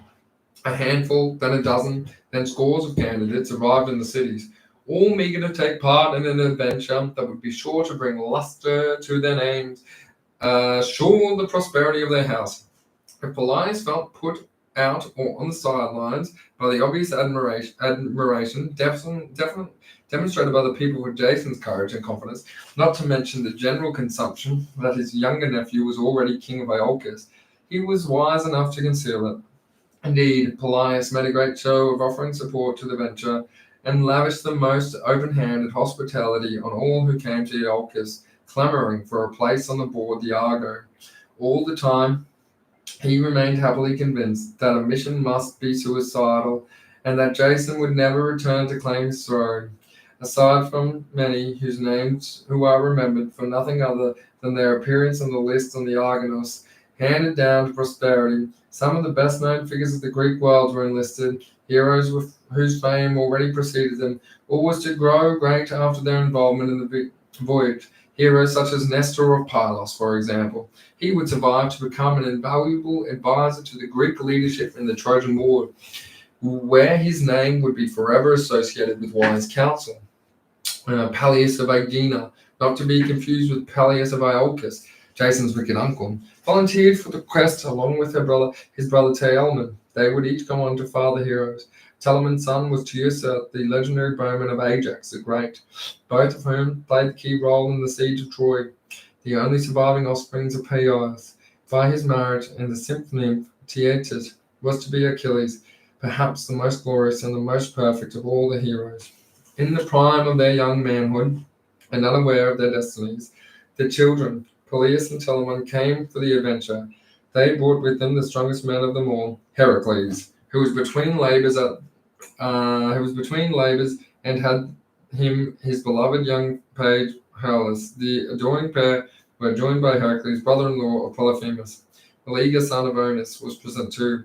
He was to be one of the principals of the hunt of the Caledonian Bear, and many of the Argonauts would participate. Meleager's cousins, Castor and Polyseudes, and Dioscurus are usually included in the manifest too, as were yet another brothers, Calai and Zetes, as sons of Boreas, the north wind, and they were often referred to as the Boreads.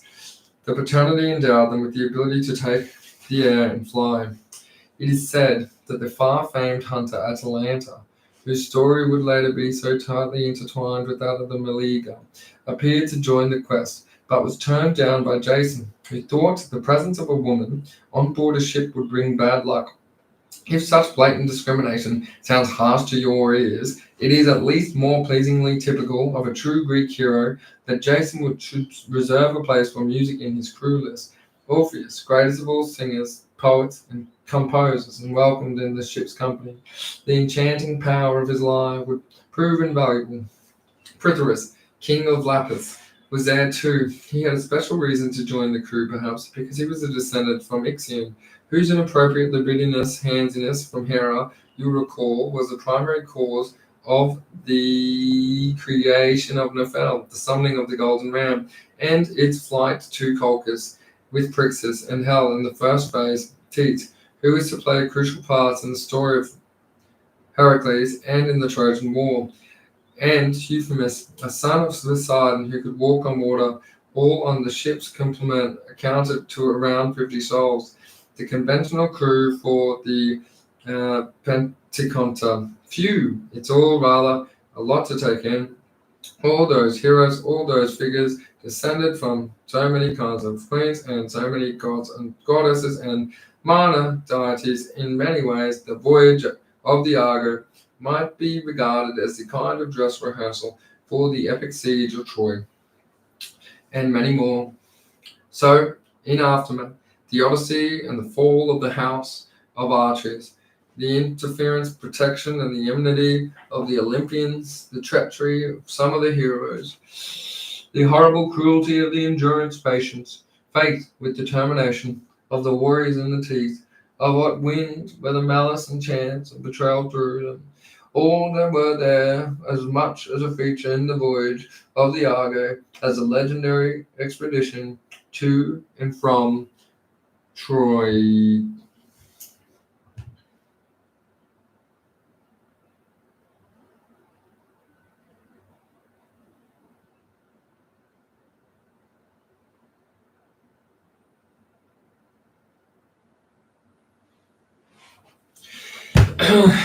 The Isle of Lemnos.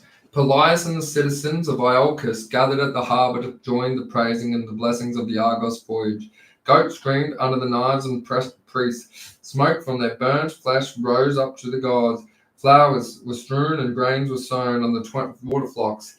Of released doves rocketed into the sky. Choirs of children sang. Dogs barked, fought, and mated. On board the Argo, laughing stowaway youths were pulled from their hiding in places and thrown onto the quayside, into the arms of their whooping drunken friends. Jason, mother and father, Ace and Alcimede, now freed from their imprisonment by the apparently repentant Pelias, stood and waved up from the dockside, conflicted about alternating feelings of pride and consternation. The young son Promachus was there stamping his feet and sobbing because he had been deemed too young to join the crew. I'll be there soon, that's old enough to go on a voyage. Jason had ruffled his hair. When I come back, I will let you come with me on my next voyage. Until then, your job is to look after our mother and father.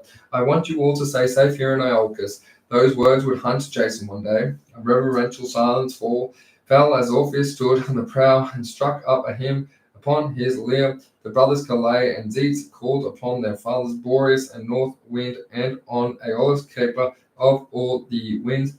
On the foredeck, Jason, the bright rays of the morning sun seeming to set his hair ablaze, stood hand on hip, calling out orders to cast off and set sail.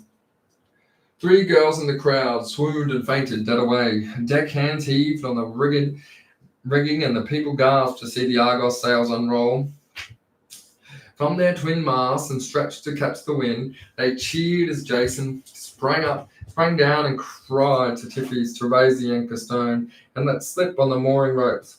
The Argo plunged a little, as if ducking to wet her beak, then became right up, surged screamingly forward, the surf screaming from the painted figurehead on her prow. Never had such a ship been seen, not a roll, not a yaw, and not a creak.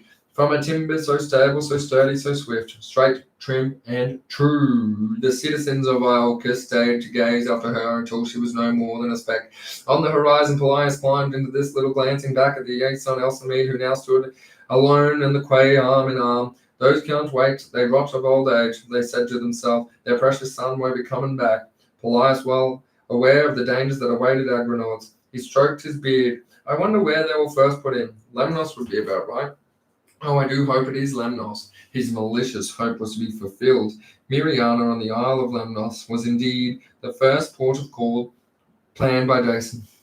Argo had sailed east-west from Aolkos without incident. Jason found the ship everything he had hoped for and more. Never had so well built or so well provisioned a vessel put to sea. Morale was high. Dolphins leapt in bow waves, or spacious sea eagles mewed high above them. They had the music of Orpheus to raise their spirits, and the knowledge that they were all members of the finest crew of men ever to set out on the quest. Lemnos, in an hour, sir? Tiffy said to Jason, squinting up at the sun and making his calculation. Gather round, everybody, commanded Jason. For those who do not know, let me tell you about Lemnos. He was grateful now that he had, for the most part, paid attention during those long lessons with his tutor Chiron, patiently took him through the history and practices of the tribes and peoples, provinces, islands, and kingdoms of the known world. As I am sure most of you have learned from your mothers' knees, Lemnos is where the infant Hephaestus, who brought up after being cast down of the Olympus by his mother and Queen of Heaven. Jason touched his finger to the right hand of his lips and raised them to the heavenwards in a salute to his divine protectress, Hera. But since the Lemnos has had a heavy history, there were no men on the island, only women. Yeah! Laughter and crude expressions of delight from the crew. Yes, yes, but listen. Generations ago, the women of the island began to neglect Aphrodite. We all know how the goddess treats those who insult her, but what she did to the Lemnian women was extreme, even for the lady of Cyprus. She made the women smell so rancid, disgusting, so foul, that the island's male population couldn't bear to go near them, so the men took off sailing to the mainland, back to Thracian women and girls instead. The Lemnian wives wouldn't stand for that, so they murdered the men in their beds, one after the other, leaving the island of women only. Their queen is Hypsipyle, and when we put in, we must give the chance to call on her and make sure we will be welcomed. Do they still stink, these women? Well, said Jason, directing the question to the figurehead on the prow. Through carved into likeness of Hera, her voice of manner more resembled those of the talking oaks. Of Dodona, of those timbers she was composed. Are you talking to me? The women of Lemnos, are they still cursed with foul stench? You'll just have to find out, won't you? When they put in at the small harbour, Jason and the crew were met by a knot of stern-looking women from whom no discernible odour arose. Nor did Queen Hypsipyle, who received Jason with warmth and respect, give off anything on air friendly welcome. It seemed to all the Argonauts that the curse of Aphrodite must have been lifted, for the women who soon showed nothing but delight for the company of men. Let's stay, said Tiffys, who already had his arm around two smiling, blushing Lemnians. Jason, entirely smitten by the beauty of the Hypsipyle, willingly assented. 27.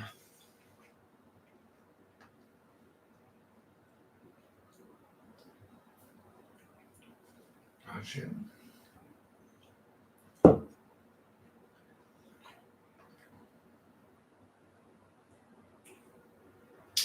On the island, meanwhile, word came to Hypsipyle that the rebellion and revenge were in the air.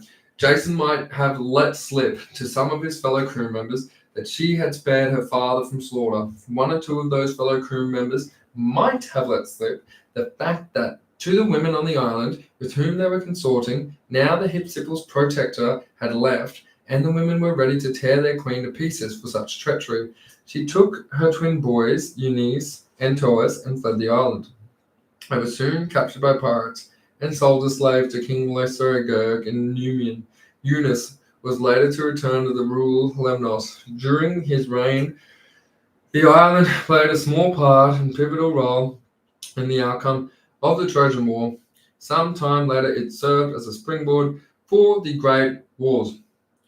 The Donaldsonians unplowed on the Argo, through the Dardanelles, and on to the Propontis, the Sea of Marmara, as we call it today, on the Asian side of Agrinos, came to their coastal kingdom of Dolonials, and Dolonials ruled over the young king Sisazik and Queen Skalite, who welcomed them lavish hospitality.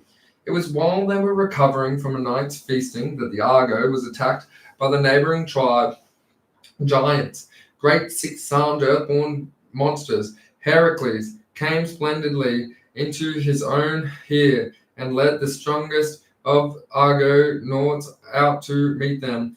By the time he had finished, the giants had all lay dead.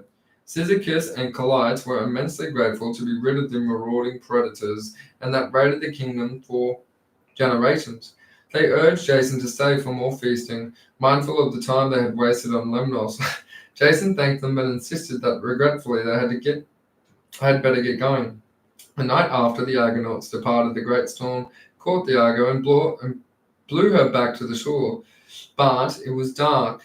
Neither the Argonauts or the Dolanians recognized each other, and fierce fighting broke out. With Heracles on their side, it was unlikely that Argonauts would lose, and before long, most of the Dolanians, friendly King Kizek included, lay dead on the ground. When morning broke, Queen Calite was the first to leave the pass. When she saw the body of her husband, whom Jason himself had unwittingly killed, she ran to her bedchamber to hang herself.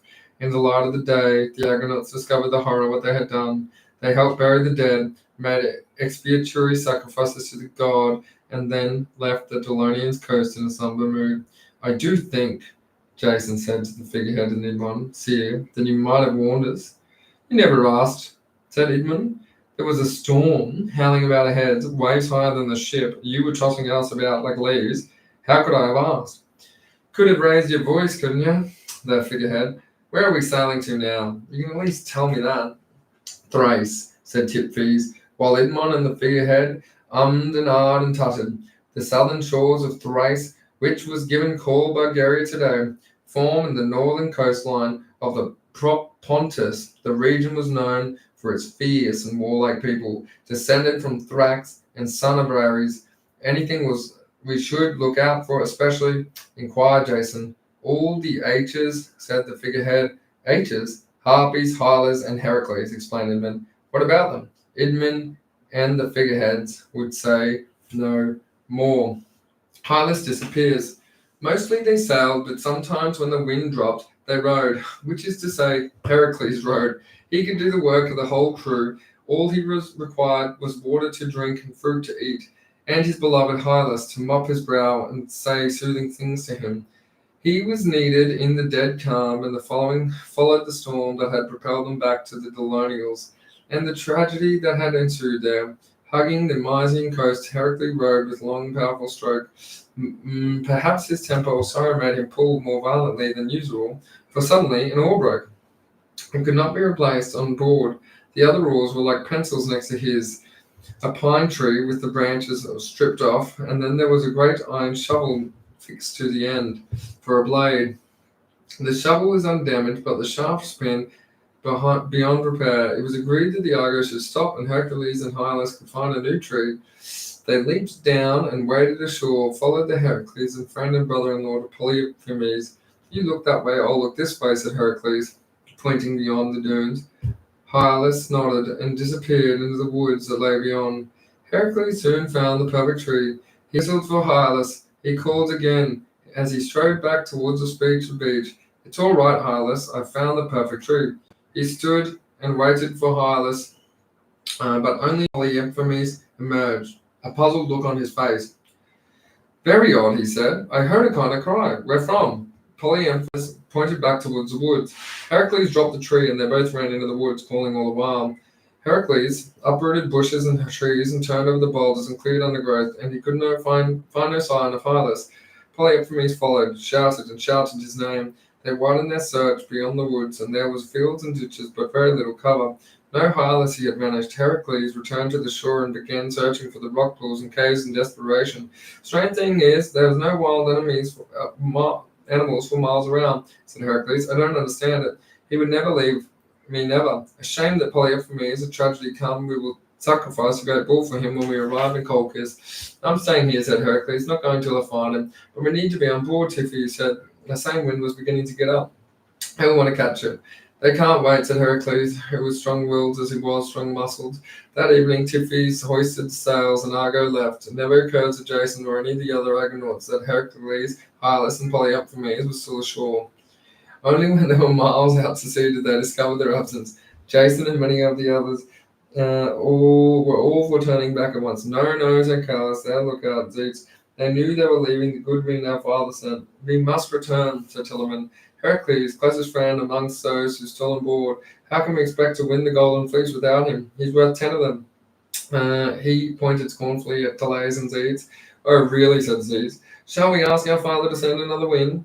One that will smash the ship to splinters. Two that'll see who's worth what. Are you threatening the ship? Tellerman grabbed Calais by the throat. There's mutiny. I should throw you overboard. We'd only fly away, said Zeeds. Then you'd look bloody silly, wouldn't you? Enough, Jason interposed himself. Just enough, the sea urged, and rocked them all, nearly off their feet. Up from the waves rose from the sea god Glaucus. He had born a mortal fisherman and Boeotia, but achieved divine status. To have the power to bring dead fish back to life, the herb conferred immortality on him, but caused him to grow fins and a fishtail. He acted now as a guide, rescuer, and a friend to stricken sailors. The Argo must not turn back, he commented. It is Heracles' destiny to return to the court of the Euphrates and complete the task he was given. Nothing must interfere with this. Polyphemus too has a future. He will found the city of Chios.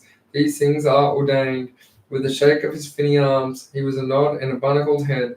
Glaucus disappeared beneath the waves. I'm sorry, Jason, said to Telamon with genuine regret. What must we be? Must we be? We cannot turn back. Telamon nodded. For the sake of harmony on board, he resisted the urge to wipe that smug, gloating grin off the faces of Calais and Zeeds. Heracles never found his adored Halys after months of fruitless searching. He made his way sorrowfully home to mainland Greece to receive his next labour from Eurystheus, but not before charging the local mine people to continue the search for Hylas. If they did not, he promised he would return to the wreak and vengeance on them to make sure they did keep searching. He took several sons of the noblest Mysian families back with him as hostages. Polyphemus did, as Glaucus had foreseen, go on to found the city of Cius and the Bithynian coast, not far from where Hylas was lost. He subsequently died trying to rejoin the Argonauts and was buried in the southern shores of the Black Sea, where white poplar marked his grave. But what had happened to Hylas? Well, a little while after he parted for Heracles and went into the wood, he came upon a pool of water and knelt down to drink from it. Unlike Narcissus, who did not fall in love with his own reflection. Instead, it was the water of the nymphs of those pools who were smitten at the sight of the beautiful youth. They rose to the surface, sang to him, seduced him, and eventually lured him in. As the Argo sailed steadily on, the figurehead remarks, my little Jason, told you to watch out for H's. Harpies next.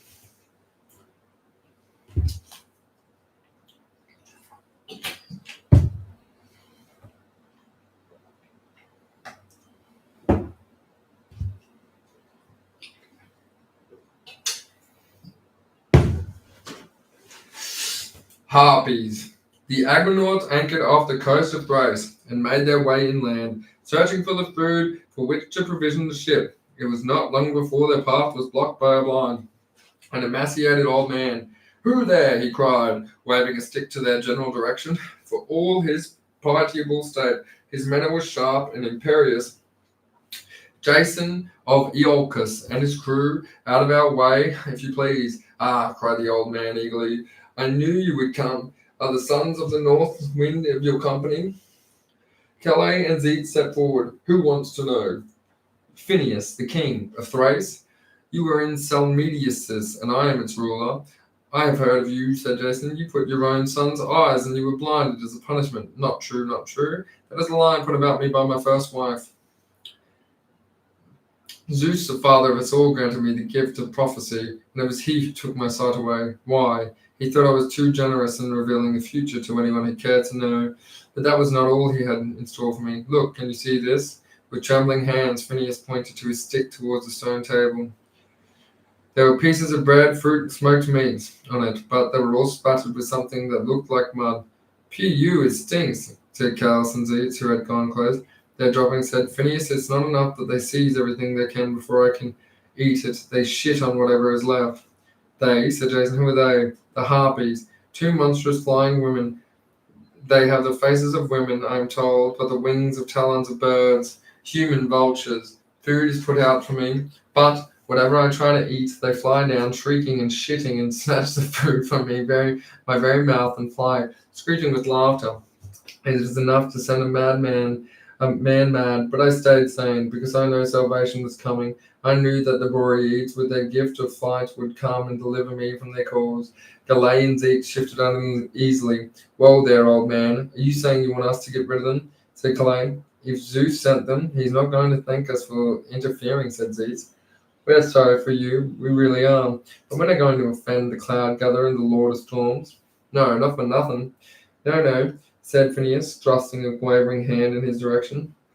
If the act of touching Zeus might change his mind, you will not be punishing for aiding me, I assure you. I have seen it is ordained that you will release me from the harpies, and so you will. And when you have done this, he added with a smile and some cunning, I will tell you the only way you can safely proceed on your journey. A terrible obstacle lies ahead of you. Unless you overcome it, you will never reach Colchis. There you will all perish. What obstacle? Jason demanded. It is enough to say that, without my help, it will destroy your ship and cause the death of everyone on board. Jason turned to Calais and said, well, boys, it's up to you. The twins exchanged glances and nodded. We'll do it. While Tipsy and two of the Argos crewmen wiped down the stone table, the two eldest of the brothers, Telamon and Pelis, and the twins Castor and Pelagius, were sent to forage for food. They returned with baskets full of figs, olives, and apples, to which was added to the remaining store of Argos breads and smoked fish. The food was heaped up, and appetizing piles were put on the stone table. Jason added Phineas into his seat at the feast, and all of the Argonauts withdrew to a high vantage point, save Calais and Zeus, who concealed themselves behind a tree close to the table. When all was still and the trap was set, Calais gave a low whistle. Phineas stretched out his hand and picked up a fig. It was barely halfway to his mouth when with a demented scream, the two harpies dived down, and from the clouds, one snatched the fig from Phineas's mouth, devoured it. The other seized a pile of fruit in her enormous claws, defecating the rest as she did. The first joined her in ransacking the foul food. Calais and Zeus, with their own blood-curdling cry, shot from their hiding place, twisted their bodies around. They launched themselves, spinning, into the air to catch the fast-flowing gusts sent from their father. The eyes of the harpies sighted from the unpardoning, ugly human faces, and they were screaming in shock and scattering food and feces everywhere. The other Argonauts ran out into the open and watched as the harpies were pursued across the sky and out of sight. As the brothers told Jason afterwards, it had been a close run thing. The terrified harpies flapped their wings as best they could, covering a huge distance as they flew westwards, but the twins, streaming after them on their swift current of air, eventually caught up with them near the floating islands.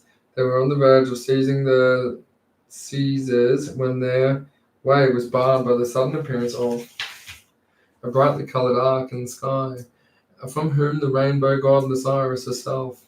Leave them, Boreads, leave my sister be. Zeus sent them, and only he can choose their fate. Leave them and know that they will harass Phineas no more. So the twins turned back in honor of this. The floating islands became known, as they still are today, as the Strophides and the Turning Islands.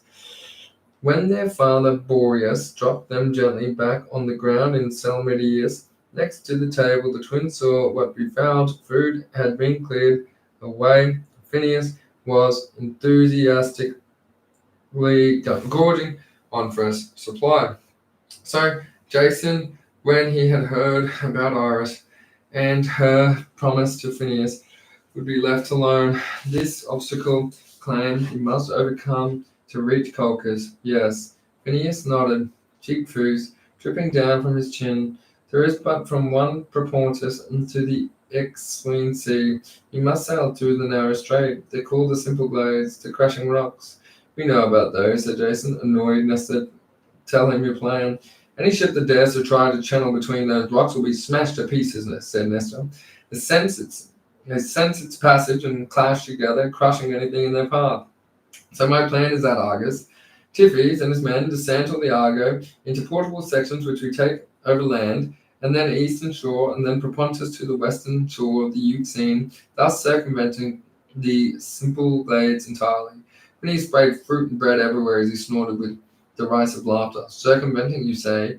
Oh dear me, that's a good one. The land between, circumventing the land between, you're circumventing land. Bristles of bandits, some of them only half human. They hide in the bushes, shoot arrows, and wait for you to die of your wounds. You'll never see them. For all your crew and muscle-bound heroes, you'd better be running for home than trying to such a foolish thing. Suppose they only got 10 of you. That would be 10 pieces of your ship you vitally need to circumvent that. Nestor rubbed his chin. I fear that there is much in what, says Jason. My stratagem is weak, very weak. Very well then, said Jason. You say you know how you can get through. Tell us, all-seeing Phineas. They waited for the old man to finish his mouthful of bread. Finally he swallowed, wiped his sleeve across his mouth, and told them. By the time they had reprovisioned the Argo, Phineas had put on weight and grown even more bumptious and impossible. I see what will happen to you, he told us of the Argo. Noughts. Oh, goodness, that's nasty. Dear, I only hope I'm wrong. Don't know why Zeus took his eyes, Castor said to Jason. Should have taken his tongue. Either tell us your future or be silent, said Jason. Oh, I can't tell you. Don't want to risk the return of those nasty harpies, but it's grim, he added with a cackle. Oh, yes, it's grim. The hour for embarkation and departure could not come quickly enough. The Argo sailed east and soon came to the narrow strait that connected Propontis and the Euxine Sea. It was over this waterway that Io flew after Zeus had turned her into a cow, and Hera sent a gadfly to torment her. For that reason, the narrow passage had been given the name Cow Crossing, or Bosporus. It was one thing to fly over it, quite another to sail through it. Two great rocks loomed up ahead. They faced each other like cliffs, massive and immobile. Jason saw that they were marvelous blue in color. It seemed impossible that they could move an inch. He stood on the foredeck and addressed the crew. Orpheus, do you have a dove? I have her. Orpheus, his hands tenderly cupped, stepped past Jason until he stood at the very tip of the prow. The rest of you can take up your oars. Typhus, bring us as near as you can without getting whacked by the rocks. Every Argonaut went to the station, appointed rowing station, and waited. When they were as close to Tiffy's dared to take the Argo, Jason put down his arm. Orpheus released the dove, which shot him from his hands, rose into the air, and made for the channel. A great grinding sound filled the air, and Jason saw the rocks tremble and shift on their bases. Gulls rose with startled cries from their ledges, and the nest of the rock face, the dove was already a quarter of its way through to the other side, when the rocks began to move together with surprising speed halfway, and the passage was narrowing fast. The dove flew gamely on. Jason had to shade his eyes and see it battling towards the light and the open sea beyond. Phineas had told them that the speed of the dove over the distance in the strait matched the speed of a strong-rowed galley. If the bird was crushed before the Argo, never would be able to make it. The gap between the rocks left a mere slit of light, and Jason could no longer see the dove. With a thunderous clash, the Argo pitching, the rolling with the rocks slammed together. Was all this Jason could do to stay upright on foredeck? When it was quiet and stable enough, Orpheus took his lyre and strummed. He sang as loudly as the crew had ever heard him, calling and calling to the dove. He had been training ever since Phineas had told him that he had the key to their safe passage. The Argonauts rested on their oars, scanned the sky for the dove. They saw no sign. The rocks had separated now, causing the water to suck back through the channel. Hold, cried Typhus. Black oars.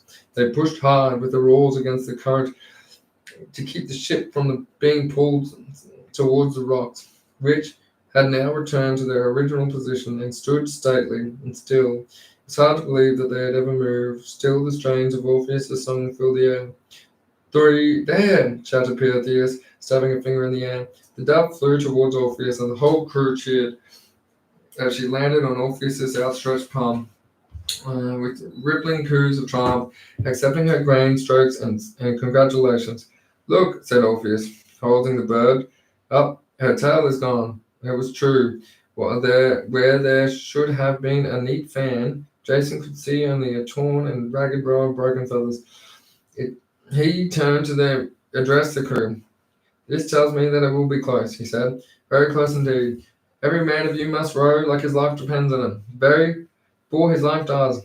Picture this in your minds. What do you most desire on the other side? Love, fame, riches, peace, and glory? Whatever you dreamt of is there. If you're too slow, it will disappear forever. But if you strain yourself, you can reach it. He leapt down and take one of the remaining rowing stages. Oars, he cried, gripping and twisting the handle of this own to present its blade to the water.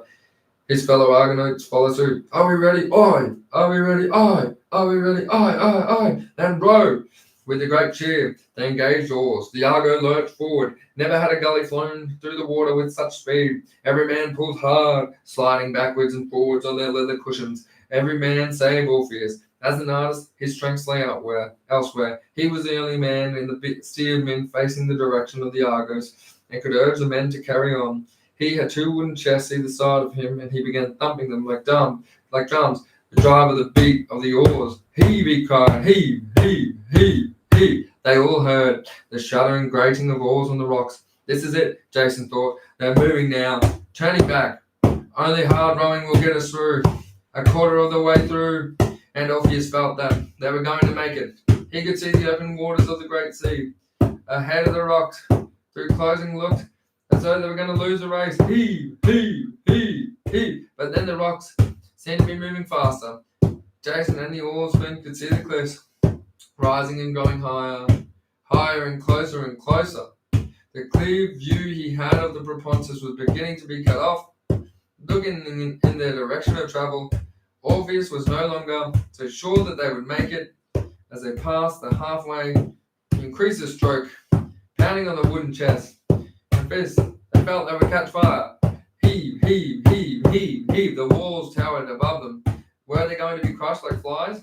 In the slapping hands of a child, all this effort, all this planning and praying, for nothing. Jason, his lungs bursting, his back and thighs burning. Yes, yelled Orpheus. Yes, yes, yes. We're going to make it. Faster, faster, faster. Put everything into it. Pull, pull, pull, you bastards, pull. The rocks were on them now. Jason could even make out the green weeds growing in services. A chill darkness closing in until daylight flashed across him and the whole ship. They were ready. The rocks crashed and still the Argonauts rowed as the aftershock of waves tossed them up and forward, further out of reach. Jason stood up and let out a barracuda of triumph all around him, and others were doing the same. Euphemus pointed back towards the rocks. Look, the left-hand rock was cracking. The crag opposite was sliding back to its original position, as usual, but its neighbor, partner Love, crumbled and disintegrated, sending an avalanche of boulders into the water. The simple glades never clashed again, separating Asia from Europe. The Bosporus is still narrow today, but ever since that moment, its lane has opened to all shipping. The exhilaration of the triumph banished the crew's exhaustion. We did it, and without Heracles. Meleager pointed to the rear of the ship. Look, we lost our little tail feather too. It was true. The final clash of the rocks had sheared off Argo's sternpost. As they pulled through, that's how close it was, and always had been. While they paused to repair the stern timber to the figurehead, called back to them from the prow. Make sure you mend the sternpost well, Jason, or one day you will regret it. One day, far, far ahead, you will regret it. Meleager and Peterson approached Orpheus. Pull, you bastards. Orpheus eyed the two warily. I had to motivate you. Those rocks were closing in fast. Bastards. Let's shine, Peterson. Meleager took his arm. Peterson his leg. Let's go. Heave, heave, heave. Peterson chanted in a fair imitation of Orpheus's lyric tenor as they swung him back and forth. and the final heave of the protesting musician was hurled into the sea. The crew leaned over and cheered as he splashed. "You are bastards," he gasped. "Sing out for a dolphin like Arion." So began the tradition, which has lasted to the present day, of a victorious rowing crew throwing its coxswain over the waters. Eastward the Argo sailed. After the initial high, the exertions of the crew were beginning to catch up with them. The breaking of the stern post had forced Argus to work hard to make a new steering blade. Not for the first time, Jason was grateful that Chiron had instructed him so well in the healing arts. He prepared medicinal salves for the blistered hands and chafed buttocks of the crew, and even allowed them a little wine, albeit with honey and water. Orpheus and the blanket over his shoulder.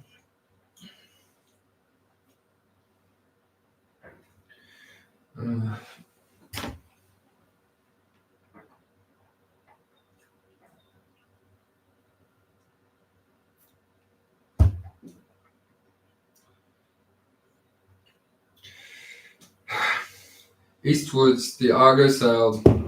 After the initial high, the exertions of the crew were beginning to catch up with them. The breakage of the stern post had forced Argus to work hard to make a new steering wheel. Not for the first time, Jason was grateful for Chiron had instructed him so well. The Euxine Sea was living up to its optimistic name. No pirates, sea monsters, or unfavorable gales hindered their passage to Coldus. They made a few stops along the way. However, they did have unhappy outcomes. The first occurred in the kingdom of Mariandiana, where Idmon, as Seer met the end of that he had always known as was coming.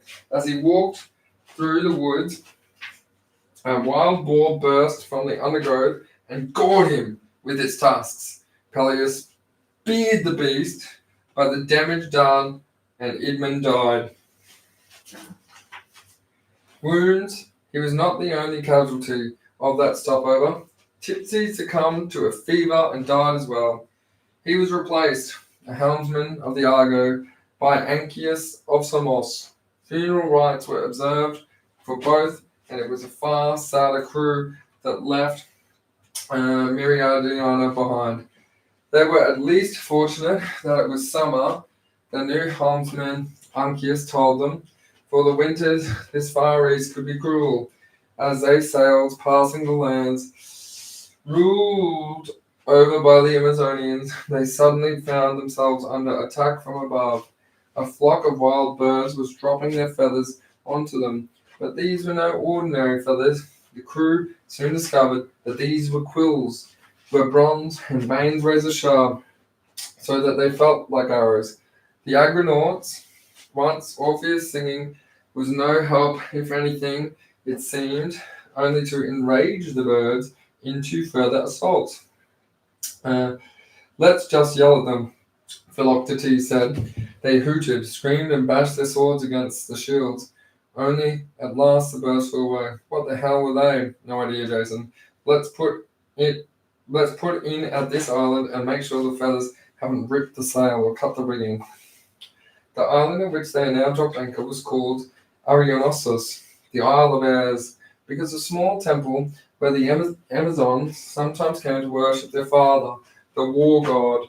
The avian arrow seemed to have done no serious harm to the Argo, and Jason and Nesta were debating whether to spend the night there or just press on, when four young men approached and introduced themselves. Their name was Argos, Citosauros, Fontus, and Malas, and they were the Praxides, or sons of Trixus. You will recall was the child of Nephal and Artemis, who had been rescued along with his sister Hel by the Golden Ram, whose fleece Jason and the Argonauts had come all this way to bring back to Greece. But why are you four here? We are shipwrecked, said Melas. Our grandfather accused us of plotting against him, which was untrue. We just simply won. Whoa, Jason, your grandfather. The brothers explained, when Trixus had landed in Colchis, sacrificed the golden ram and given it to King Aeetes, he had then married Aeetes, the daughter of Chalciope. She was the boy's mother, so Aeetes was their grandfather. Your own grandfather expelled you. Told us he was going to kill us. We escaped on a ship before he got the chance. We wanted to go to Greece and maybe try our luck with our grandfather, Artemis, but we were shipwrecked, and here we were. I thought we'd die here, but you arrived. Are you here, by the way? When Jason explained, and his men were on a quest for the very fleece their father had brought to Colchis, their eyes widened. It's the fates, said the protons. No question, no question. I detect their hands were here too, said Jason. Come with us back to Colchis. We'll protect you from Aetus. You can introduce us to your father, Prixus. The fleece is his by right. Surely he would let us bring it back to Greece. That would be a problem, said Citaros. Dahl died last year. With these 4 new crewmen enlisted, the Argo sailed from the Isle of Ares and finally reached the port of Phasis at the mouth of the river of the same name, somewhere upriver and inland. Jason knew lay in the capital of Colchis, and somewhere Colchis of Golden Fleece hung on its tree awaiting him. Do we have to leave the Argo here? He asked up the 4 grandsons of Aeetes. Or can we safely navigate up? No problem, they replied. Plenty of shipping gets to Aya, the shallow draft of the Argo, and the shallow rise of the Phasis towards its distant source in the Caucasus Mountains did indeed allow them to travel far upstream.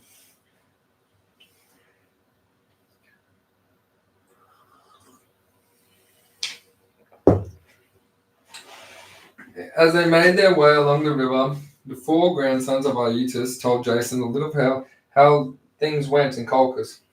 Our grandfather was a tough man. Some say he killed our father Phrixus. We don't know about that. He's the son of a son, and he never let anyone forget that.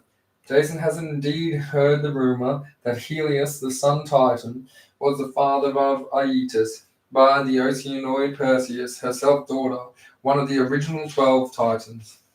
Her sister, Melas, are our great aunts, Pasiphae, Queen of Crete, the Enchantress Kirk. I'm sure you've heard of them. Jason had indeed. There is magic in your family, now that we've inherited it. But yes, and Aeetes is still married. And yes, to your grandmother, Igia, they had 2 daughters, Aunt Media and our mum, Chalkio, and a very late son, Uncle Abyssiotis, who's actually younger than us. I believe that does happen, said Jason. Uncles can be younger than the nephews and nieces.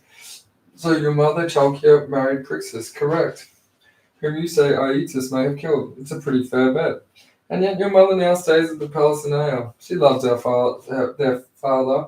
Now 2 more bends in the river, and we will see that place. We'll stop here then, commanded Jason. The talk of Aeetes' power and apparently murderous propensities for Jason and his guard. He ordered everybody to disembark the Argo and lift her out of the river. They carried her across the wooden area and then picked out a sheltered hiding place. They covered her with some netting they used for catching fish on the voyage. Jason instructed them to twist saplings and leaves through the thing so that from a distance the ship was invisible in the woodland settings. Animals merge into the background and avoid danger, he said.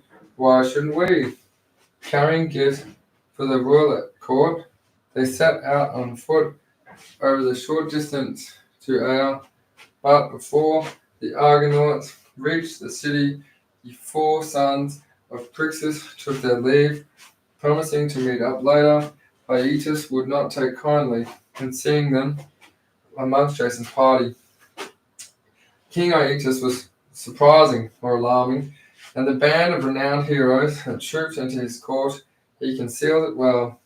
He accepted with dignified courtesy the gifts Jason ordered before introducing his family. My wife, Queen Idea, Jason burrowed towards an old lady who inclined her head with markedly stiff disdain.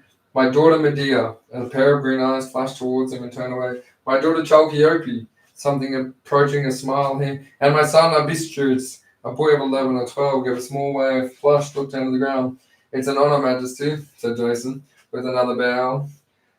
"You have sailed all the way here without having to change ship, you say? Indeed. Remarkable. You must tell me how you managed such a feat. I should have thought it was impossible. Meanwhile, you're all welcome here. Where are you bound after this? Even further east? This is our final destination before we return home, my king. Colchis? Oh, we are honored.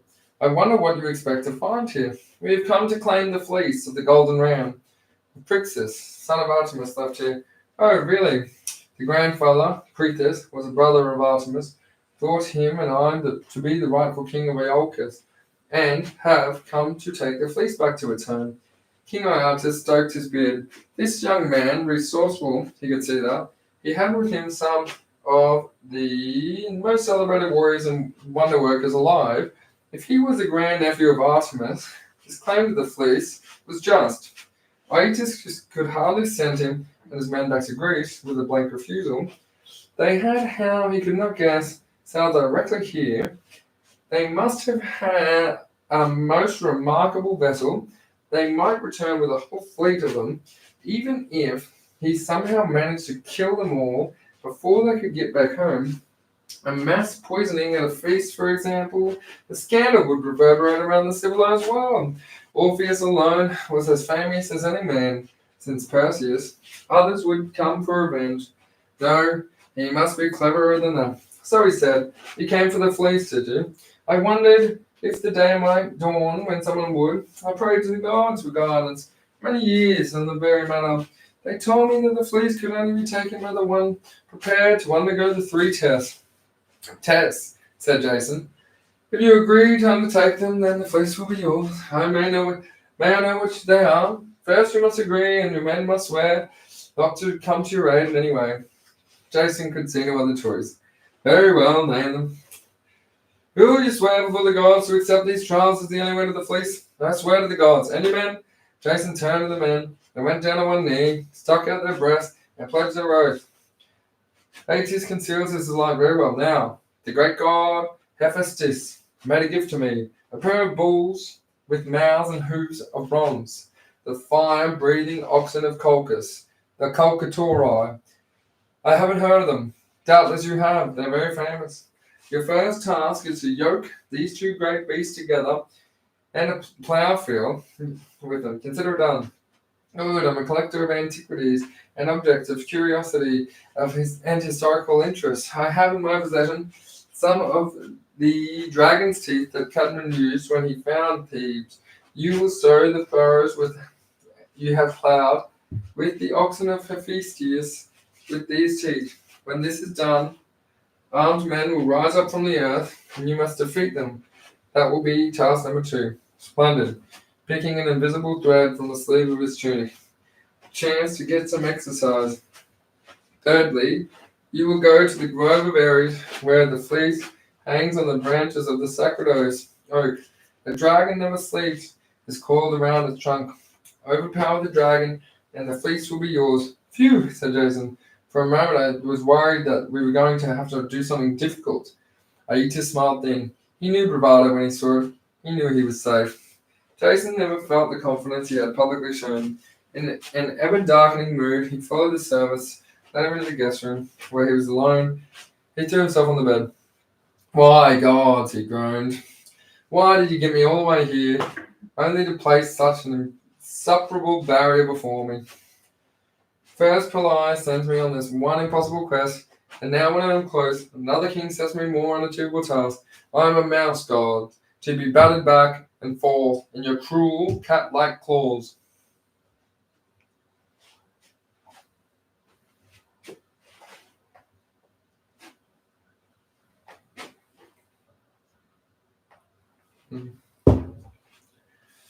Jason anguished complaints rose into the heavens where they reached the ears of Athena and Hera and Mount Olympus. "He has a point," said Athena. "Until now I greatly admired his spirit," said Hera. "This whining self-pity is a disappointment, comparing us to cats, playing with mice. This is hardly proper." "He has some cause," countered Athena, "to have got so far and now be trapped into promising the impossible. Here arched an eyebrow. Nothing is impossible. You are suggesting we intervene? Go down and assist him. That would hardly do. Zeus would make it clear that the frowns and too much have sorted that thing, and heaven knows I have tried to make clear my views of his mortal entanglements. No one rarely, if ever, makes appearances these days. We could send a plague to kill Aetus, perhaps. Yeah, but Jason has already sworn an oath and undergo the 3 trials. It makes no difference whether Aetus is alive or dead. This is all most vexing, said Hera. I am beginning to think my plan to use the young man as a means to punish Belias for daring to violate my temple is too elaborate, too indirect. Perhaps Jason is not the right vessel, so young and cocky and headstrong. Athena stroked the chest of the owl that sat on her shoulder. Ah, I think I have it. The daughter of Aeetes. Chalciope. No, the other. Maria. What of her? It as it happens, she is a worshipper of her cut, and skilled in her arts. Is she now? None more so, they say. She could help Jason, but why would she? Was it that drives mortals more than anything, more than power and gold? Ah, Hera nodded her head. How wise you are. Athena, seek Aphrodite out. Athena found the goddess of love in Cyprus. How may I help you, Aphrodite? Hera and I need a princess of Colchis called Medea to fall in love with the prince of Iolcus called Jason. You see, Hera intends this Jason to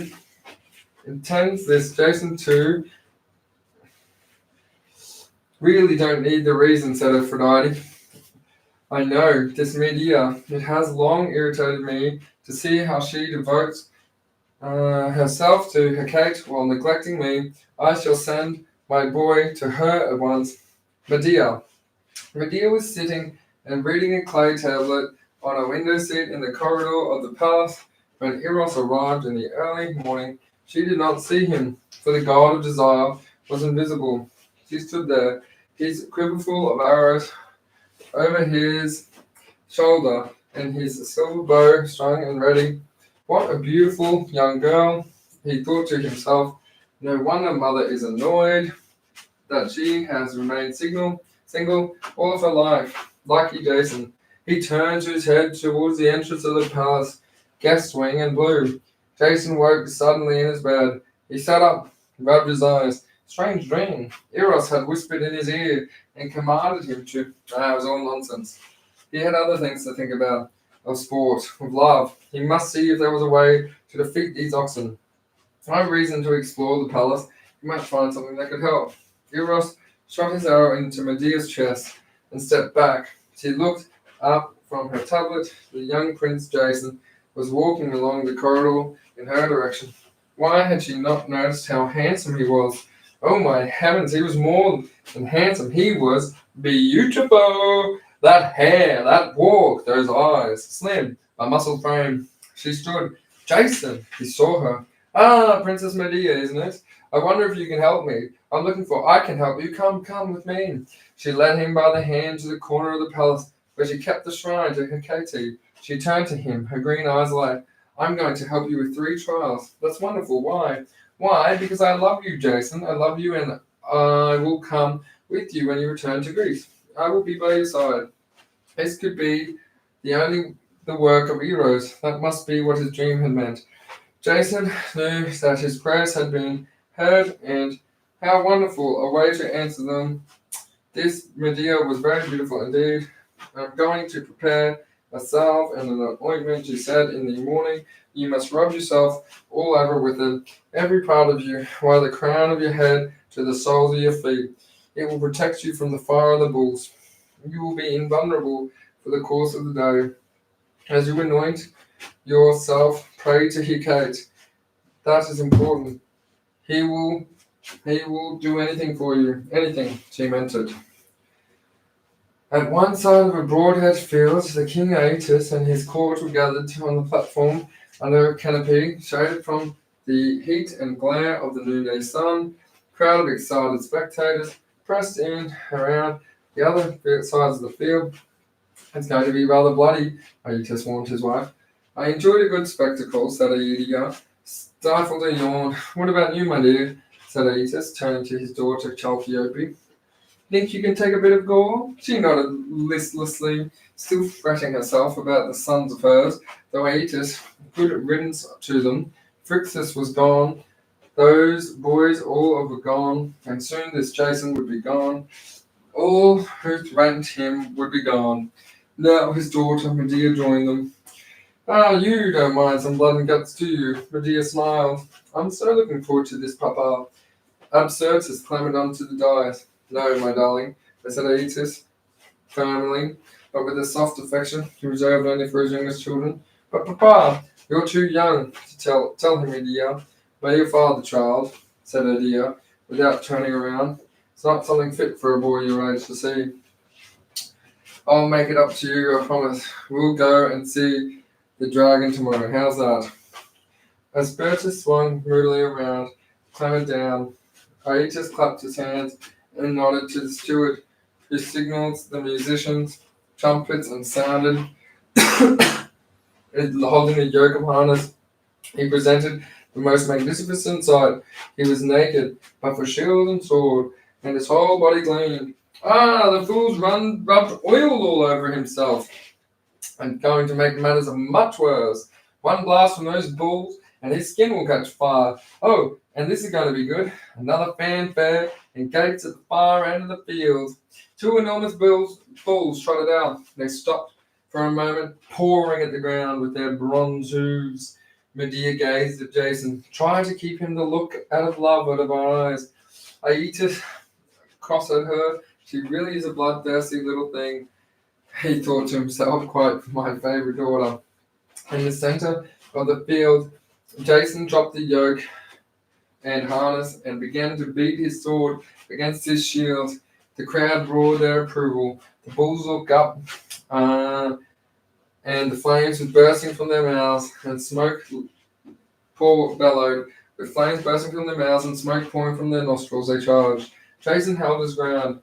By the gods, this ointment better work, he muttered to himself. As the bulls galloped towards him, the flames enveloped him as they approached, but he felt nothing. Leaping to one side, he slammed the shield into the first bull, which stumbled, and the other turned on him, distracted by a ball of fire, directly into his face. Jason stabbed it in its side with his sword, and the bellow turned to a shriek. The bulls had never had to fight before. Their flames had always been their weapons. On Jason, they had no effect, and it demoralized them. Even more feeble spears of fire. The crowd stood at their feet. Jason picked up the yoke, attached it to the bulls, and bowed their heads, humbly, submissive to his touch. The royal steward approached Jason with a wonderful plowshare. He scouted the yoke of bulls with the evident fear which set the crowd jeering. The plowing itself was easy enough. The bulls were subdued, and the obedient, and the furrows they plowed straight and deep. Jason turned towards Aetes. One, he shouted. One, echoed the crowd. Aetes swept his hand, gestured that he was supposed to combine impassive acceptance and modicum of admiration and an air of regal graciousness. It succeeded only in looking petulant. A trump sounded, and the steward approached Jason again, bearing this time a silver box high above his head. Jason took it and gave it a shake. He heard the rattle of the dragon's teeth. Aetes watched with a frown how this conceited youth could have withstood the blast of the oxygen. Breath was more than he could understand. It was displeasing, too, that the crowd should be so loudly and unmistakably on his side. Well, it was one of the last things to turn the bulls. Quite another, to defeat the armed men that would spring from the soil. Jason walked to the furrows, sewing the long, sharp, yellow dragon teeth in the grooves. When he had finished, he looked back, looked for a suitable stone. Medea had told him this was the way to defeat the Spartoi, sown men that would rise up fully armed from earth. He would be able to throw stones into their ranks. He saw a jagged boulder that was big but not heavy enough for him to lift and edge round to it. He looked across the field. The eyes of the king and the crowd were on the ploughed earth, from which the tips of spears were beginning to sprout. The green eyes of Medea were on him. He nodded and leaned down towards pick up the boulder. The spear tips were followed by helmets and then shoulders and then trunks and legs. The field was now filled with row and row of rough, royal soldiers. They roared in unison, grunting war cries and brandishing their weapons. The sight and sound of them was terrible. Jason raised the boulder above his head and held it with all of his might. It landed on two of the Spartoi in the middle of the field and bounced off on each other with a snarl and started to fight each other. Others joined in soon, and they were all stabbing, mooring, thrusting, and throttling each other. One by one they fell, until only one was standing. The lone soldier staggered groggily about the field with his slain companions. Jason marched up smartly up to him with one sweep of his sword, cut off his head. He held the high head, and he turned to Anastasia, and he yelled out, "Two!" Yelled the crowd. Aetes stood, turned his back on the fields, and left. The rest of the crowd went with him, but the crowd stayed, chanted Jason's praises. He knelt down and thanked Hecate, Hera, Athena, Aphrodite, and all the gods he could think of for this deliverance. And thank you, Eros, he added, for sending me Medea. The grove of Ares. Later that afternoon, Aetes called a council of his leading warriors, chieftains, and nobles. This kingdom will be humiliated in the eyes of the world if we let Jason leave Colchis in the fleece. It cannot be allowed to happen. But the council murmured assent. But how did he defeat the Kilkaturi? Asked one of the noblemen. Yes, that's what I want to know. Perhaps I can help, came a female voice. They all turned to see Idja, Aditya's wife, standing in the door. Really, my dear, this is a royal council. We cannot have women walking in and, oh, well, if you don't wish to know who's responsible for helping this Jason, it really makes no difference to me. She said, turning away with a shrug of the shoulders. You know, then you must tell us. Our daughter Medea, said Idja. Who else is versed enough in witchcraft? Besides, I saw them together yesterday afternoon. She was kissing him. Aetus barked, orders it, find her, arrest her, imprison her. But what if Jason gets away with the fleas? Said one of the generals. I ordered that his ship be found. He won't get too far without that. Yes, my lord, but we have to scour the countryside far and wide without success. One party searched all the way to Phases. The vessel must be out to sea. Well, in that case, they'll have to follow the river to join it. We can cut them off to pieces if they try.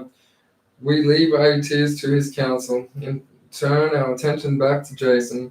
We find him having reunited with our four grandsons of Aetes, being led by them through the dusk of evening to the grove of the Ares. They were soon joined by Medea, who pulled up short at the sight of her nephews. You! Yes, it's you, Aunt Medea. Jason has told you were on our side. We are with him too. I'm glad to hear it. Wasn't it fantastic, the way that he dealt with the Kalkatamoi? We watched the whole thing with the Absyrtus through the gap in the hedge, didn't we, Absyrtus? Medea's younger brother had been hiding behind his nephews, came forward and smiled at his name. Hey there, Medea. You as well. Let's face it, he said. Alas, none of us ever liked the old man, did we? He's grown so cruel with his age, and as for grandmother, she's a dead fish. Yes, Davidson, this is all very charming, but you must go now. Round up the crew and accompany them to the Argo. If you don't go join tonight with the fleece, you are all to leave without me. Do you understand? But this is not for subject debate. Go. Our four brothers and young Abystris left. The Medea fell into Jason's arm, and they are searching for me. The father must have guessed the part of my victory. Oh, darling, you were so splendid. The kisses. We must hurry, my love, she said. The grove is just there.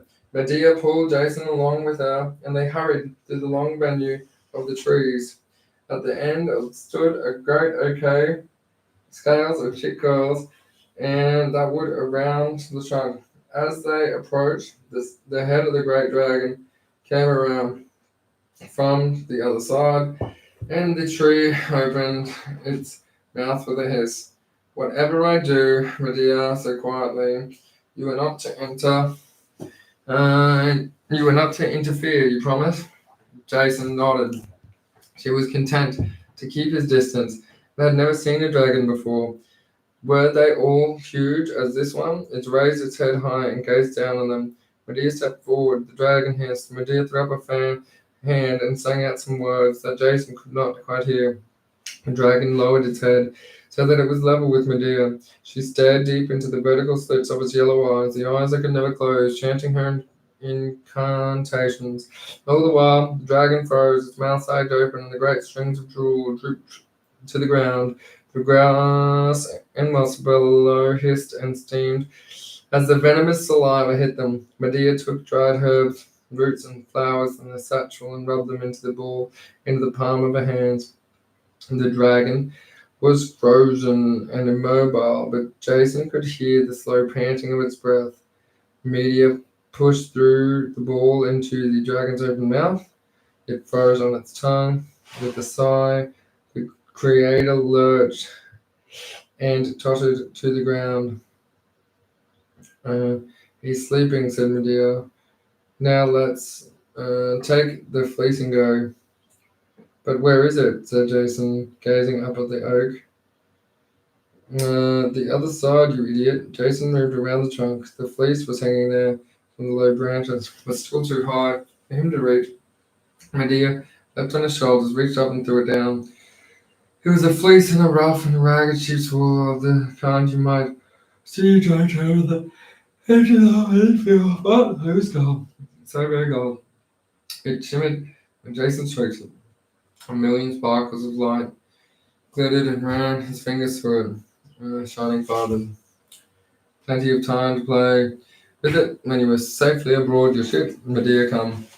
They stepped around the sleeping dragon and hand in hand ran laughing down the grave with the golden fleece, slung across Medea's shoulders like a peasant shawl.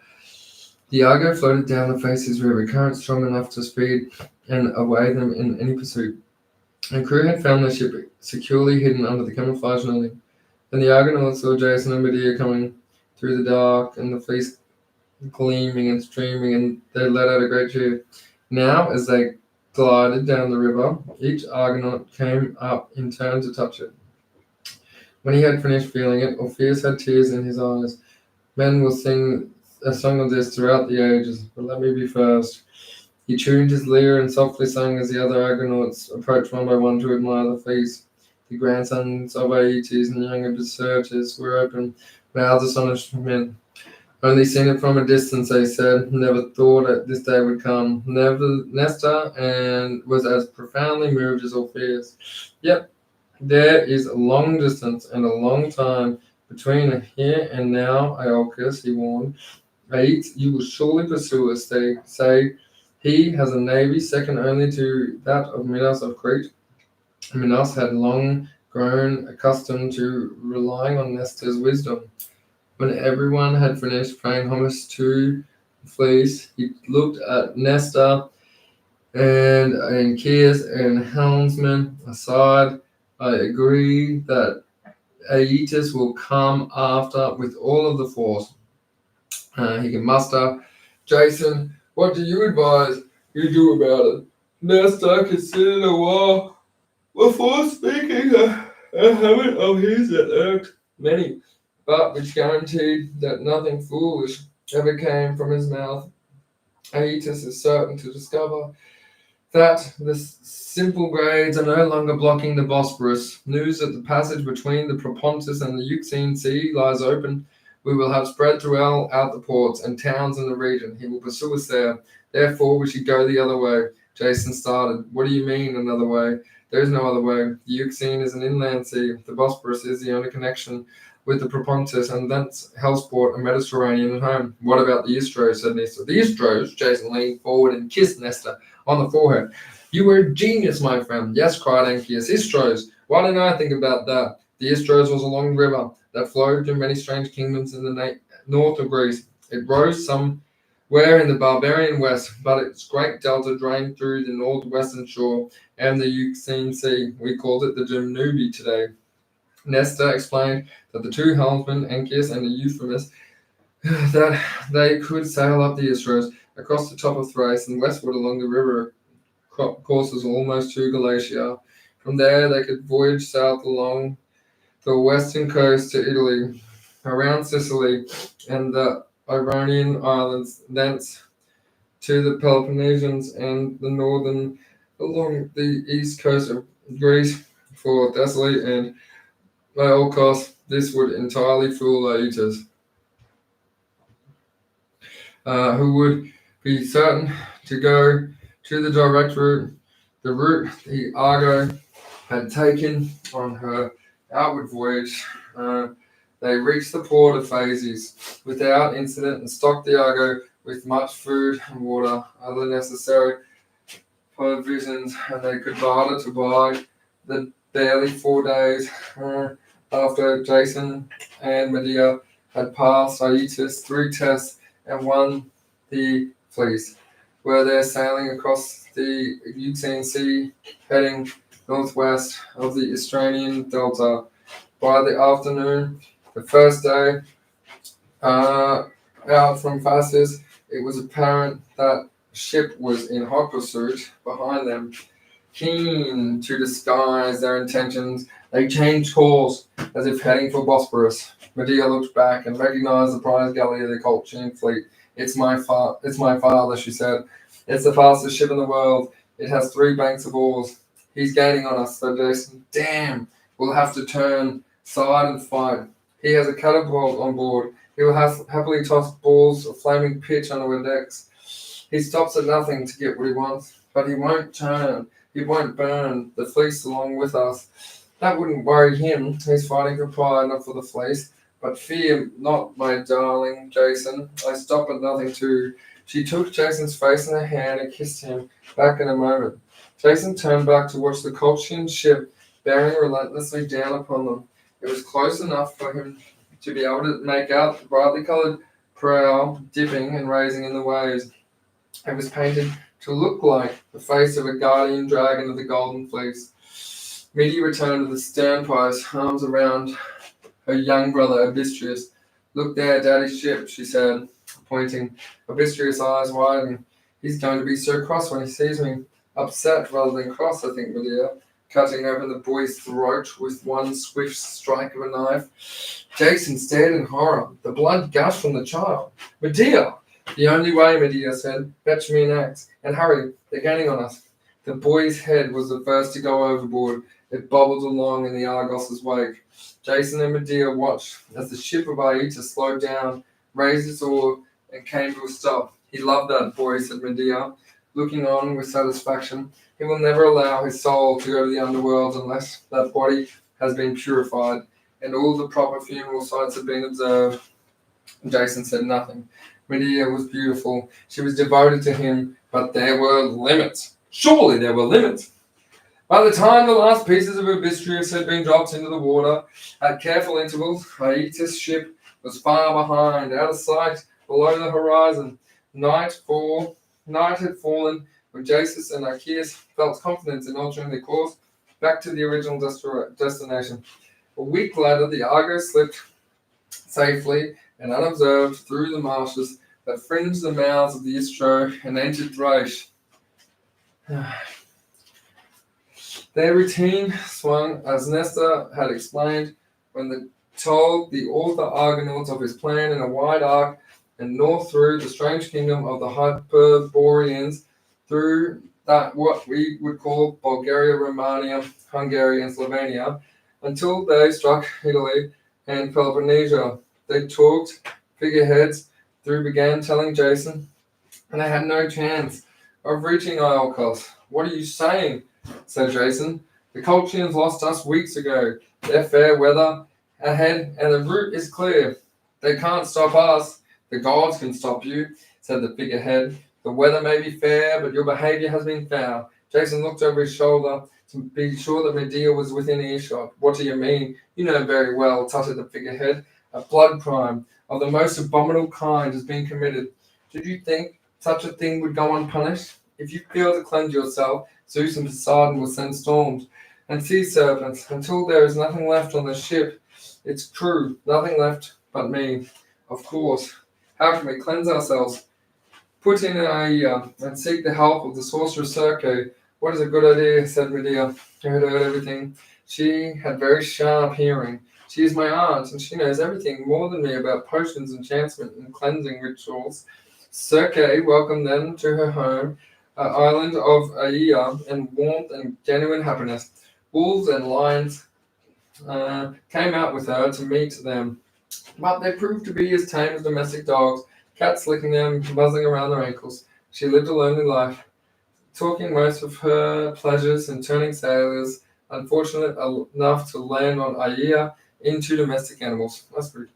Circe took great delight in performing the rituals, chanting the appropriate incantations and pericula prayers for the purification of her niece and the proper propitiations of the gods. Overnight, however, the truth of what Medea had done was revealed to Circe in a dream, and the following morning she cursed them off her island with shrieks of disgust. In the name of all that is holy, he was your younger brother, my nephew. It is only because I fear committing a blood crime like yours that I have to let you leave unharmed. She yelled after them, go and never return. I thought she went rather well, said Medea sweetly. They sailed south, hugging Italy's western coast. They were upon Ciampoli, the Siren Rock, before they knew it. The strains of sweet music were wafting into the ears of everybody on board. As they approached the members, the crews began to snatch their air, trying to catch the sound, like puppies snapping at butterflies. They stood at the gunwales of the Argo and leaned out, straining to get closer. Jason was ready for this. Now! He shouted to Orpheus, who stood high on his foredeck, picked up his lyre and began to sing his own song.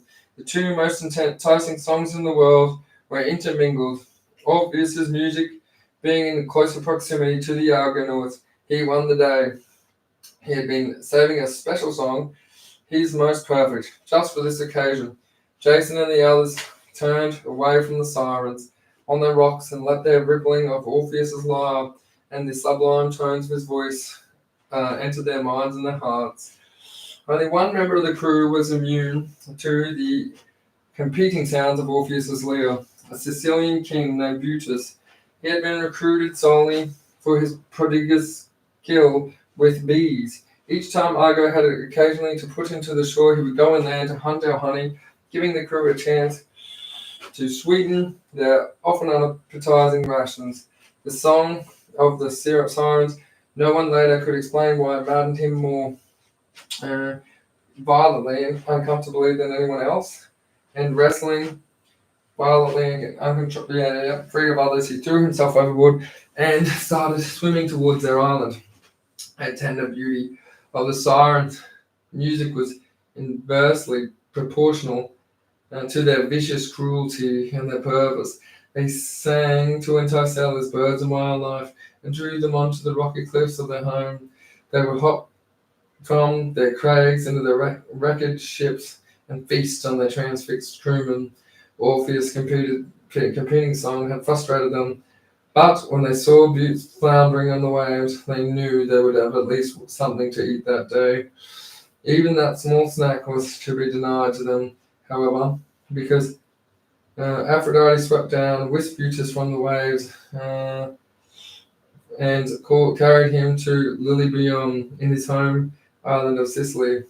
As soon as Argo sailed clear, Siren Rock Jason was faced with the difficult choice. To the west lay the channel that passed between fearsome Sicilia and Charybdis. Scylla was a dreadful six-headed monster who would lean down from a cliff and pluck up each 6 crew members of any ship that passed too close to her, but tried to steer too far away from her cliff, and the vessel would be pulled into the pass of Charybdis, a fast-churning whirlpool that could suck down an entire ship. Instead, Jason ordered and a kiss to veer away, avoiding Celia and Eurydice altogether, but taking them towards another danger, the infamous placate, or wandering rocks. These were turbulent waters close to Mount Etna, whose fury caused them to violently to froth and churn between dangerous reefs, bubbling with flame and smoke. Once the Argo was caught in their currents, there would be no turning back. Anchius fought to steer as they were flung towards black volcanic boulders. The Argo was a large ship, but now she was nothing more than a toy boat hurling through foaming white rapids above the water of the torrent. Jason could hear the precise, nagging tones of the figurehead when he was finally able to make out what it was, saying, "Don't be pulled into the Anchius." Rowden yelled in his ear, "Don't try to steer, let go." "What? Don't let it get Philibard, just let it go." "Are you mad? Do as I say." Anchius obeyed. In truth, controlling the tiller had been like trying to catch a tiger by the tail, and he was more than glad to let it go and commend his spirit to heaven.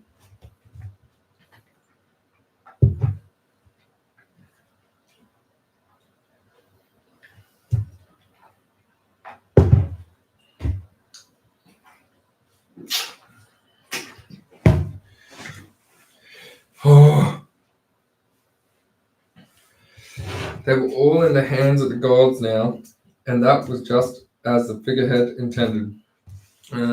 Hurled this way and that, slammed sideways and spun around and around, plunging down and rearing up. The ship somehow threaded her way through without once touching a rock. When they were at last vomited out of the mad ferment into a calm sea, the Argonauts fell to their knees and thanked the gods for their miraculous salvation. All but one.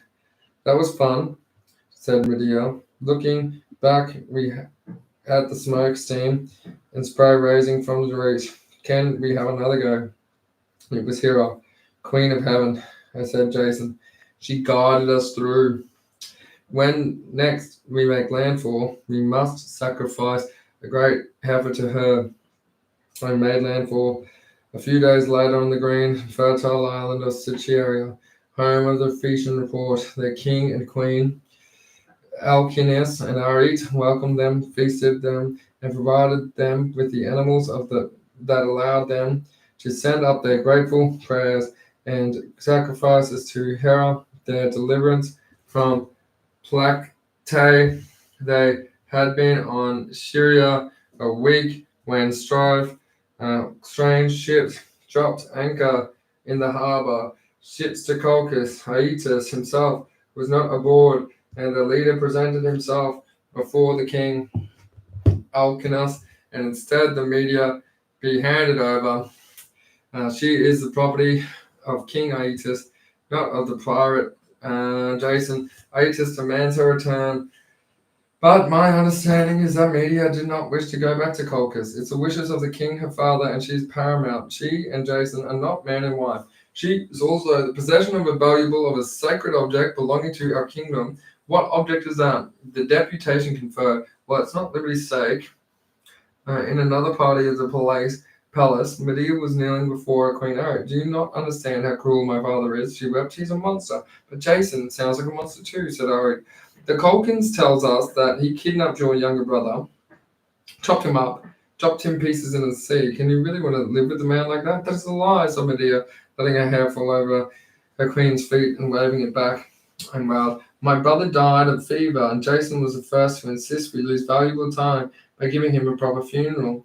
Artie's heart was moved. "I shall go to my husband immediately." She arrived at home, the room to hear Alcinous delivering the judgment. "If Medea is a virgin," he ruled, "she belongs to her father and must return to the Colkins. If she is not, she must stay with Jason. I have sent for the venerables and wise priestess who lived in the north of our island and who knows how to determine the state of female parts. A reed left was run to Medea, and there is no time to lose. I must ask you this. Have you slept together? Which I mean, have you coupled?" Jason blushed. "We have had no time. On board ship, it has hardly been possible." Arit turned to Medea. "My dear, are you still intact?" Medea dropped her head. For once she had no need to lie. Then tonight you must put that right, Sir Reed. Tomorrow morning, woman will arrive and inspect you. If she finds you are still intact, my husband will deliver you into the hands of the Colchin legation. It was a tableau of rare power and beauty. Jason Medea spread out fleece and made love on its soft golden wool. The next morning, the frustrated Colchins departed. Alcinous summoned Jason to his throne room. My ship will escort you until you can be sure of your way, said the king. Now that he had made his decision, he was not of mind to let the Colchins ambush Argo when they left Sharia.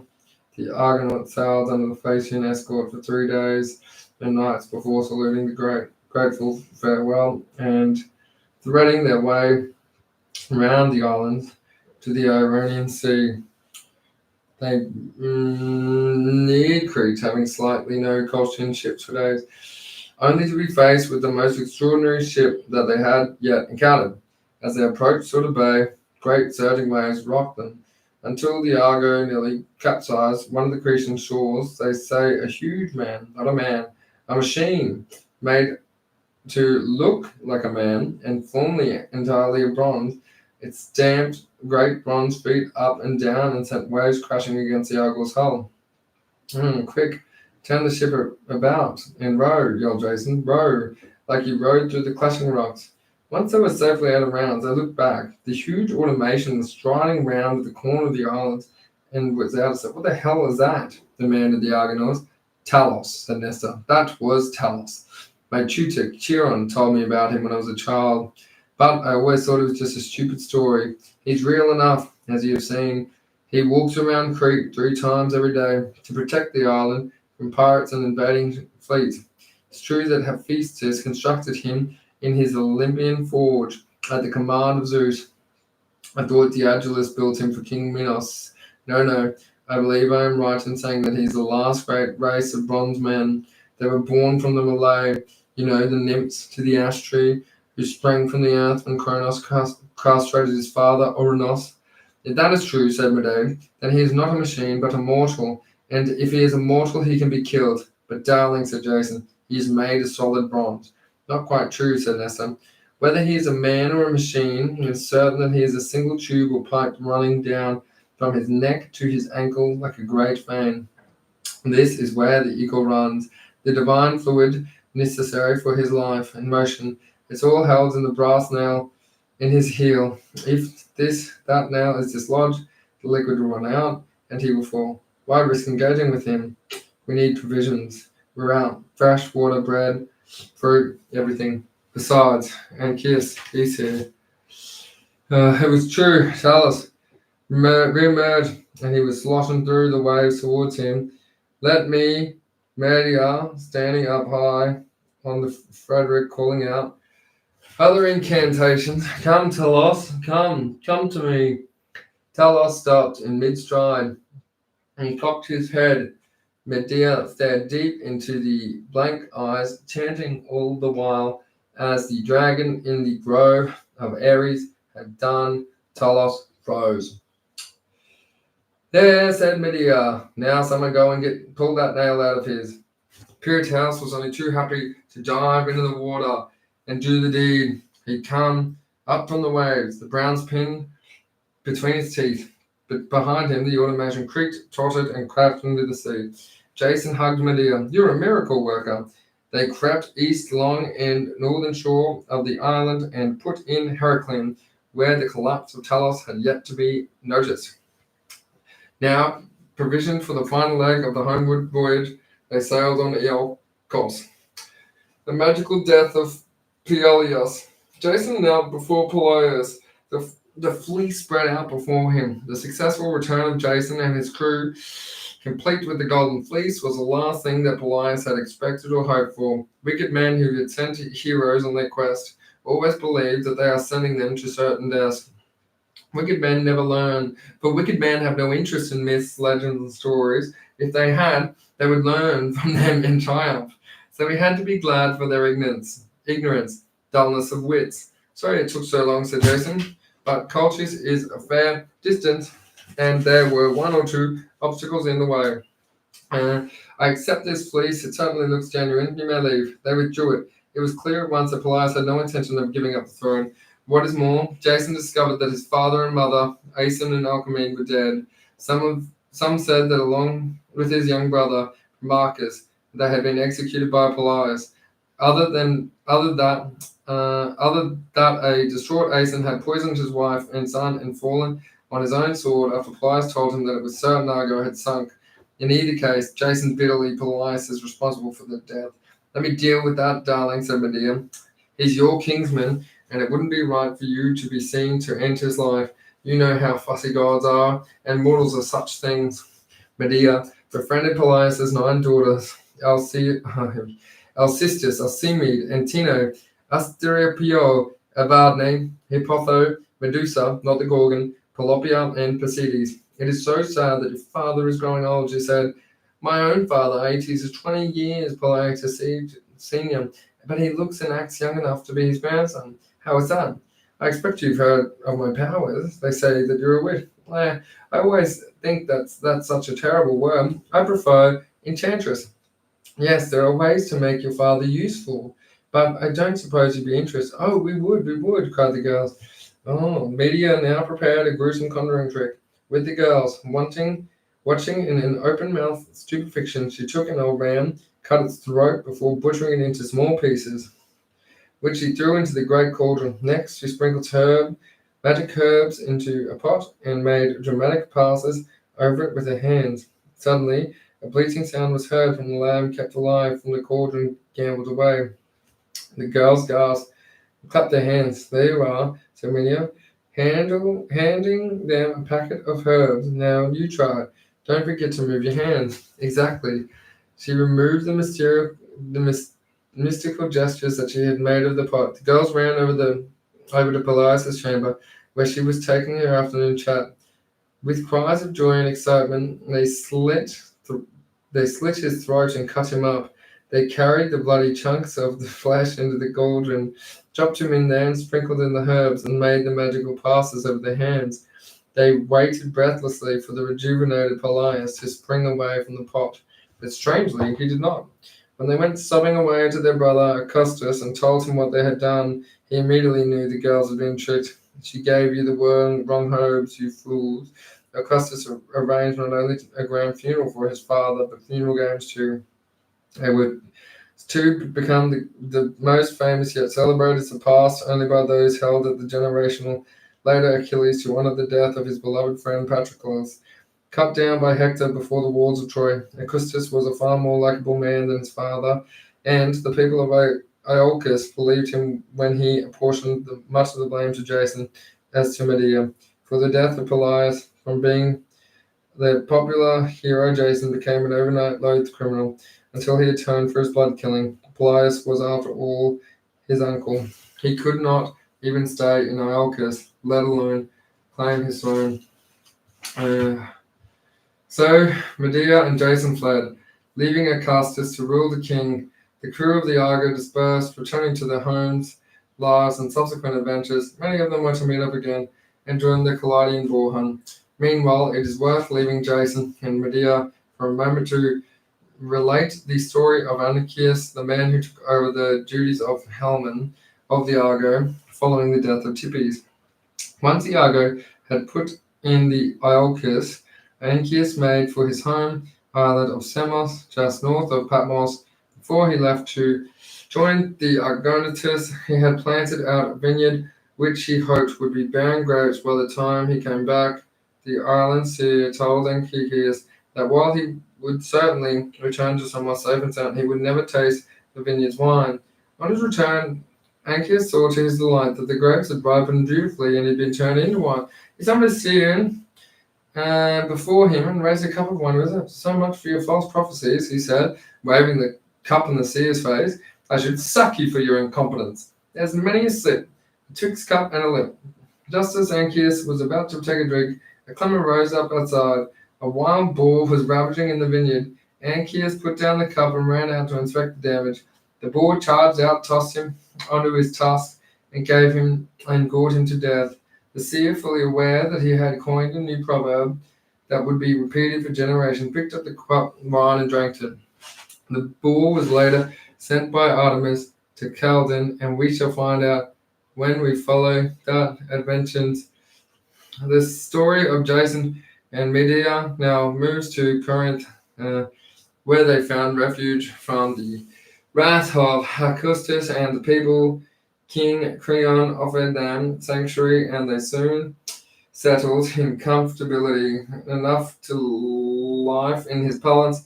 Medea bore Jason 3 sons, and all was well until Jason's eyes fell upon Creon's daughter Creus. So Eros when it struck Medea, he had never pierced a heart more ready for utter devotion. Her love for Jason was an animal, obsessive and terrifyingly passionate. Her fury, when she discovered his betrayal, was no less volcanic. To herself, she swore revenge, yet she had enough inner strength somehow to conceal her rage, her hurt, and her drastic intentions. Can it be true, she asked Jason, that you have decided to leave me? It's political, he replied. If I marry into Creon's family, that one day our children might rule Corinth, and of course, you can see that the value in that. Surely, after all I've done for you, Medea kept her voice quietly. Who was it to help you defeat the fire-breathing Oxen and the great serpent of the groves of Axus? Who was it who overcame Talus of Crete? Yes, but it was Aphrodite. When you come to think of it, Idamon told me the whole thing before he died. Aphrodite sent Eros to make you fall in love with me on the order of my protectress Hera. It was all her doing, really. She was the one who helped me. You were merely her vessel. In the days come to Medea would repeat those words to herself many times, but what comes out of her mouth now was, of course, my love, you were right. I know that I'm happy for you, and I'm happy for Chrysia and her family, and to prove to you, I shall send to you for the finest wedding gifts I can procure. You're an angel, Jason kissed her on both cheeks. I knew you'd understand. Slapping her cheerfully on the behind and left the room. Man, it's not that they're brutish, boorish, shallow, and insensitive, though I dare say many are. It's just that they are damn blind, so incredibly stupid. Men in myth or fiction, at least, in real life, we are keen, clever, and entirely without fault. Cruce's wedding gift arrived, a gold coronet of leaves, and a gorgeously embroidered and scented robe, all smeared by Medea with deadly proposition. Chrysia could not wait to try them on in front of the mirror. Polished bronze. Within minutes, the venom burned through her skin and entered her bloodstream. Her howls of pain summoned her father, Creon, who held the dying girl in his arms, wailing, sobbing. But when he tried to lay her body down, he found that the poison gown was stuck to him, and that he too died in agony. Now Medea prepared to kill her sons. It might seem that what Medea was about to do was the most terrible of her catalogue of gruesome crimes, but in Medea and Eurydice put in her mouth a great speech in which she barricades over whether or not to do the deed. It stands as one of the great soliloquies in drama. From it, Medea emerges sympathetically as a tragic and wholly human dramatic hero. The infanticide is something as she agonizes over it. At first, she decides she cannot and must not do it. Then she pictures what the children's fate will be if she does not. Less kindly, hands and hers will take their lives. Medea, I have determined to do the deed at once, to go kill my children and leave this land, and not to falter or give my children over to let a hand more hostile murder them. They must die, and since they must, I who brought them into the world will kill them. But arm yourself, my heart, why hesitate?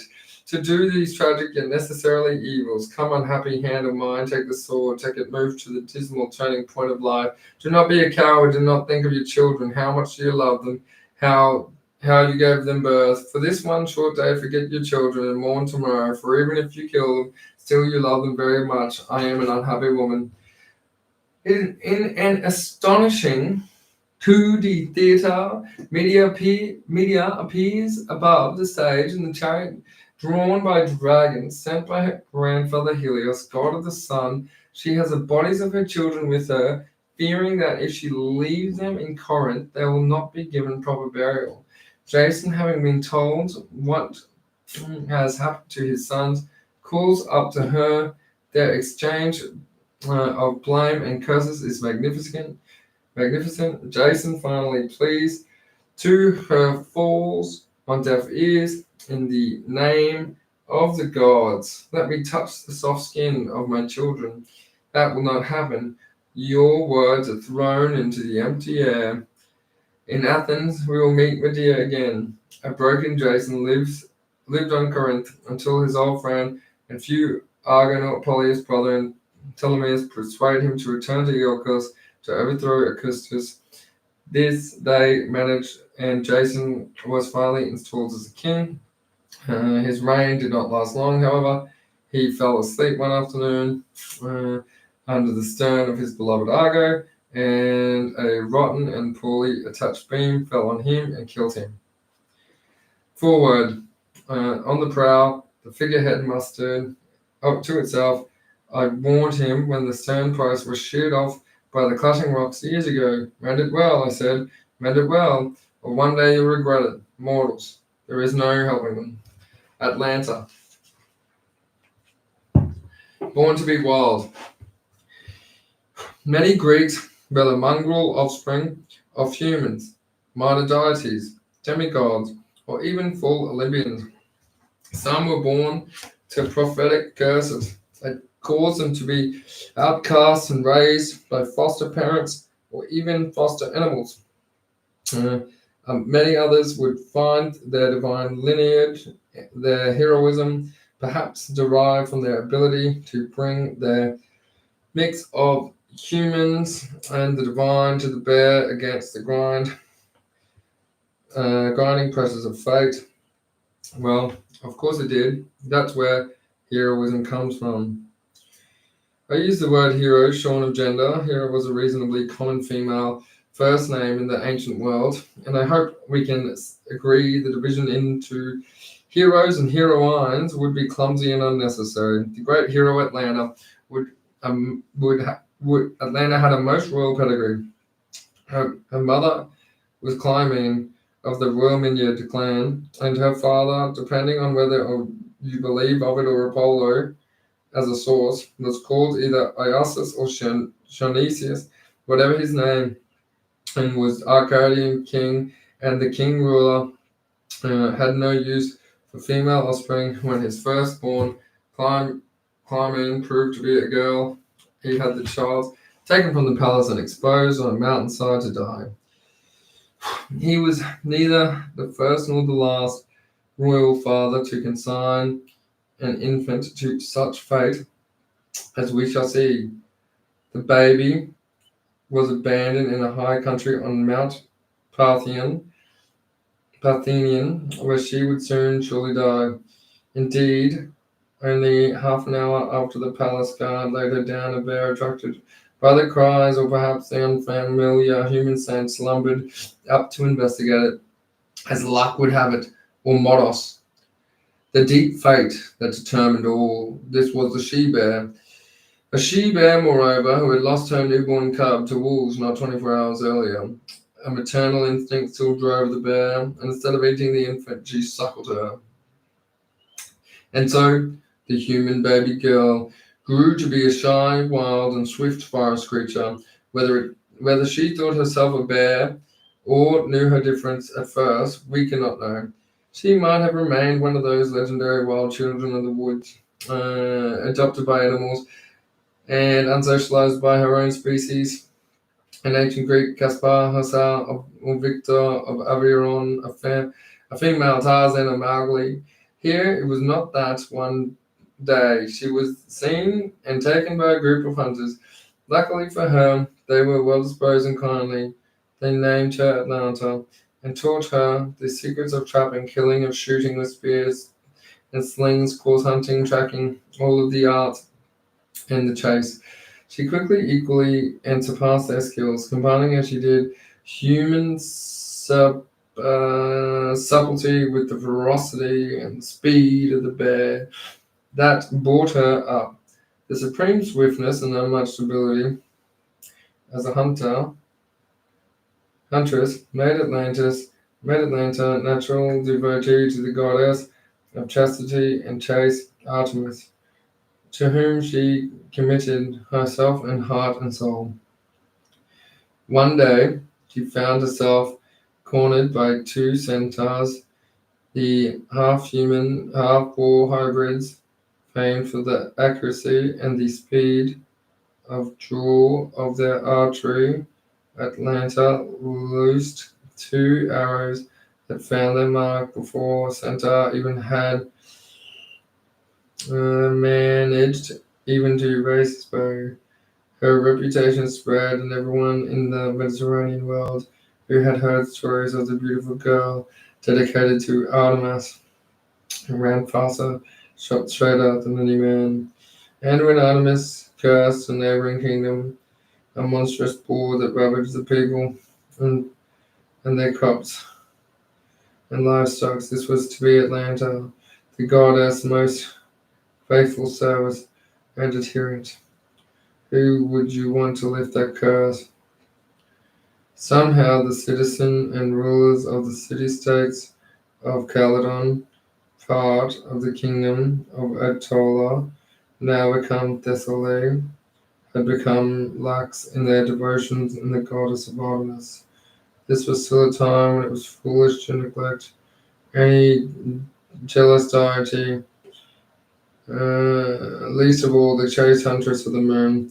As punishment for so insulting a slight to her honor and dignity, Artemis sent to Caledon a monstrous boar with a razor sharp tusk the size of 3 branches, and an insatiable appetite for goats, sheep, cows, horses, and infantrymen. It trampled down a copse ravaged, and the vineyards and barns, and like Robert Browning's rats in Hamlin, bit the babies in their cradles and drank the soup from the cooks and ladles, and which was worse, the people in the countryside families in terror to within the city wall. The people in the countryside fled in terror to within the city walls, and soon famine fed. Onus, a king of Caledon, in his excessive worship of Dionysius over the Olympians, had been the one most recently responsible for Artemis' wrath, and so he too took it upon himself to be the one. He devised the means to rid the land of the rampaging boar. He sent out the word out to all Greece and Asia Minor. The Caledonian hunt will gather in 1 month. Let only the bravest and best hunters come forward. The reward for the trophies or the chase, the beast tasks, the pelt, but more importantly, eternal glory and honor in the annals of history would be theirs in conquer of the Caledonian Boar, and as the greatest hero of the age, many of those who answered Dionysius' call were former Argonauts, including Jason himself. Bored from the return to the placid dullness of domestic life after the camaraderie and excitement of the quest for the Golden Fleece, the band of hunters would be led by Oeneus' son, Prince Meleager, himself distinguished member of the Argos crew. Though he did not know it, Meleager lived under a strange curse, and it is worth going back to the time of his birth to hear about it. I have said that Meleager was the son of Oeneus, but it seemed likely that Ares, the god of war, had some part in his paternity too.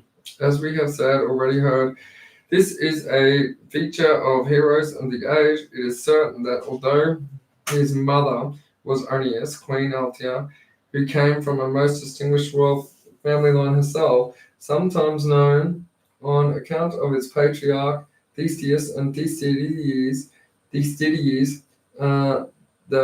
she had 4 brothers, an obscure sister called Hypermnestra, whose name surely is due for revival, and another called Lais, whose experience with Zeus in the form of swan was to inspire many artists in ages yet unborn. Her story is for another time.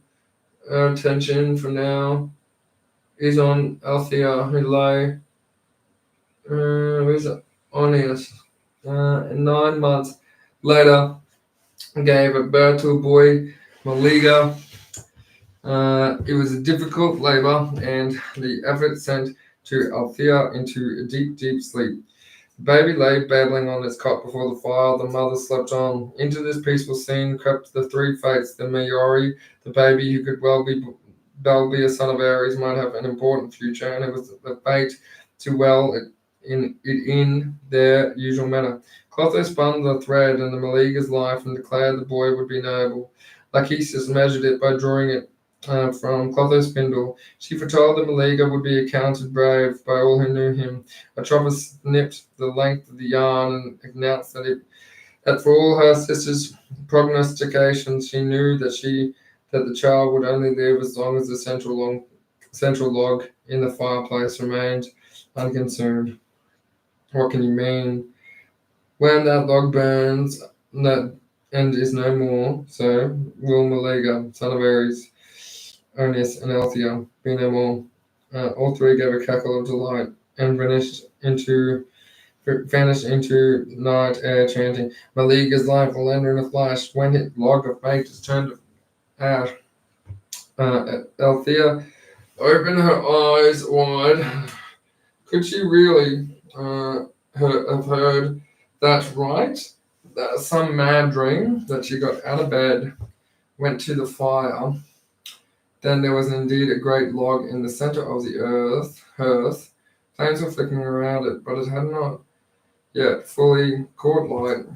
And in her fevered imagination, it resembled in size, form, a newborn baby, her own infant, Meleager. She pulled the log out and dropped it hastily into a copper vat of water that stood warmed by the fire. The flames went out with a sizzle. The baby gurgled happily in its cradle. What should she do now? She wrapped the log in a swaddling blanket and hurried down to one of the unvisited and unused basement rooms in the palace, a room with an earth floor where she could bury the log deep. Her son might have died in 5 minutes if she hadn't done nothing. Now he might live forever. So we have a picture of the Caledonian palace of King Orpheus and Queen Althea outside of the walls, of which rampages of marauding boar. Their heir, the tall, strong, noble, and brave Prince Meleager, now fully grown, lives with them, of course, and as do his six sisters, Gorge, Melanipa, Eulamide, Deianira, Marthone, Pyramid, and his uncles, Avippus, Flexippus, and Eurypylus. The Stadians are fine huntsmen, fully aware that in order to corner, catch, and prey a huge and monstrous and Caledonian boar, they will need every number of the great hunting party that has answered Orpheus's call. But what can this be? His uncles burst out laughing. When a tall woman dressed in animal skins, a hunting bow over the shoulder and hounds at her feet, enters the palace and hurls a spear into the wall and stakes her claim to join the hunting party, Meleager has taken one look at this slim, fierce, tan, toned, and beautiful girl and fallen instantly in love. If she wants to join us, I've got no objections. Girls can't throw, jeers Toxius. Girls can't run in a straight line without bumping into something, snorts Avippus.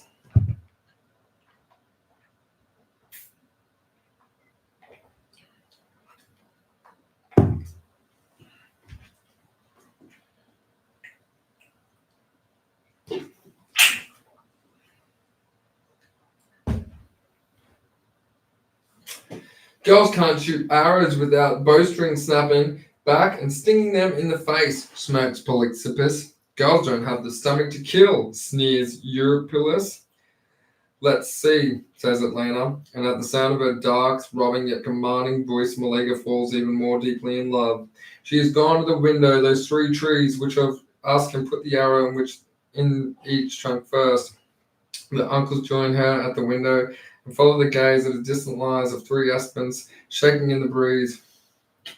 You may give the signal, Atlanta tells Maliga. Maliga raises an arm and drops it. Fire at will. The Thespians scrambles to pluck arrows from their quiver and draw back their bows, but whoop, whoop, whoop. 3 arrows fly in an instant from Atlanta's bow, and now she is standing with her back to the window with her arms folded, mocking smile playing on her face. Maliga and the uncles look over her shoulder towards the trees. In each of the aspen trunks is embedded an arrow perfectly centered. In his hectic rush to draw at the speed, Alexis has fumbled his bow, which falls with a clatter on the floor. He does not take kindly to being made to look like a clumsy child. But strength, he growls. I'll grant you may have a reasonable eye and a quick hand, but this boar is fierce and strong. A mere woman could never hope.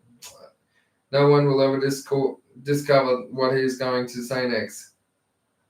Speech and breath are robbed of him as he finds himself, quite unexpectedly, lifted from his feet. Atlanta has picked him up and raised him above his head, as if he were no heavier than a little kitten. Where shall I throw him? She inquires, out of the window or into the vial. Hastily they concede her right to join them in the hunt, but there is now disgruntlement in the ranks of the hunting party. The proud brothers cannot know, as we do, that Artemis not only sent the boar to Caledon, but also sent her most fanatical votary Atlanta to represent her in the hunt. Artemis intends, through Atlanta, to sow as much mischief in the ranks of the hunters as she can. How much Atlanta is a knowing proxy for the goddess, and how much she is an unconscious vessel for her has never quite been decided. The smitten Maliga got nowhere with the wonderful girl who was in the world of Edith Hamilton. Too boyish to be a maid and too maddenly to be a boy. As a devoted follower of Artemis, Atlanta has had a matter of course turned her back on man and on love. Nonetheless, she welcomes Maliga as a companion, and for a young man and so deeply in love, the thrilling propinquity of the beautiful huntress was better than nothing. The classical source name of the least 50 members of the hunting party that gathers around Maliga and the 4 Thespiades is with the manifest of the Argo. There is much confusion and inconsistency in the sources, and perhaps a deal of wishful thinking on the part of later grand Greek families who wanted to claim descent from these origins. Aside from Jason, the throng of former Argonauts present at the hunt include Maliga's cousin, the heavenly twins, Castor and Pollux, and bold Pirithous, king of the Lapiths, wise Nestor and Pallas, and the indefatigable brothers Peleus and Telamon, hospitable Admetus, the friend of Hercules, and sometimes lover of Apollo, the Asclepius, unrivaled master of the medical ears. Even the great Theseus is there. Even the great Theseus is there, drawn as much by his bond with Pirithous as by the addiction to extreme.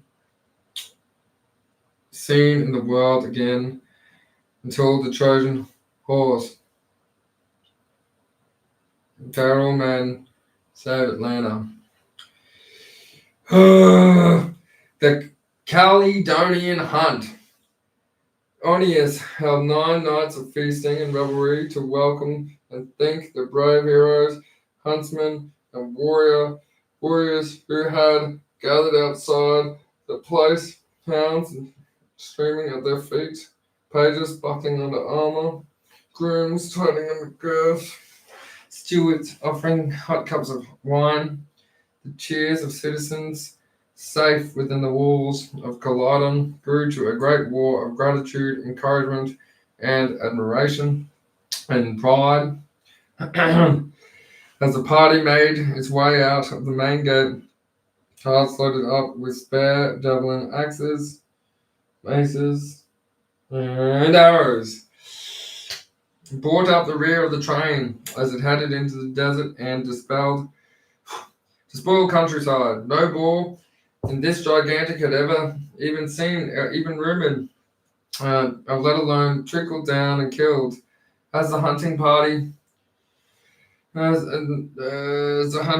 proceeded, they witnessed ever fouler scenes in the horror.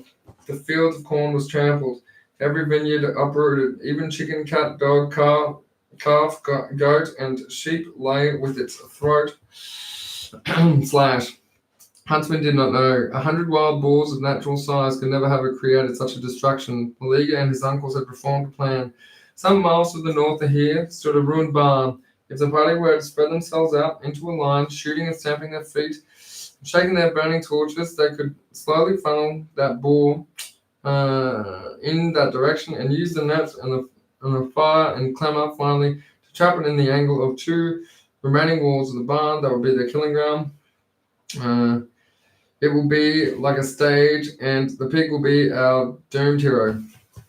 Break in now. Thanks, guys. Hopefully, I come back a bit more awake.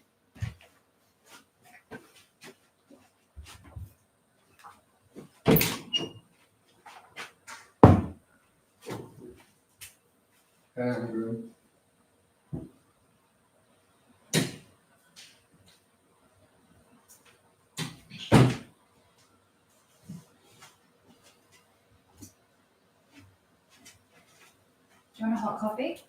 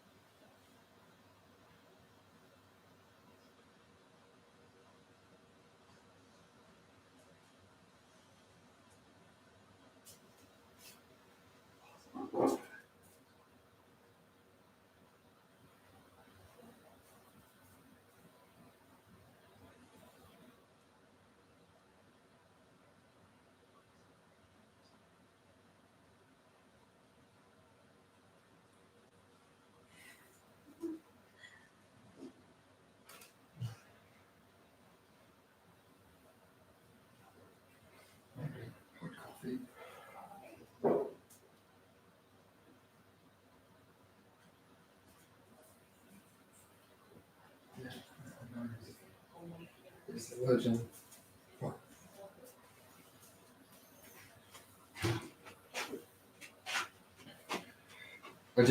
While I got 30 seconds, I just want to give a big shout out to Mark Canterbury and Michael Lorgan as well, big time, for staying up like all night last night.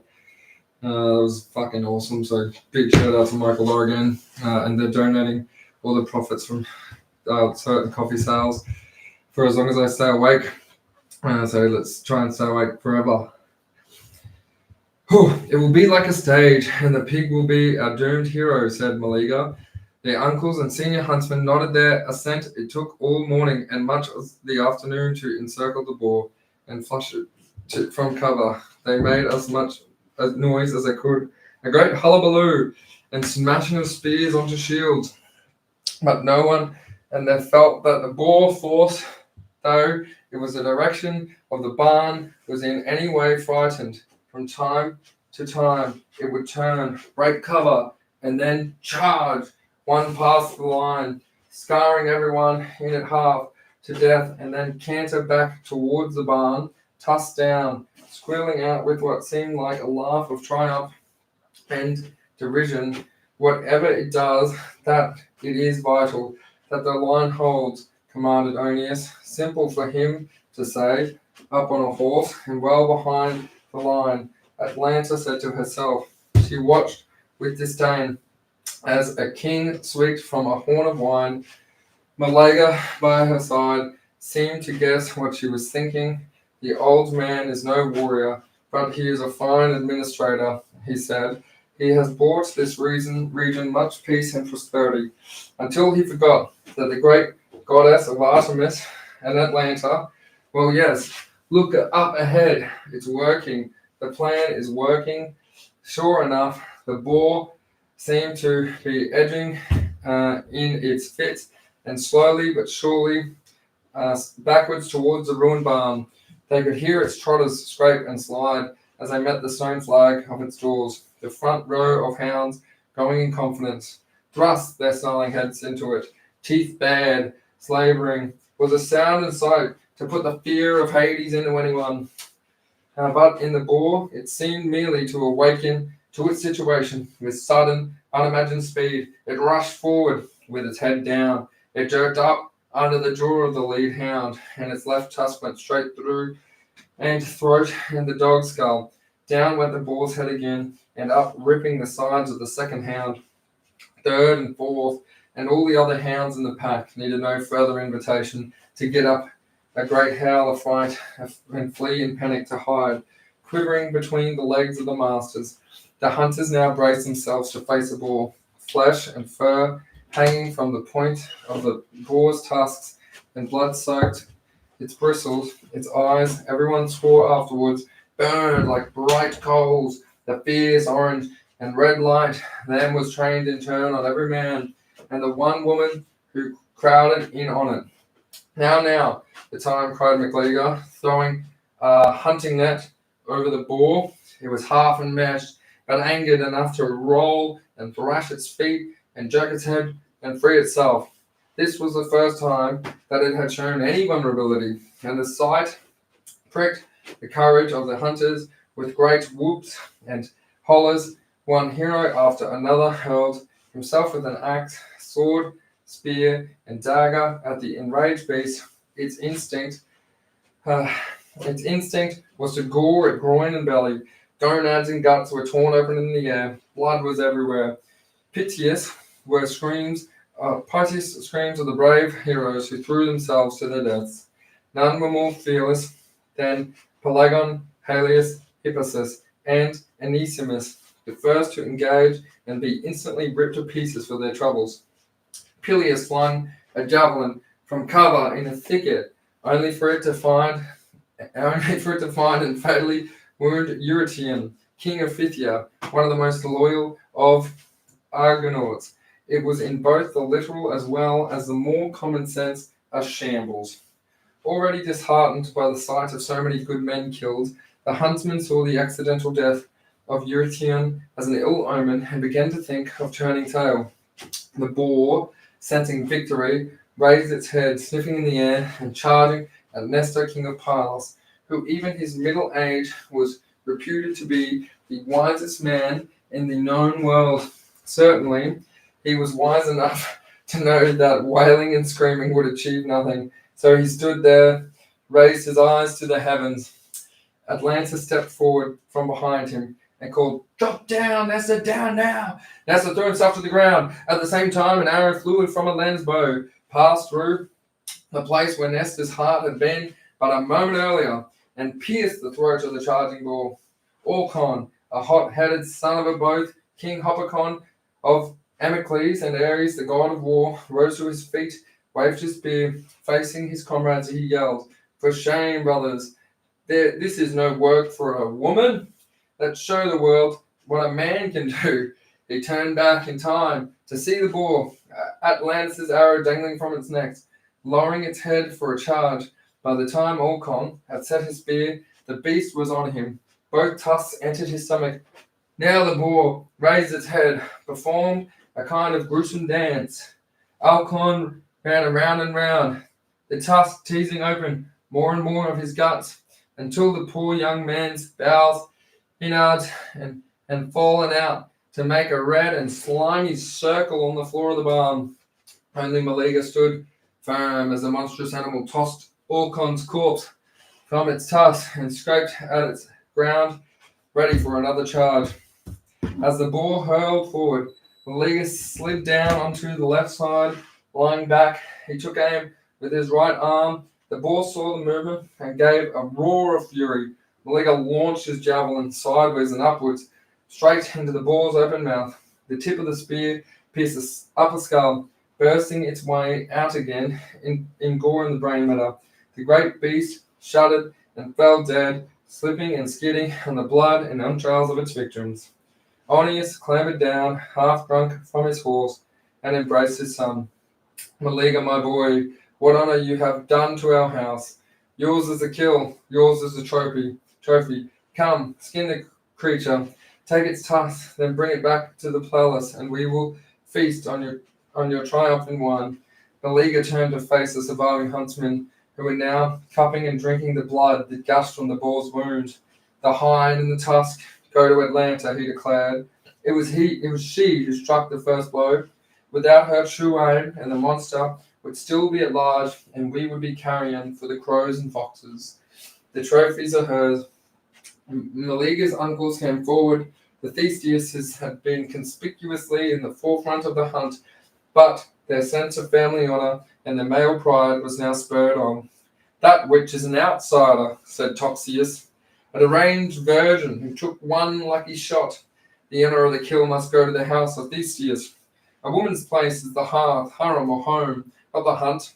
I tell you, the prize is Atlanta," said Meleager. "It is my decision to make, not yours." Plexippus approached the body of the boar. He took out a knife and began to gauge his way to the root of the tusk. "Leave it," shouted Meleager. Toxius raised his elbow. "Stand aside, nephew. If you do not present this trophy to your family, the family will take the trophy." With a roar of anger, Meleager flicked a knife from his belt, flew straight into Toxius' eye. Before Toxius was dead, on the ground, Meleager thrust a sword into the side of Plexippus and slit the throat of Eurydice. Only Evippus was now left alive. At the sight of the blood, mad and fire, Meleager eyes, Evippus dropped the sword he had been struggling to draw. "Spare me, dear nephew," he pleaded. "Think of your mother. My sister cannot deprive her of all." Meleager, crazed by his love of Atlanta, crazed by the killing, he had no time for mercy. He brought up his knee into the older man's groin and doubled up in pain. As Meleager took his knife and twisted it once, but not twice, but 3 times before the sound of the neck cracking assured him that the last of his uncles were dead.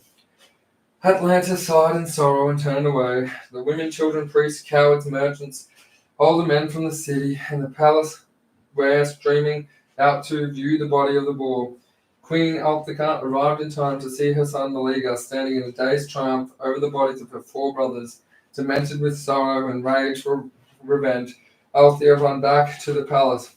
Down to the cellar she went, until she came at last to the deserted chamber in whose floor she had been buried, the log on the day her son was born. Meleager would have lived. Atropos and her fellow Morai had proclaimed for as long as that log was not consumed by fire, but Althea was now inexorable. After killing her beloved brothers, Meleager had forfeited the right to live one moment longer. She scrabbled at the earth and brought out the log, still wrapped in what was left of the woolen blanket. She swaddled it. In all those years ago, Meleager's life will end in a flash, when his log of fate is turned to ash.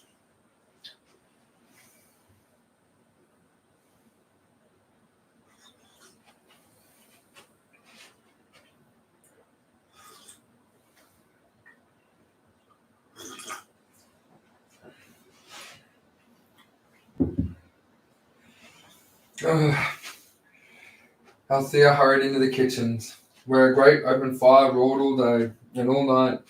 She looked up and saw that across the opening of the floor, the feasting room above a great spit had been suspended directly over the flames. On this, the skinned and gutted carcass of the boar would be transfixed and slowly roasted for the evening banquet. Still, engulfed by her fury, Althea unwrapped the log and huddled it into the fire. The instant she saw the old log spark and bloom into the flames, Althea regretted what she had done. She tried to find a way to pull it out, but the heat was too intense. She could not reclaim the log without burning up herself. But perhaps, she told herself, she had only dreamed the whispered conversations between her and the three fates. All those years ago, she had long convinced herself that this was probably the proclamations of the Ferrari were not for mortal ears. They would never have talked to each other if it wasn't for mortal ears. They would never have talked to each other if there had been a chance of being overheard. It had all been imagination. Surely. She stroked her cheek with the tattered blanket. Althea turned and ran outside, drawn by the sense of deep and terrible foreboding towards the shouts of horrors that come from the ruined barn where lay the corpses of Caledonian Boar and as many heroes, including her brothers. She arrived in time to see her son Meleager running, jumped on the screaming into the pain, his voice sounding horrible like the squealing of a monstrous boar. I'm burning, he screeched. Help, my mother. Everyone pulled back in a confusion and apprehension to see this brave young man so suddenly overtaken by madness. No flames leapt for him, yet he howled and writhed back and forth, falling to the ground and rolling over and over, as if he was being consumed by a living scorching flame. Finally, his screams turned to sob, his sobs to a great shuddering sigh, and he felt silent, quite dead. His body, as the soul left it, blackened, charred, disintegrated into grey ashes, that were whipped away by the wind, leaving behind nothing of memory of the proud and handsome Meleager's mortal remains. With a grief-stricken wail, Althea ran blindly into the woods. They found her some hours later, suspended from the branch of a tree, remnants of an old blanket clutched in her hands. Before she hanged herself, she had torn out her own cheeks in the wild throes of her anguish. This Valkyrie train of events came about, you may recall, because King Onus had failed properly to worship Artemis. Her punishment was the first to send a boar that ravaged the countryside and nearly brought her ruin to Oeneus' kingdom, then to dispatch Atlanta to sow discord amongst his family and the warriors who gathered to his aid. The hunt itself resulted in the deaths of fine heroes before the outbreak of commitment that caused the slaughter of Oeneus' brothers-in-law and uncanny seizure and death of his son, Meleager, and the frightful suicide of his wife, Althea. But Artemis didn't stop there. She transformed Meleager's grieving sisters, Melanthe, Eurymede, Mothone, and Pyramid, into guinea fowl, and clucked and mourned their brother for eternity. 2 other daughters of Althea and Oeneus were spared, Artemis, however, by Artemis, they were Gorg and Deianira, whom Moros, fate, had marked out for important contributions to the heroic years to come. Atlanta, her task complete, left the bitter and blighted kingdom of Caledon, never to return.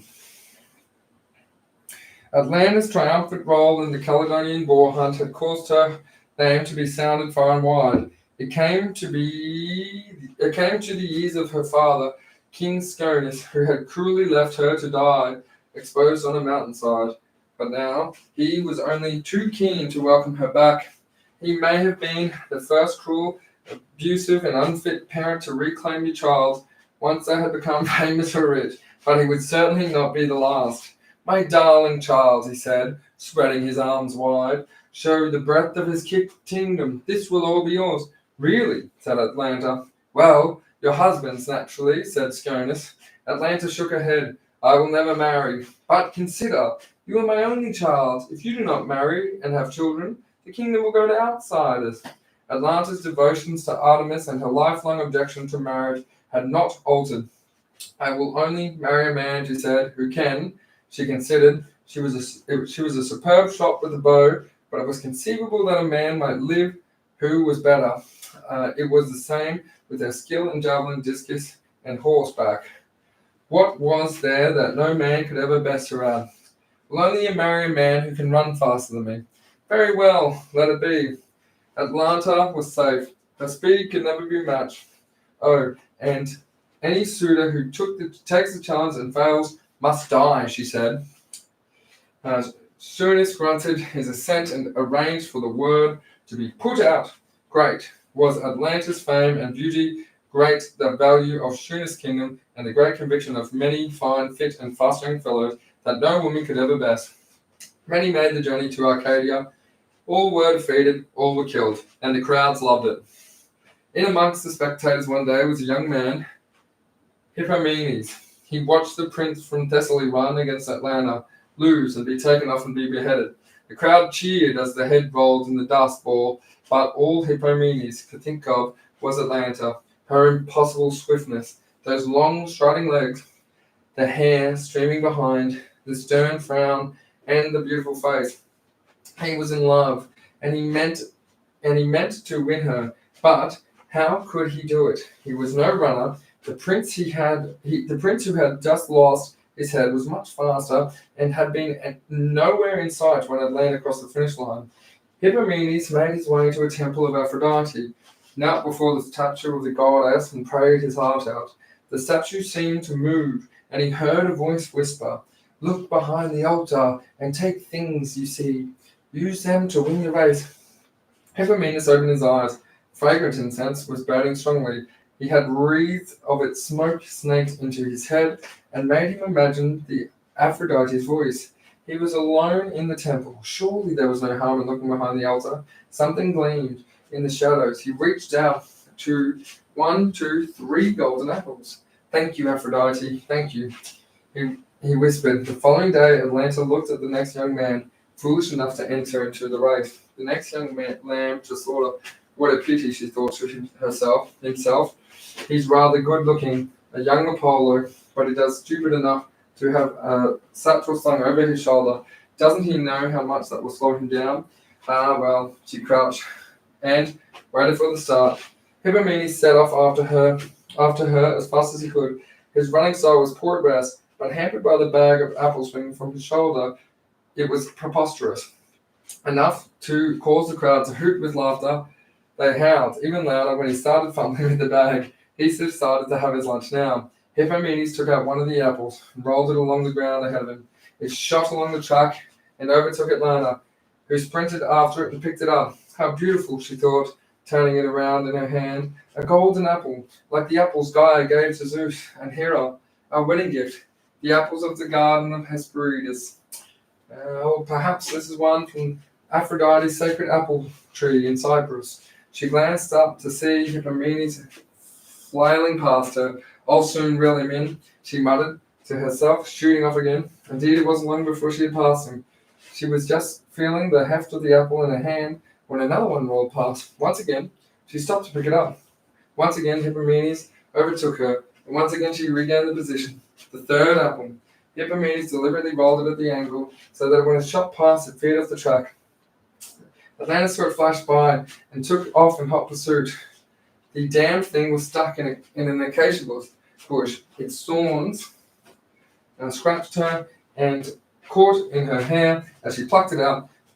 She now had 3 golden apples. How marvelous! But there was that damned boy racing past her again. She turned and streaked after him, but it was too late. Unbelievable, but true. The crowd roared as the exhausted Hippomenes crossed the line, arms aloft, and staggered double up, hands on hips, sobbing in pain from exertion. Atlanta came through, creditable, but shocked second place. She was too vulnerable to go back on her word, and she and Hippomenes were soon married. You can say it was a work of Aphrodite, you can say it was love. It amounts to the same thing, but Atlanta found herself growing fonder of Hippomenes until it could be safely said that she loved him with an ardor equal to his or her.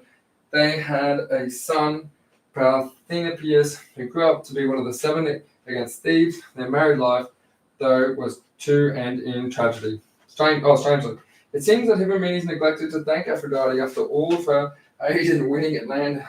As a punishment, she visited great lust upon the couple while they were visiting a temple sacred to the goddess. Unable to resist the urge, they made furious love on the floor of the temple. This outraged Sibyl transformed the pair into lions. This must not seem so terrible a punishment, lions being kings of the jungle and high up on the food chain. But to the Greeks, it was the worst fate that could befall lovers, for they believed that lions and lionesses were unable to mate with each other. Lion cubs, though, thought came exclusively from the union of lions and leopards. And so Atlanta and Hippomenes were doomed to live out their lives, drawing Cybele's chariot closely harnessed to each other, but eternally denied the pleasure of sex.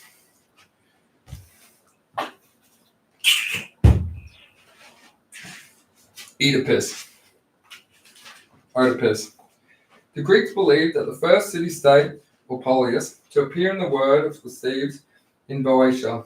The first polis, or city-state, the family of its founder, hero Cadmus, could claim amongst its members the only living god with mortal blood in his veins. It was notorious for internecine dynastic wars, curses, and homicides that, for your catastrophic generational ruin, matched even those of Tantalus and the doomed house of Atreus. If they weren't casseroling, their children were sacrificing them, while those who made it to adulthood, if they weren't committing to incest, were with their parents, were murdering them. To be biblical, Cadmus and Harmonia begat Semele, who exploded and begat Dionysius, her son Zeus, Cadmus, and Harmonia, and begat Agave, Autonio, and Ino. Agave begat Pantheus, who was torn to pieces. All 3 of the sisters, his mother included, a fate arranged by the good Dionysius as punishment for the women's failure to honor his mother. Their sister Semele, as we saw in the preamble to the story of Jason, begat Laertius and Melicertes. Phrixus and Hell sacrificed, it was finally transformed into the Cuthia, the white goddess of the sea, as well as the 4 daughters. Cadmus and Harmonia also begat a son, Polydorus, who begat Lebadkis, who begat Laius, who, if the enmity of Eris and Dionysus was not enough to blight the fortunes for the house of Cadmus, attracted a new curse. Without going into too much detail, when Laius was still a baby, his father Labachus had been overthrown by twins, Amphion and Zethus, his life in peril. The infant Laius had been smuggled into Thebes by Cadmean loyalists, keen to ensure that the royal line could one day be restored. Laius grew up the guest of King Pelops, it seems.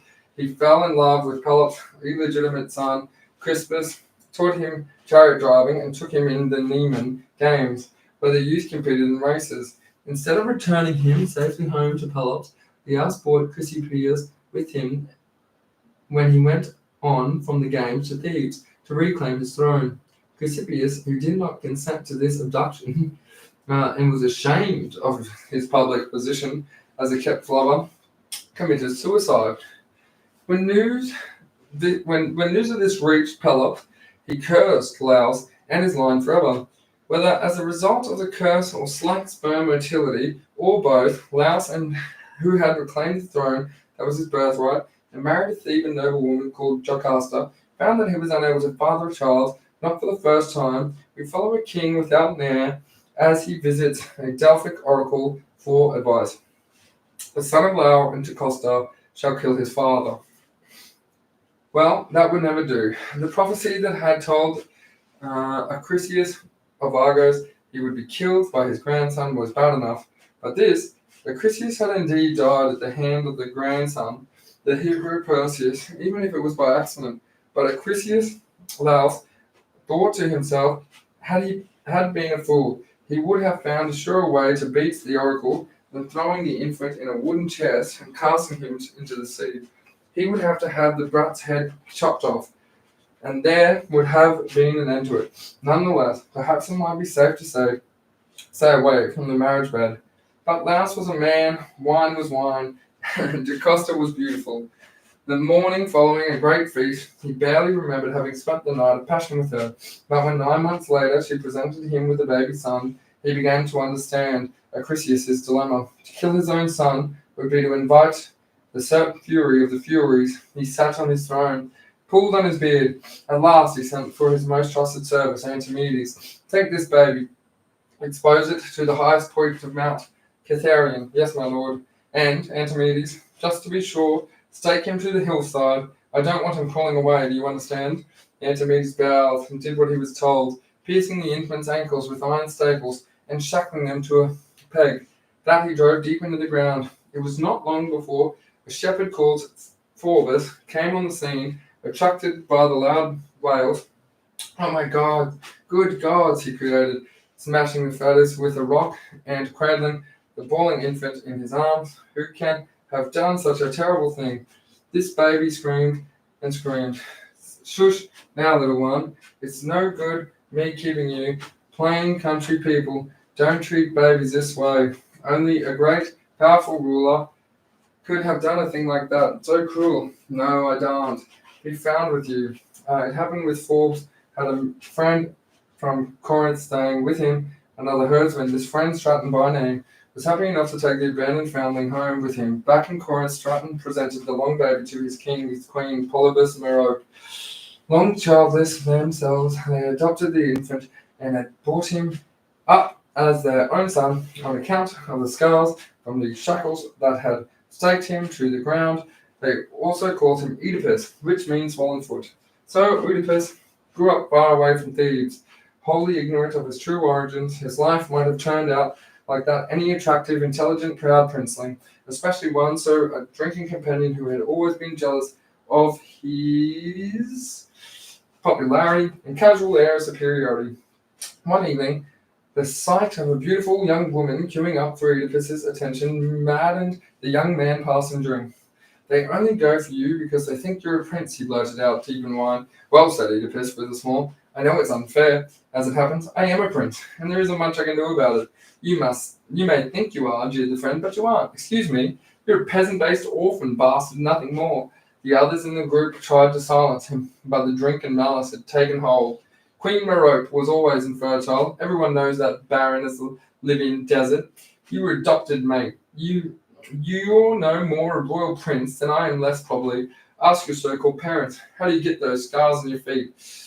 Other friends rushed to undo the damage. Don't listen to Oedipus. He doesn't know what he's saying. You can see how drunk he is. But Oedipus read the fear in their eyes. Plain enough. After a sleepless night, he went to the king and queen for reassurance. Of course you're our son. What makes you think otherwise? The scars on my feet. They were breech birth. They had to pull you out of my womb with pincers. So outraged and indignant were Polybus and Merope, and Oedipus believed them, almost believed them. There was a certain way to settle the question once and for all. He made his way to Oracle of Delphi. He did not know that he expected to reply to the simple bald question Who are my true parents? But it was not the simple question. Bald answer he received, Oedipus will kill his father and mate with his mother. That was all he could get out of Pythia. As ever with oracles, all supplementary questions were met with silence. Oedipus left Delphi in a daze, striking out on a road that took him in the exact opposite direction from Corinth. He must never see Polybus on Merope again. The risk of harming Polybus through some accident was too great, and for the second part of the prophecy, the idea made him feel sick. He was very fond of his mother, but not in that way. One thing was certain, the greater the distance he put between himself and Corinth, the better. Where three roads meet. Oedipus was beginning to enjoy his wanderings as a prince of Corinth. He had become accustomed to being escorted everywhere by stewards, pages, and bodyguards. He found life on the road as free and unaccompanied traveller, full of interest.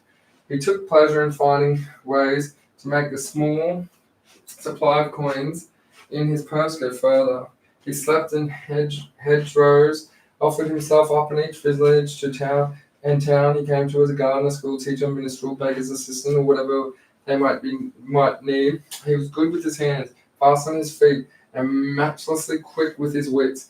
Mental arithmetic, languages, accounting, the memorizing of long lines of poetry, they all came easy and quick to his supremely agile brain.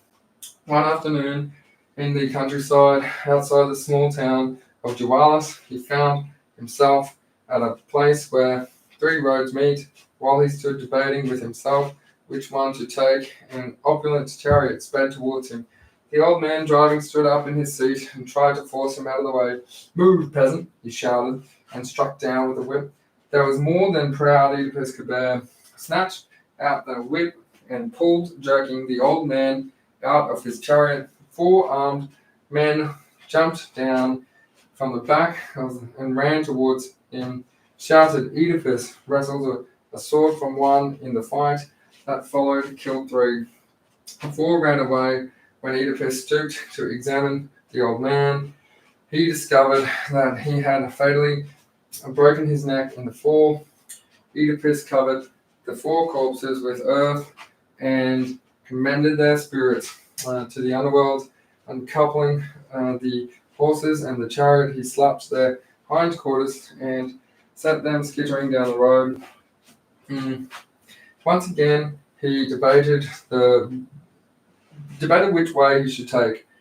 In his head, he named the choices Road 1 and Road 2, and Road 3. Plucked a branch from an olive tree and picked off the leaves one by one, counting as he did so. 1, 2, 3, 1, 2, 3, 1, 2, 3. I'll take Road 2. We might have happened to had one more leaf or one fewer grown on that branch. We can never know. Matters immense and import and depend on such issues, but we can never do more than take a guess at the outcomes of the roads we do not take. Oedipus walked cheerfully down Road 2, and that was that. His fate was sealed. The province of Boeotia, through which Oedipus had been walking, was a land of pleasant fields, gentle valleys, and sparkling rivers. He found that path he had chosen rose up towards a mountain pass. A voice called him. Wouldn't you go that way if I were you? Oedipus turned to see an old man leaning on a stick. No, why not? That's Mount Pisium. What? So? Haven't you heard tell of the Sphinx? No? What is the Sphinx? I'm a poor man. Oedipus sighed and dropped a coin into the man's outstretched palm.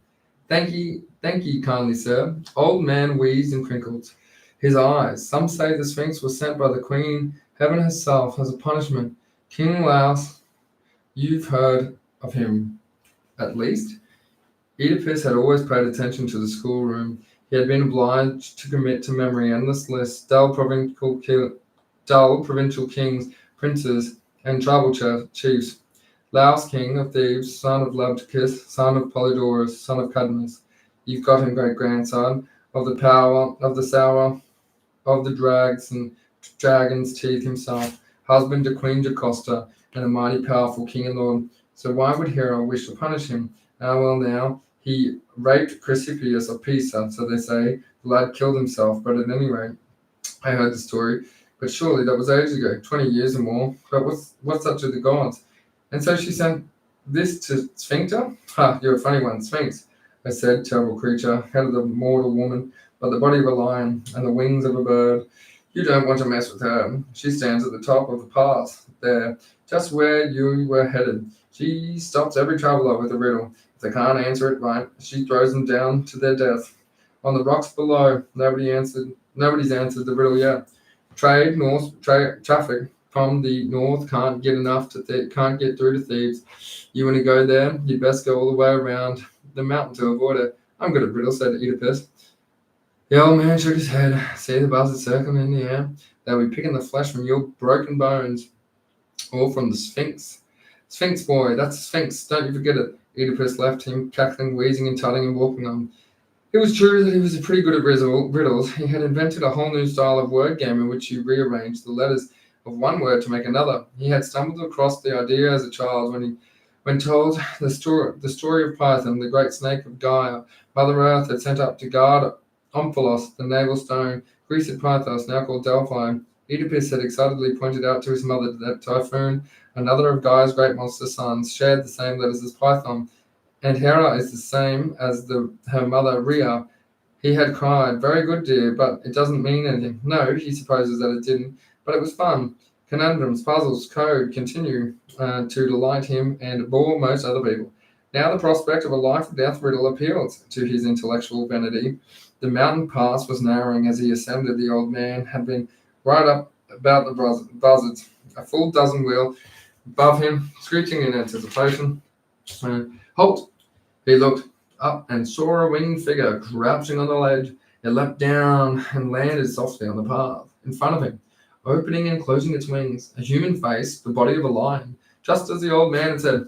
Good morning, sir, Oedipus. Sir, are you blind? Forgive me, it's hard to tell. I can't even sure which your face is and what your ass. Oh, I'm going to enjoy watching you die, said the Sphinx, her lion's fur bristling. Well, you'll have quite a while, said Oedipus. I don't plan on doing that for years. Now, if you'll excuse me, I have to get through. Not so fast.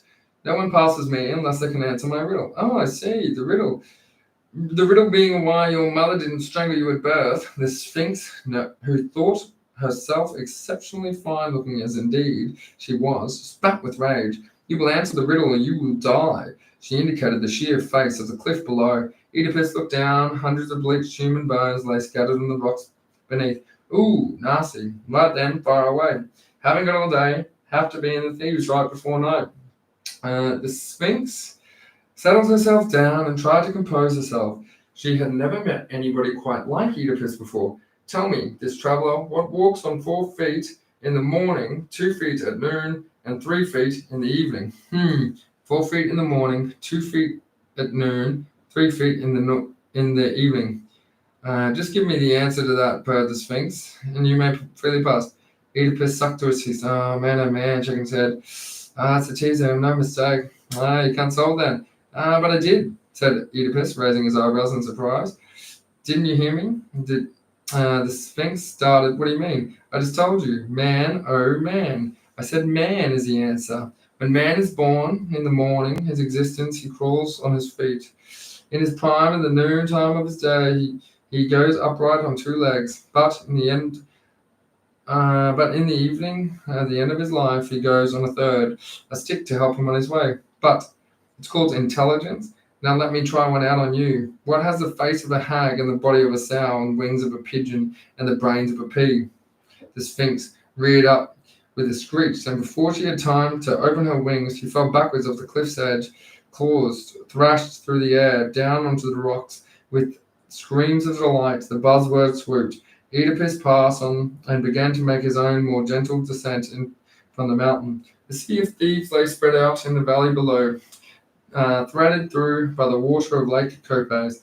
As he went, he encountered shepherds, goat herders, and a body of soldiers who were all amazed to see someone coming from down the mountain path. By the time he reached the gates of Thebes, the story of his defeat of the Sphinx had spread throughout the city. He was welcomed by an ecstatic populace who carried him shoulder high to the palace and to the presence of their ruler, Creon.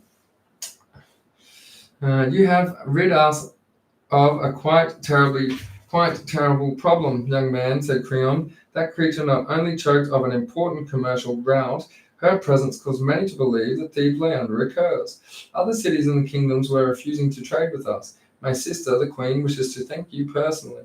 Queen Jocasta welcomed the hero with a sweet smile. Oedipus smiled back. She was older than him by 10 years, but she was remarkably beautiful. You were in mourning, Majesty, I said, bowing low and holding her hand. My husband, King Jocasta, replied. He was ambushed and killed by a gang of robbers. My brother, Creon, has been ruling my regent ever since. My sincere condolences, my man. What a very attractive woman, Oedipus thought to himself. What a very attractive young man, Jocasta thought to himself.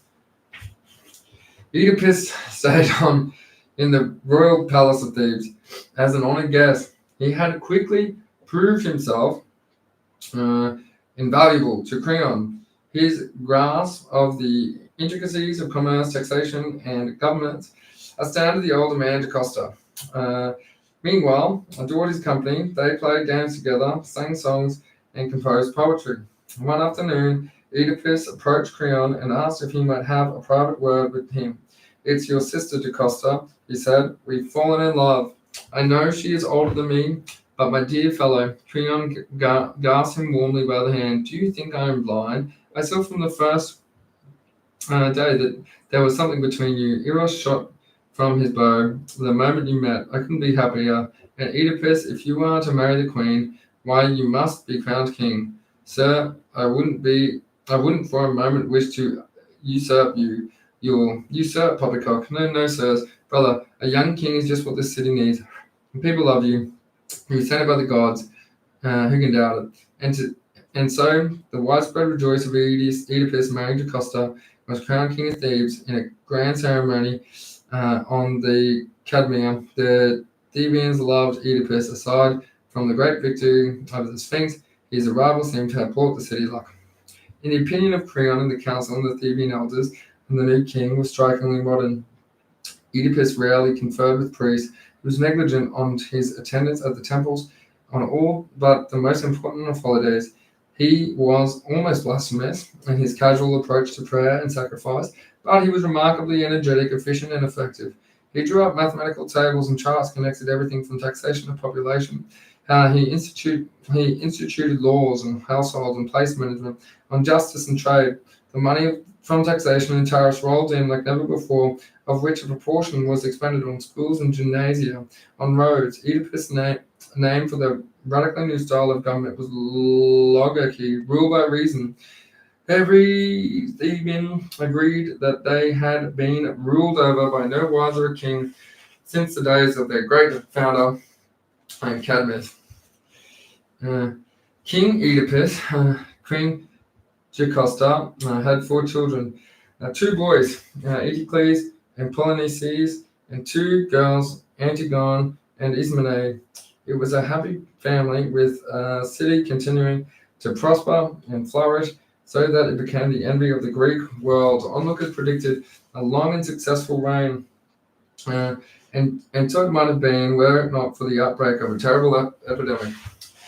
Rumors were heard of a family struck down with a disease that had made them vomiting and flame fever for a day before dying. Soon the sickness was smoldering through the city and poorer quarters of the city. Then it burned like a wildfire through all of Thebes. Scarcely a household was unaffected. Calm logic, that reason that Oedipus espoused as the answer to all ills, now looked insufficient. Frightened citizens crowded the temples, and the air was soon filled with sacrificial smoke. Petitions reached the king, who turned to Creon. I'll have to admit that I'm stumped, said Oedipus. I try to tell people that the plagues are a part of a natural order of things and will naturally pass in time, but they insist on believing they betoken some kind of divine punishment or cosmic retribution.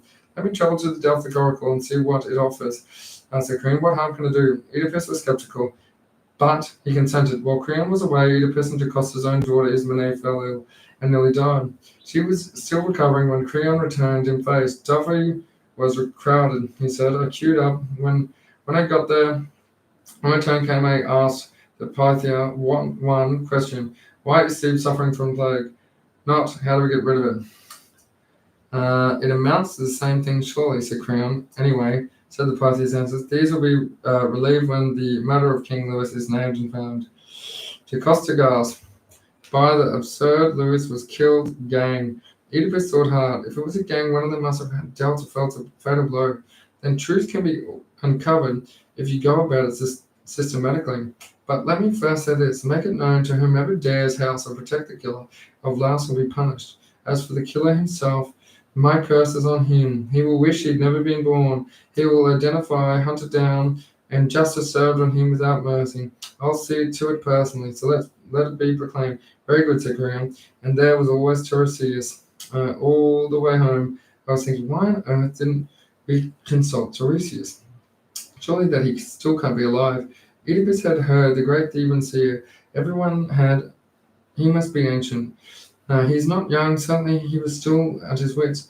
We can send for him. Messages were dispatched to Tiresias. Oedipus was curious to meet the prophet, and had undergone so much at the hand of the gods as a young man. Tiresias had aroused the wrath of Hera. He served in her temple as a priestess for 7 years before she restored him to male form, and then he had the misfortune to attract her again, and this time she struck him blind. Out of pity, Zeus gave him inner sight and the gift of prophecy. For generations, his wisdom and prophetic powers had been at the service of the Theban royal house, but now he had lived in secluded retirement. Tiresias was not pleased and behold to the palace in the middle of the night, and someone before a man quarter of his age. The interview did not go well. Oedipus expected all the difference due to a king, and especially to the great ruler of Sphinx Aloud, who had transformed the fortunes of Thebes and its people. Instead, he was treated with grumpy insolence. I am blind, said Tiresias, leaning on the long staff, but it is you who cannot see, or perhaps you refuse to see. Those who curse are most accursed. Those who look at the most needs. Those who look out are those who most need to look in. No doubt, the unlettered and the credulous are fooled by your mystical drivel and the portentous riddles, and Oedipus, but I am not. Riddles just happen to be my speciality. I'm not talking in riddles, Tiresias, fixing this blind spot on a spot just above Oedipus's head. I speak clearly. You want to find the polluter of Thebes and look in the mirror. Oedipus could not get more out of him, and sent him back in his villa to his country, and put him in the most uncomfortable cart you could find. Let his mad old bones have some sense shaken into them as he goes. Damn such people, Oedipus said to Jocasta. When he reported on the interview, the oracle at Delphi, we know to be truthful. It is directed by Apollo and the ancient powers of Gaia herself. But this is Tiresias. It is nothing but fraud, full of all that. You will not find the truth, but the truth will find you. Seek not to know, but know to see. You do not make mistakes, but mistakes make you. Rubbish. Anyone can do it. You just turn messages upside down and inside out. Horseshit. Meaningless. He must think that I'm an idiot. Shh, said Jocasta. Take some wine. Cool, calm down, said Oedipus, wagging his finger, closing his eyes, giving fair invitation to Tiresias. Take wine, but do not let wine take you. Jocasta laughed. Anyway, she said, I wouldn't set too much store, even by the oracle of Delphi. It foretold that Louis would be killed by my son, not by a gang of robbers. Yes, I mean to ask you about the death of Louis, said Oedipus. If he and his party were killed, how can we find out anything about whether the gang were responsible? Oh, but they weren't all killed. Antimedes, one of the Laos servants, escaped. He ran back to Thebes to tell us what happened. What exactly did he say? He said it had been an ambush. There were more than a dozen of them, all armed with clubs and swords. They sprang out of a place where 3 roads met. They pulled Laos out of his chariot. Oedipus stared at her. Said that again. They pulled him out of his chariot. No, before that, 3 roads met. So Antimedes said, Where is this? Antimedes. He lived in Esmenos, I think. And he's truthful? My husband trusted him. He must be fetched. Oedipus was thinking furiously. An old man pulled from a chariot where 3 roads met. Coincidence, surely. After all, this Antimides had described a murderous gang, bristling with weapons, no one unarmed young man. All the shame it was disturbing. He paced the palace around and waited for the arrival of Antimides. The plague contained to claim dozens of lives. I can't solve this without more information, he said, without fresh facts. The brain just churns around and around like a wheel stuck in mud. And in the next morning, Oedipus was sitting with Jocasta. A page came forward. A message, sir. News from Antimides? No, Majesty. This man is from Corinth. Can it wait? He said it's pretty urgent, sir. Oh, well, send him in. Corinth, said Jocasta, as the page withdrew. Isn't that where you grew up? Yes, I haven't thought about that place for you. Now, sir, what brings you here? A weather-beaten and sunburnt old man had entered and was bowing low, Great Majesty. Yes, yes, said Oedipus, peering at him. I came by foot, sir.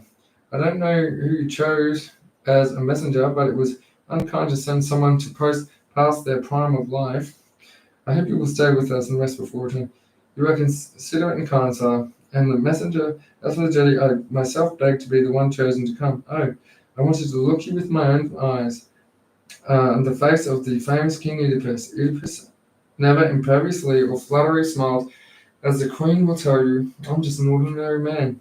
Never that, my dear, said she. She smiled at the messenger. Your news is urgent, Matilda. You stand, Majesty, said the messenger, declining the offered stool, for the news I bear is heavy. Your father, sir, King Polybus, what of him? His life, course is run. Dead? It must come to us all, sir. His life was long and filled. How did he die? In his bed, sir. Queen Merope held his hand as he breathed his last breath. He was well beyond his 8th year. It was his time. Ah, said Oedipus, clapping his hands. So much for oracles. Don't look shocked, he added quickly. I'm filled with sorrow to hear the death of my father. He was a fine man. Jocasta pressed his hand and murmured her sympathy. May I hope, Majesty, said the messenger, that you will return to Corinth with me for the funeral ceremony, and that you will take up the throne. Queen Merope yearns. How is my mother? Full of grief for the loss of her husband and for the loss of her son too. The young man who walked out one day and never returned. I've written to her many times, said Oedipus, but there are deep and secret reasons why I've never set foot in Corinth again. Do people long for your Majesty? Surely there is no reason why you cannot reign in Thebes and Corinth, said Jocasta. Double kingdoms have been known. Look at Argolis. It could be a wonder and a glory, and for you to reign over 2 great cities. Not while my mother is alive, said Oedipus. Jocasta looked puzzled, provoked an explanation. Since we were talking earlier about oracles, you should know when I was young I visited Delphi, and was told that it was my destiny to kill my father, share a bed with my mother. The part of my killing my father is obviously untrue, but I cannot risk returning to Corinth. But you are always telling me that the reason is greater God. Can you imagine anything so vile? But you are always telling me that reason is greater God to action than prophecy. I know, and reason tells me it's all nonsense. But if it is the probability of it coming true, it is unimaginably low. The crime itself is so unimaginably monstrous that it is worth doing anything to avoid it. But sire, the messenger astonished them both by jumping up and down. He clapped his hands, becoming, forgive me, but I have wonderful news that will relieve your mind. You are safe, quite safe from such crime. For Merope is not your mother. Not my mother.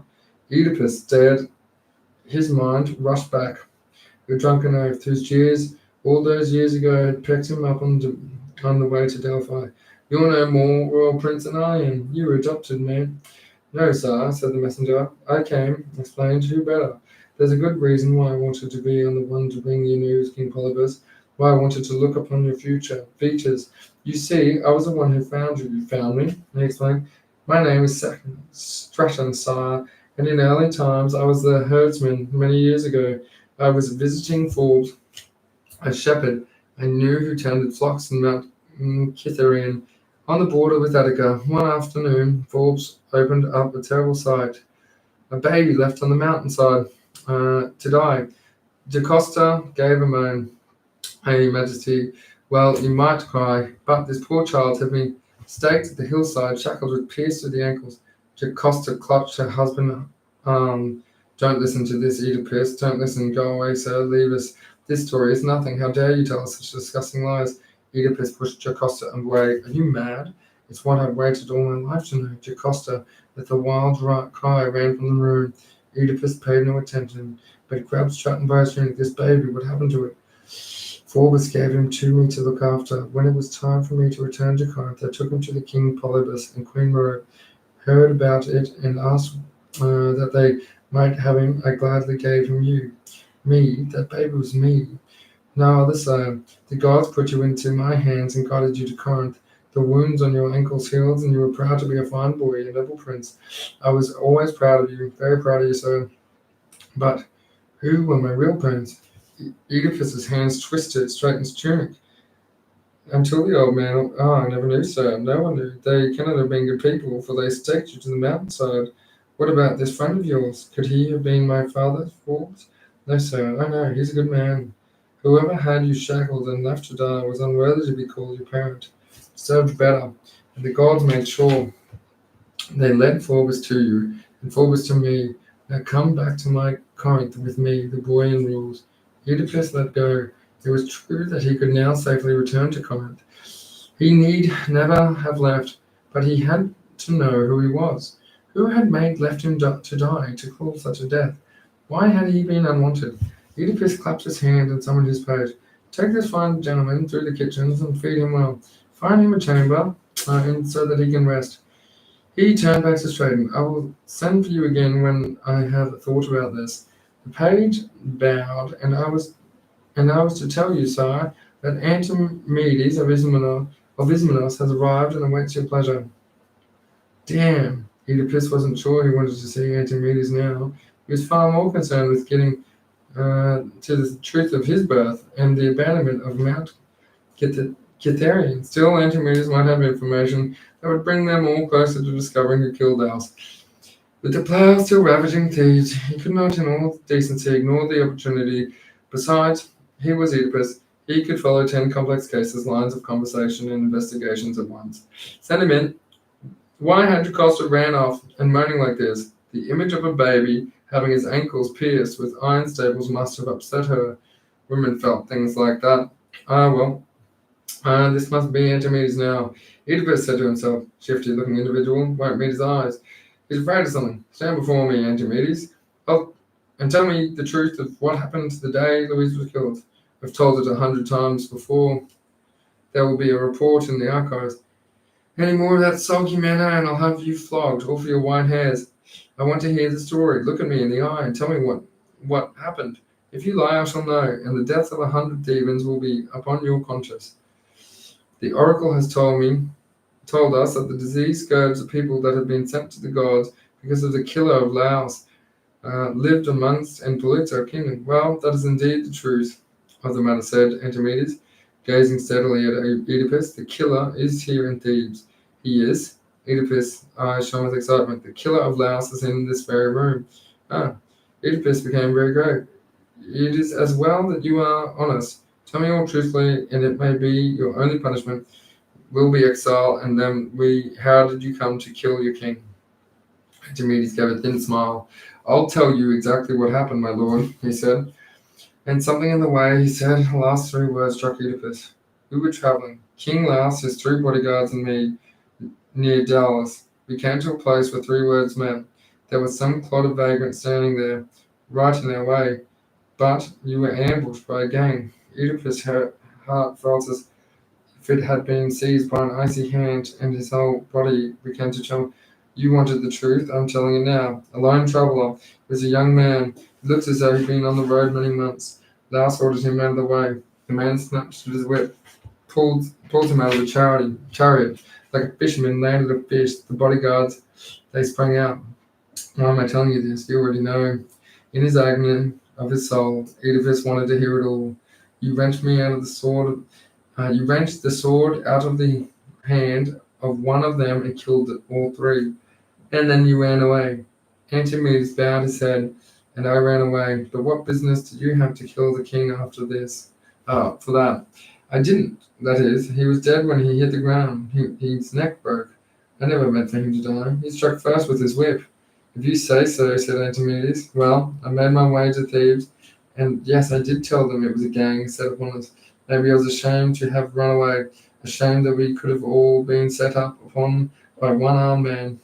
Oedipus was the man who had killed Laos. Oedipus had proclaimed a curse upon the killer of Laos, a curse upon himself, and then, nothing more to say, I left Thebes. I didn't want to serve under Creon. My loyalty was always for Laos and Jocasta. When I heard a young man had come to rule in Laos's place, and I thought, perhaps you were his son, found at last. And then I heard you married the queen. His son, said Oedipus, but Laos and Jocasta had no children. No, she told you that. No, they had one son, but they couldn't keep it. What are you saying? Oedipus shook Antimedes by the shoulder. I might as well tell it all. Ah, said Antimedes, I'm not long for this life, and I don't want to face the judges of the underworld with an unclean soul. The oracle wanted Laos to have a son. His would kill him. So when the boy was born, Jocasta, he gave the child to me, and he bid me to peg him to the hillside of Mount Cytherium. Oh, by the gods, it was Antimedes' turn to stand. Never say it. No, no. Lord screamed from another part of the palace. The moment Straton had told his story, taking the baby Oedipus from the mount to Corinth, Jocasta had understood the terrible truth and taken her own life. When Oedipus followed the screams to her bedchamber, he saw her body hanging from the ceiling and his daughters weeping beneath it. He sent them from the room. It was all clear. He was the killer of Laos, and he had brought the plague to Thebes. That would have been terrible enough on its own. Now he knew that was the whole truth was deeper, dark, and more unbearable. Still, Lao had been his father. He had taken his mother Jocasta to be his wife, and had 4 children. He had loudly and publicly hunted for the truth and boasted that he would find it. But a blind Tiresias had warned him he had not been able to see. He was a pollutant, a contaminant, and if he was a disease. He wanted to kill himself, but how could he? Suppose he met his mother's wife in the next underworld, and the father that he had killed. He could not face that, not yet at least, not until he had been punished for his unspeakable crime. He reached up, pulled up to the long gold brooch pins from Jocusta's dress, and thrust them into his own eyes. If the preceding scene sounds like something from a drama, that is because I have too freely, some may think, drawn the narrative from Sophocles' play Oedipus the King. Probably be the best known of all the classical Greek tragedies. As with every myth, there are variant storylines, but the version that came down through Sophocles most often told and retold. Creon took over the throne, and blind Oedipus tapped his way into self-banishment and exile. His faithful daughter Antigone by his side, 2 more plays, Oedipus and Colonus, constitute what is known as Sophocles' Theban cycle, telling the story of the further episodes in the life of Oedipus and his family. The blind king is looked after by Theseus and died in Athens, bestowing the place of his death upon the Athenian people as a blessing which will grant them a victory in any future wars of Thebes. Sophocles' 2 great rivals, Asius and Euripides, found themselves equally unable to resist the dramatizing this beguiling and perplexed story. Asius wrote this on Theban cycle consisting of 3 separate trilogies. Laos and Oedipus are lost, but the 7 against Thebes, which chronicles the struggles between Oedipus and sons, is extant if rarely performed, being generally considered a dramatic, underpowered, and overladen with subject dialogue. The prodigiously profuse, prolific, and productive Euripides wrote Oedipus, that is, lost, while his Phoenician women treats the same episode of Aeschylus, covers the 7 against Thebes. It has been inferred that in the Oedipus of Euripides, Jocasta does not commit suicide, and Oedipus is blinded not by himself, but by vengeful Thebans, loyal to the memory of Laos. In other words, versions of the myth, Oedipus marries Jocasta, but has no children by her. After he discovers the truth about himself, he divorces her and marries Eugenia, who might have been Jocossa's sister, and it is her who heard that he has his 4 children. In this telling, Eteocles, Polynices, Antigone, and Ismene are clean of the taint of incest. However, they were conceived. The main lines of the story tell us that after Oedipus went into exile, his son Eteocles and Polynices assumed the throne of Thebes, each ruling. Alternate years, naturally, brothers being brothers, it all goes wrong. Eteocles refused to give up the throne when it is his brother's turn to take the year and take over. In a huff, Polynices tore himself to Argos to raise an army led by 7 champions, the so-called 7 against Thebes, but they perished during a botched assault on the city walls. Polynices and Eteocles kill each other in battle, and Creon now takes over the king in his own right, ruling that body over Polynicles, whom he considered to have been the guiltier of the bear, but denied a proper burial. Antigone. All right, guys, I've got to swap over the streams now, so we're going to have a 5-minute break. Thanks so much for everybody's support, hey. Big shout out to Fatline and Dave, my brain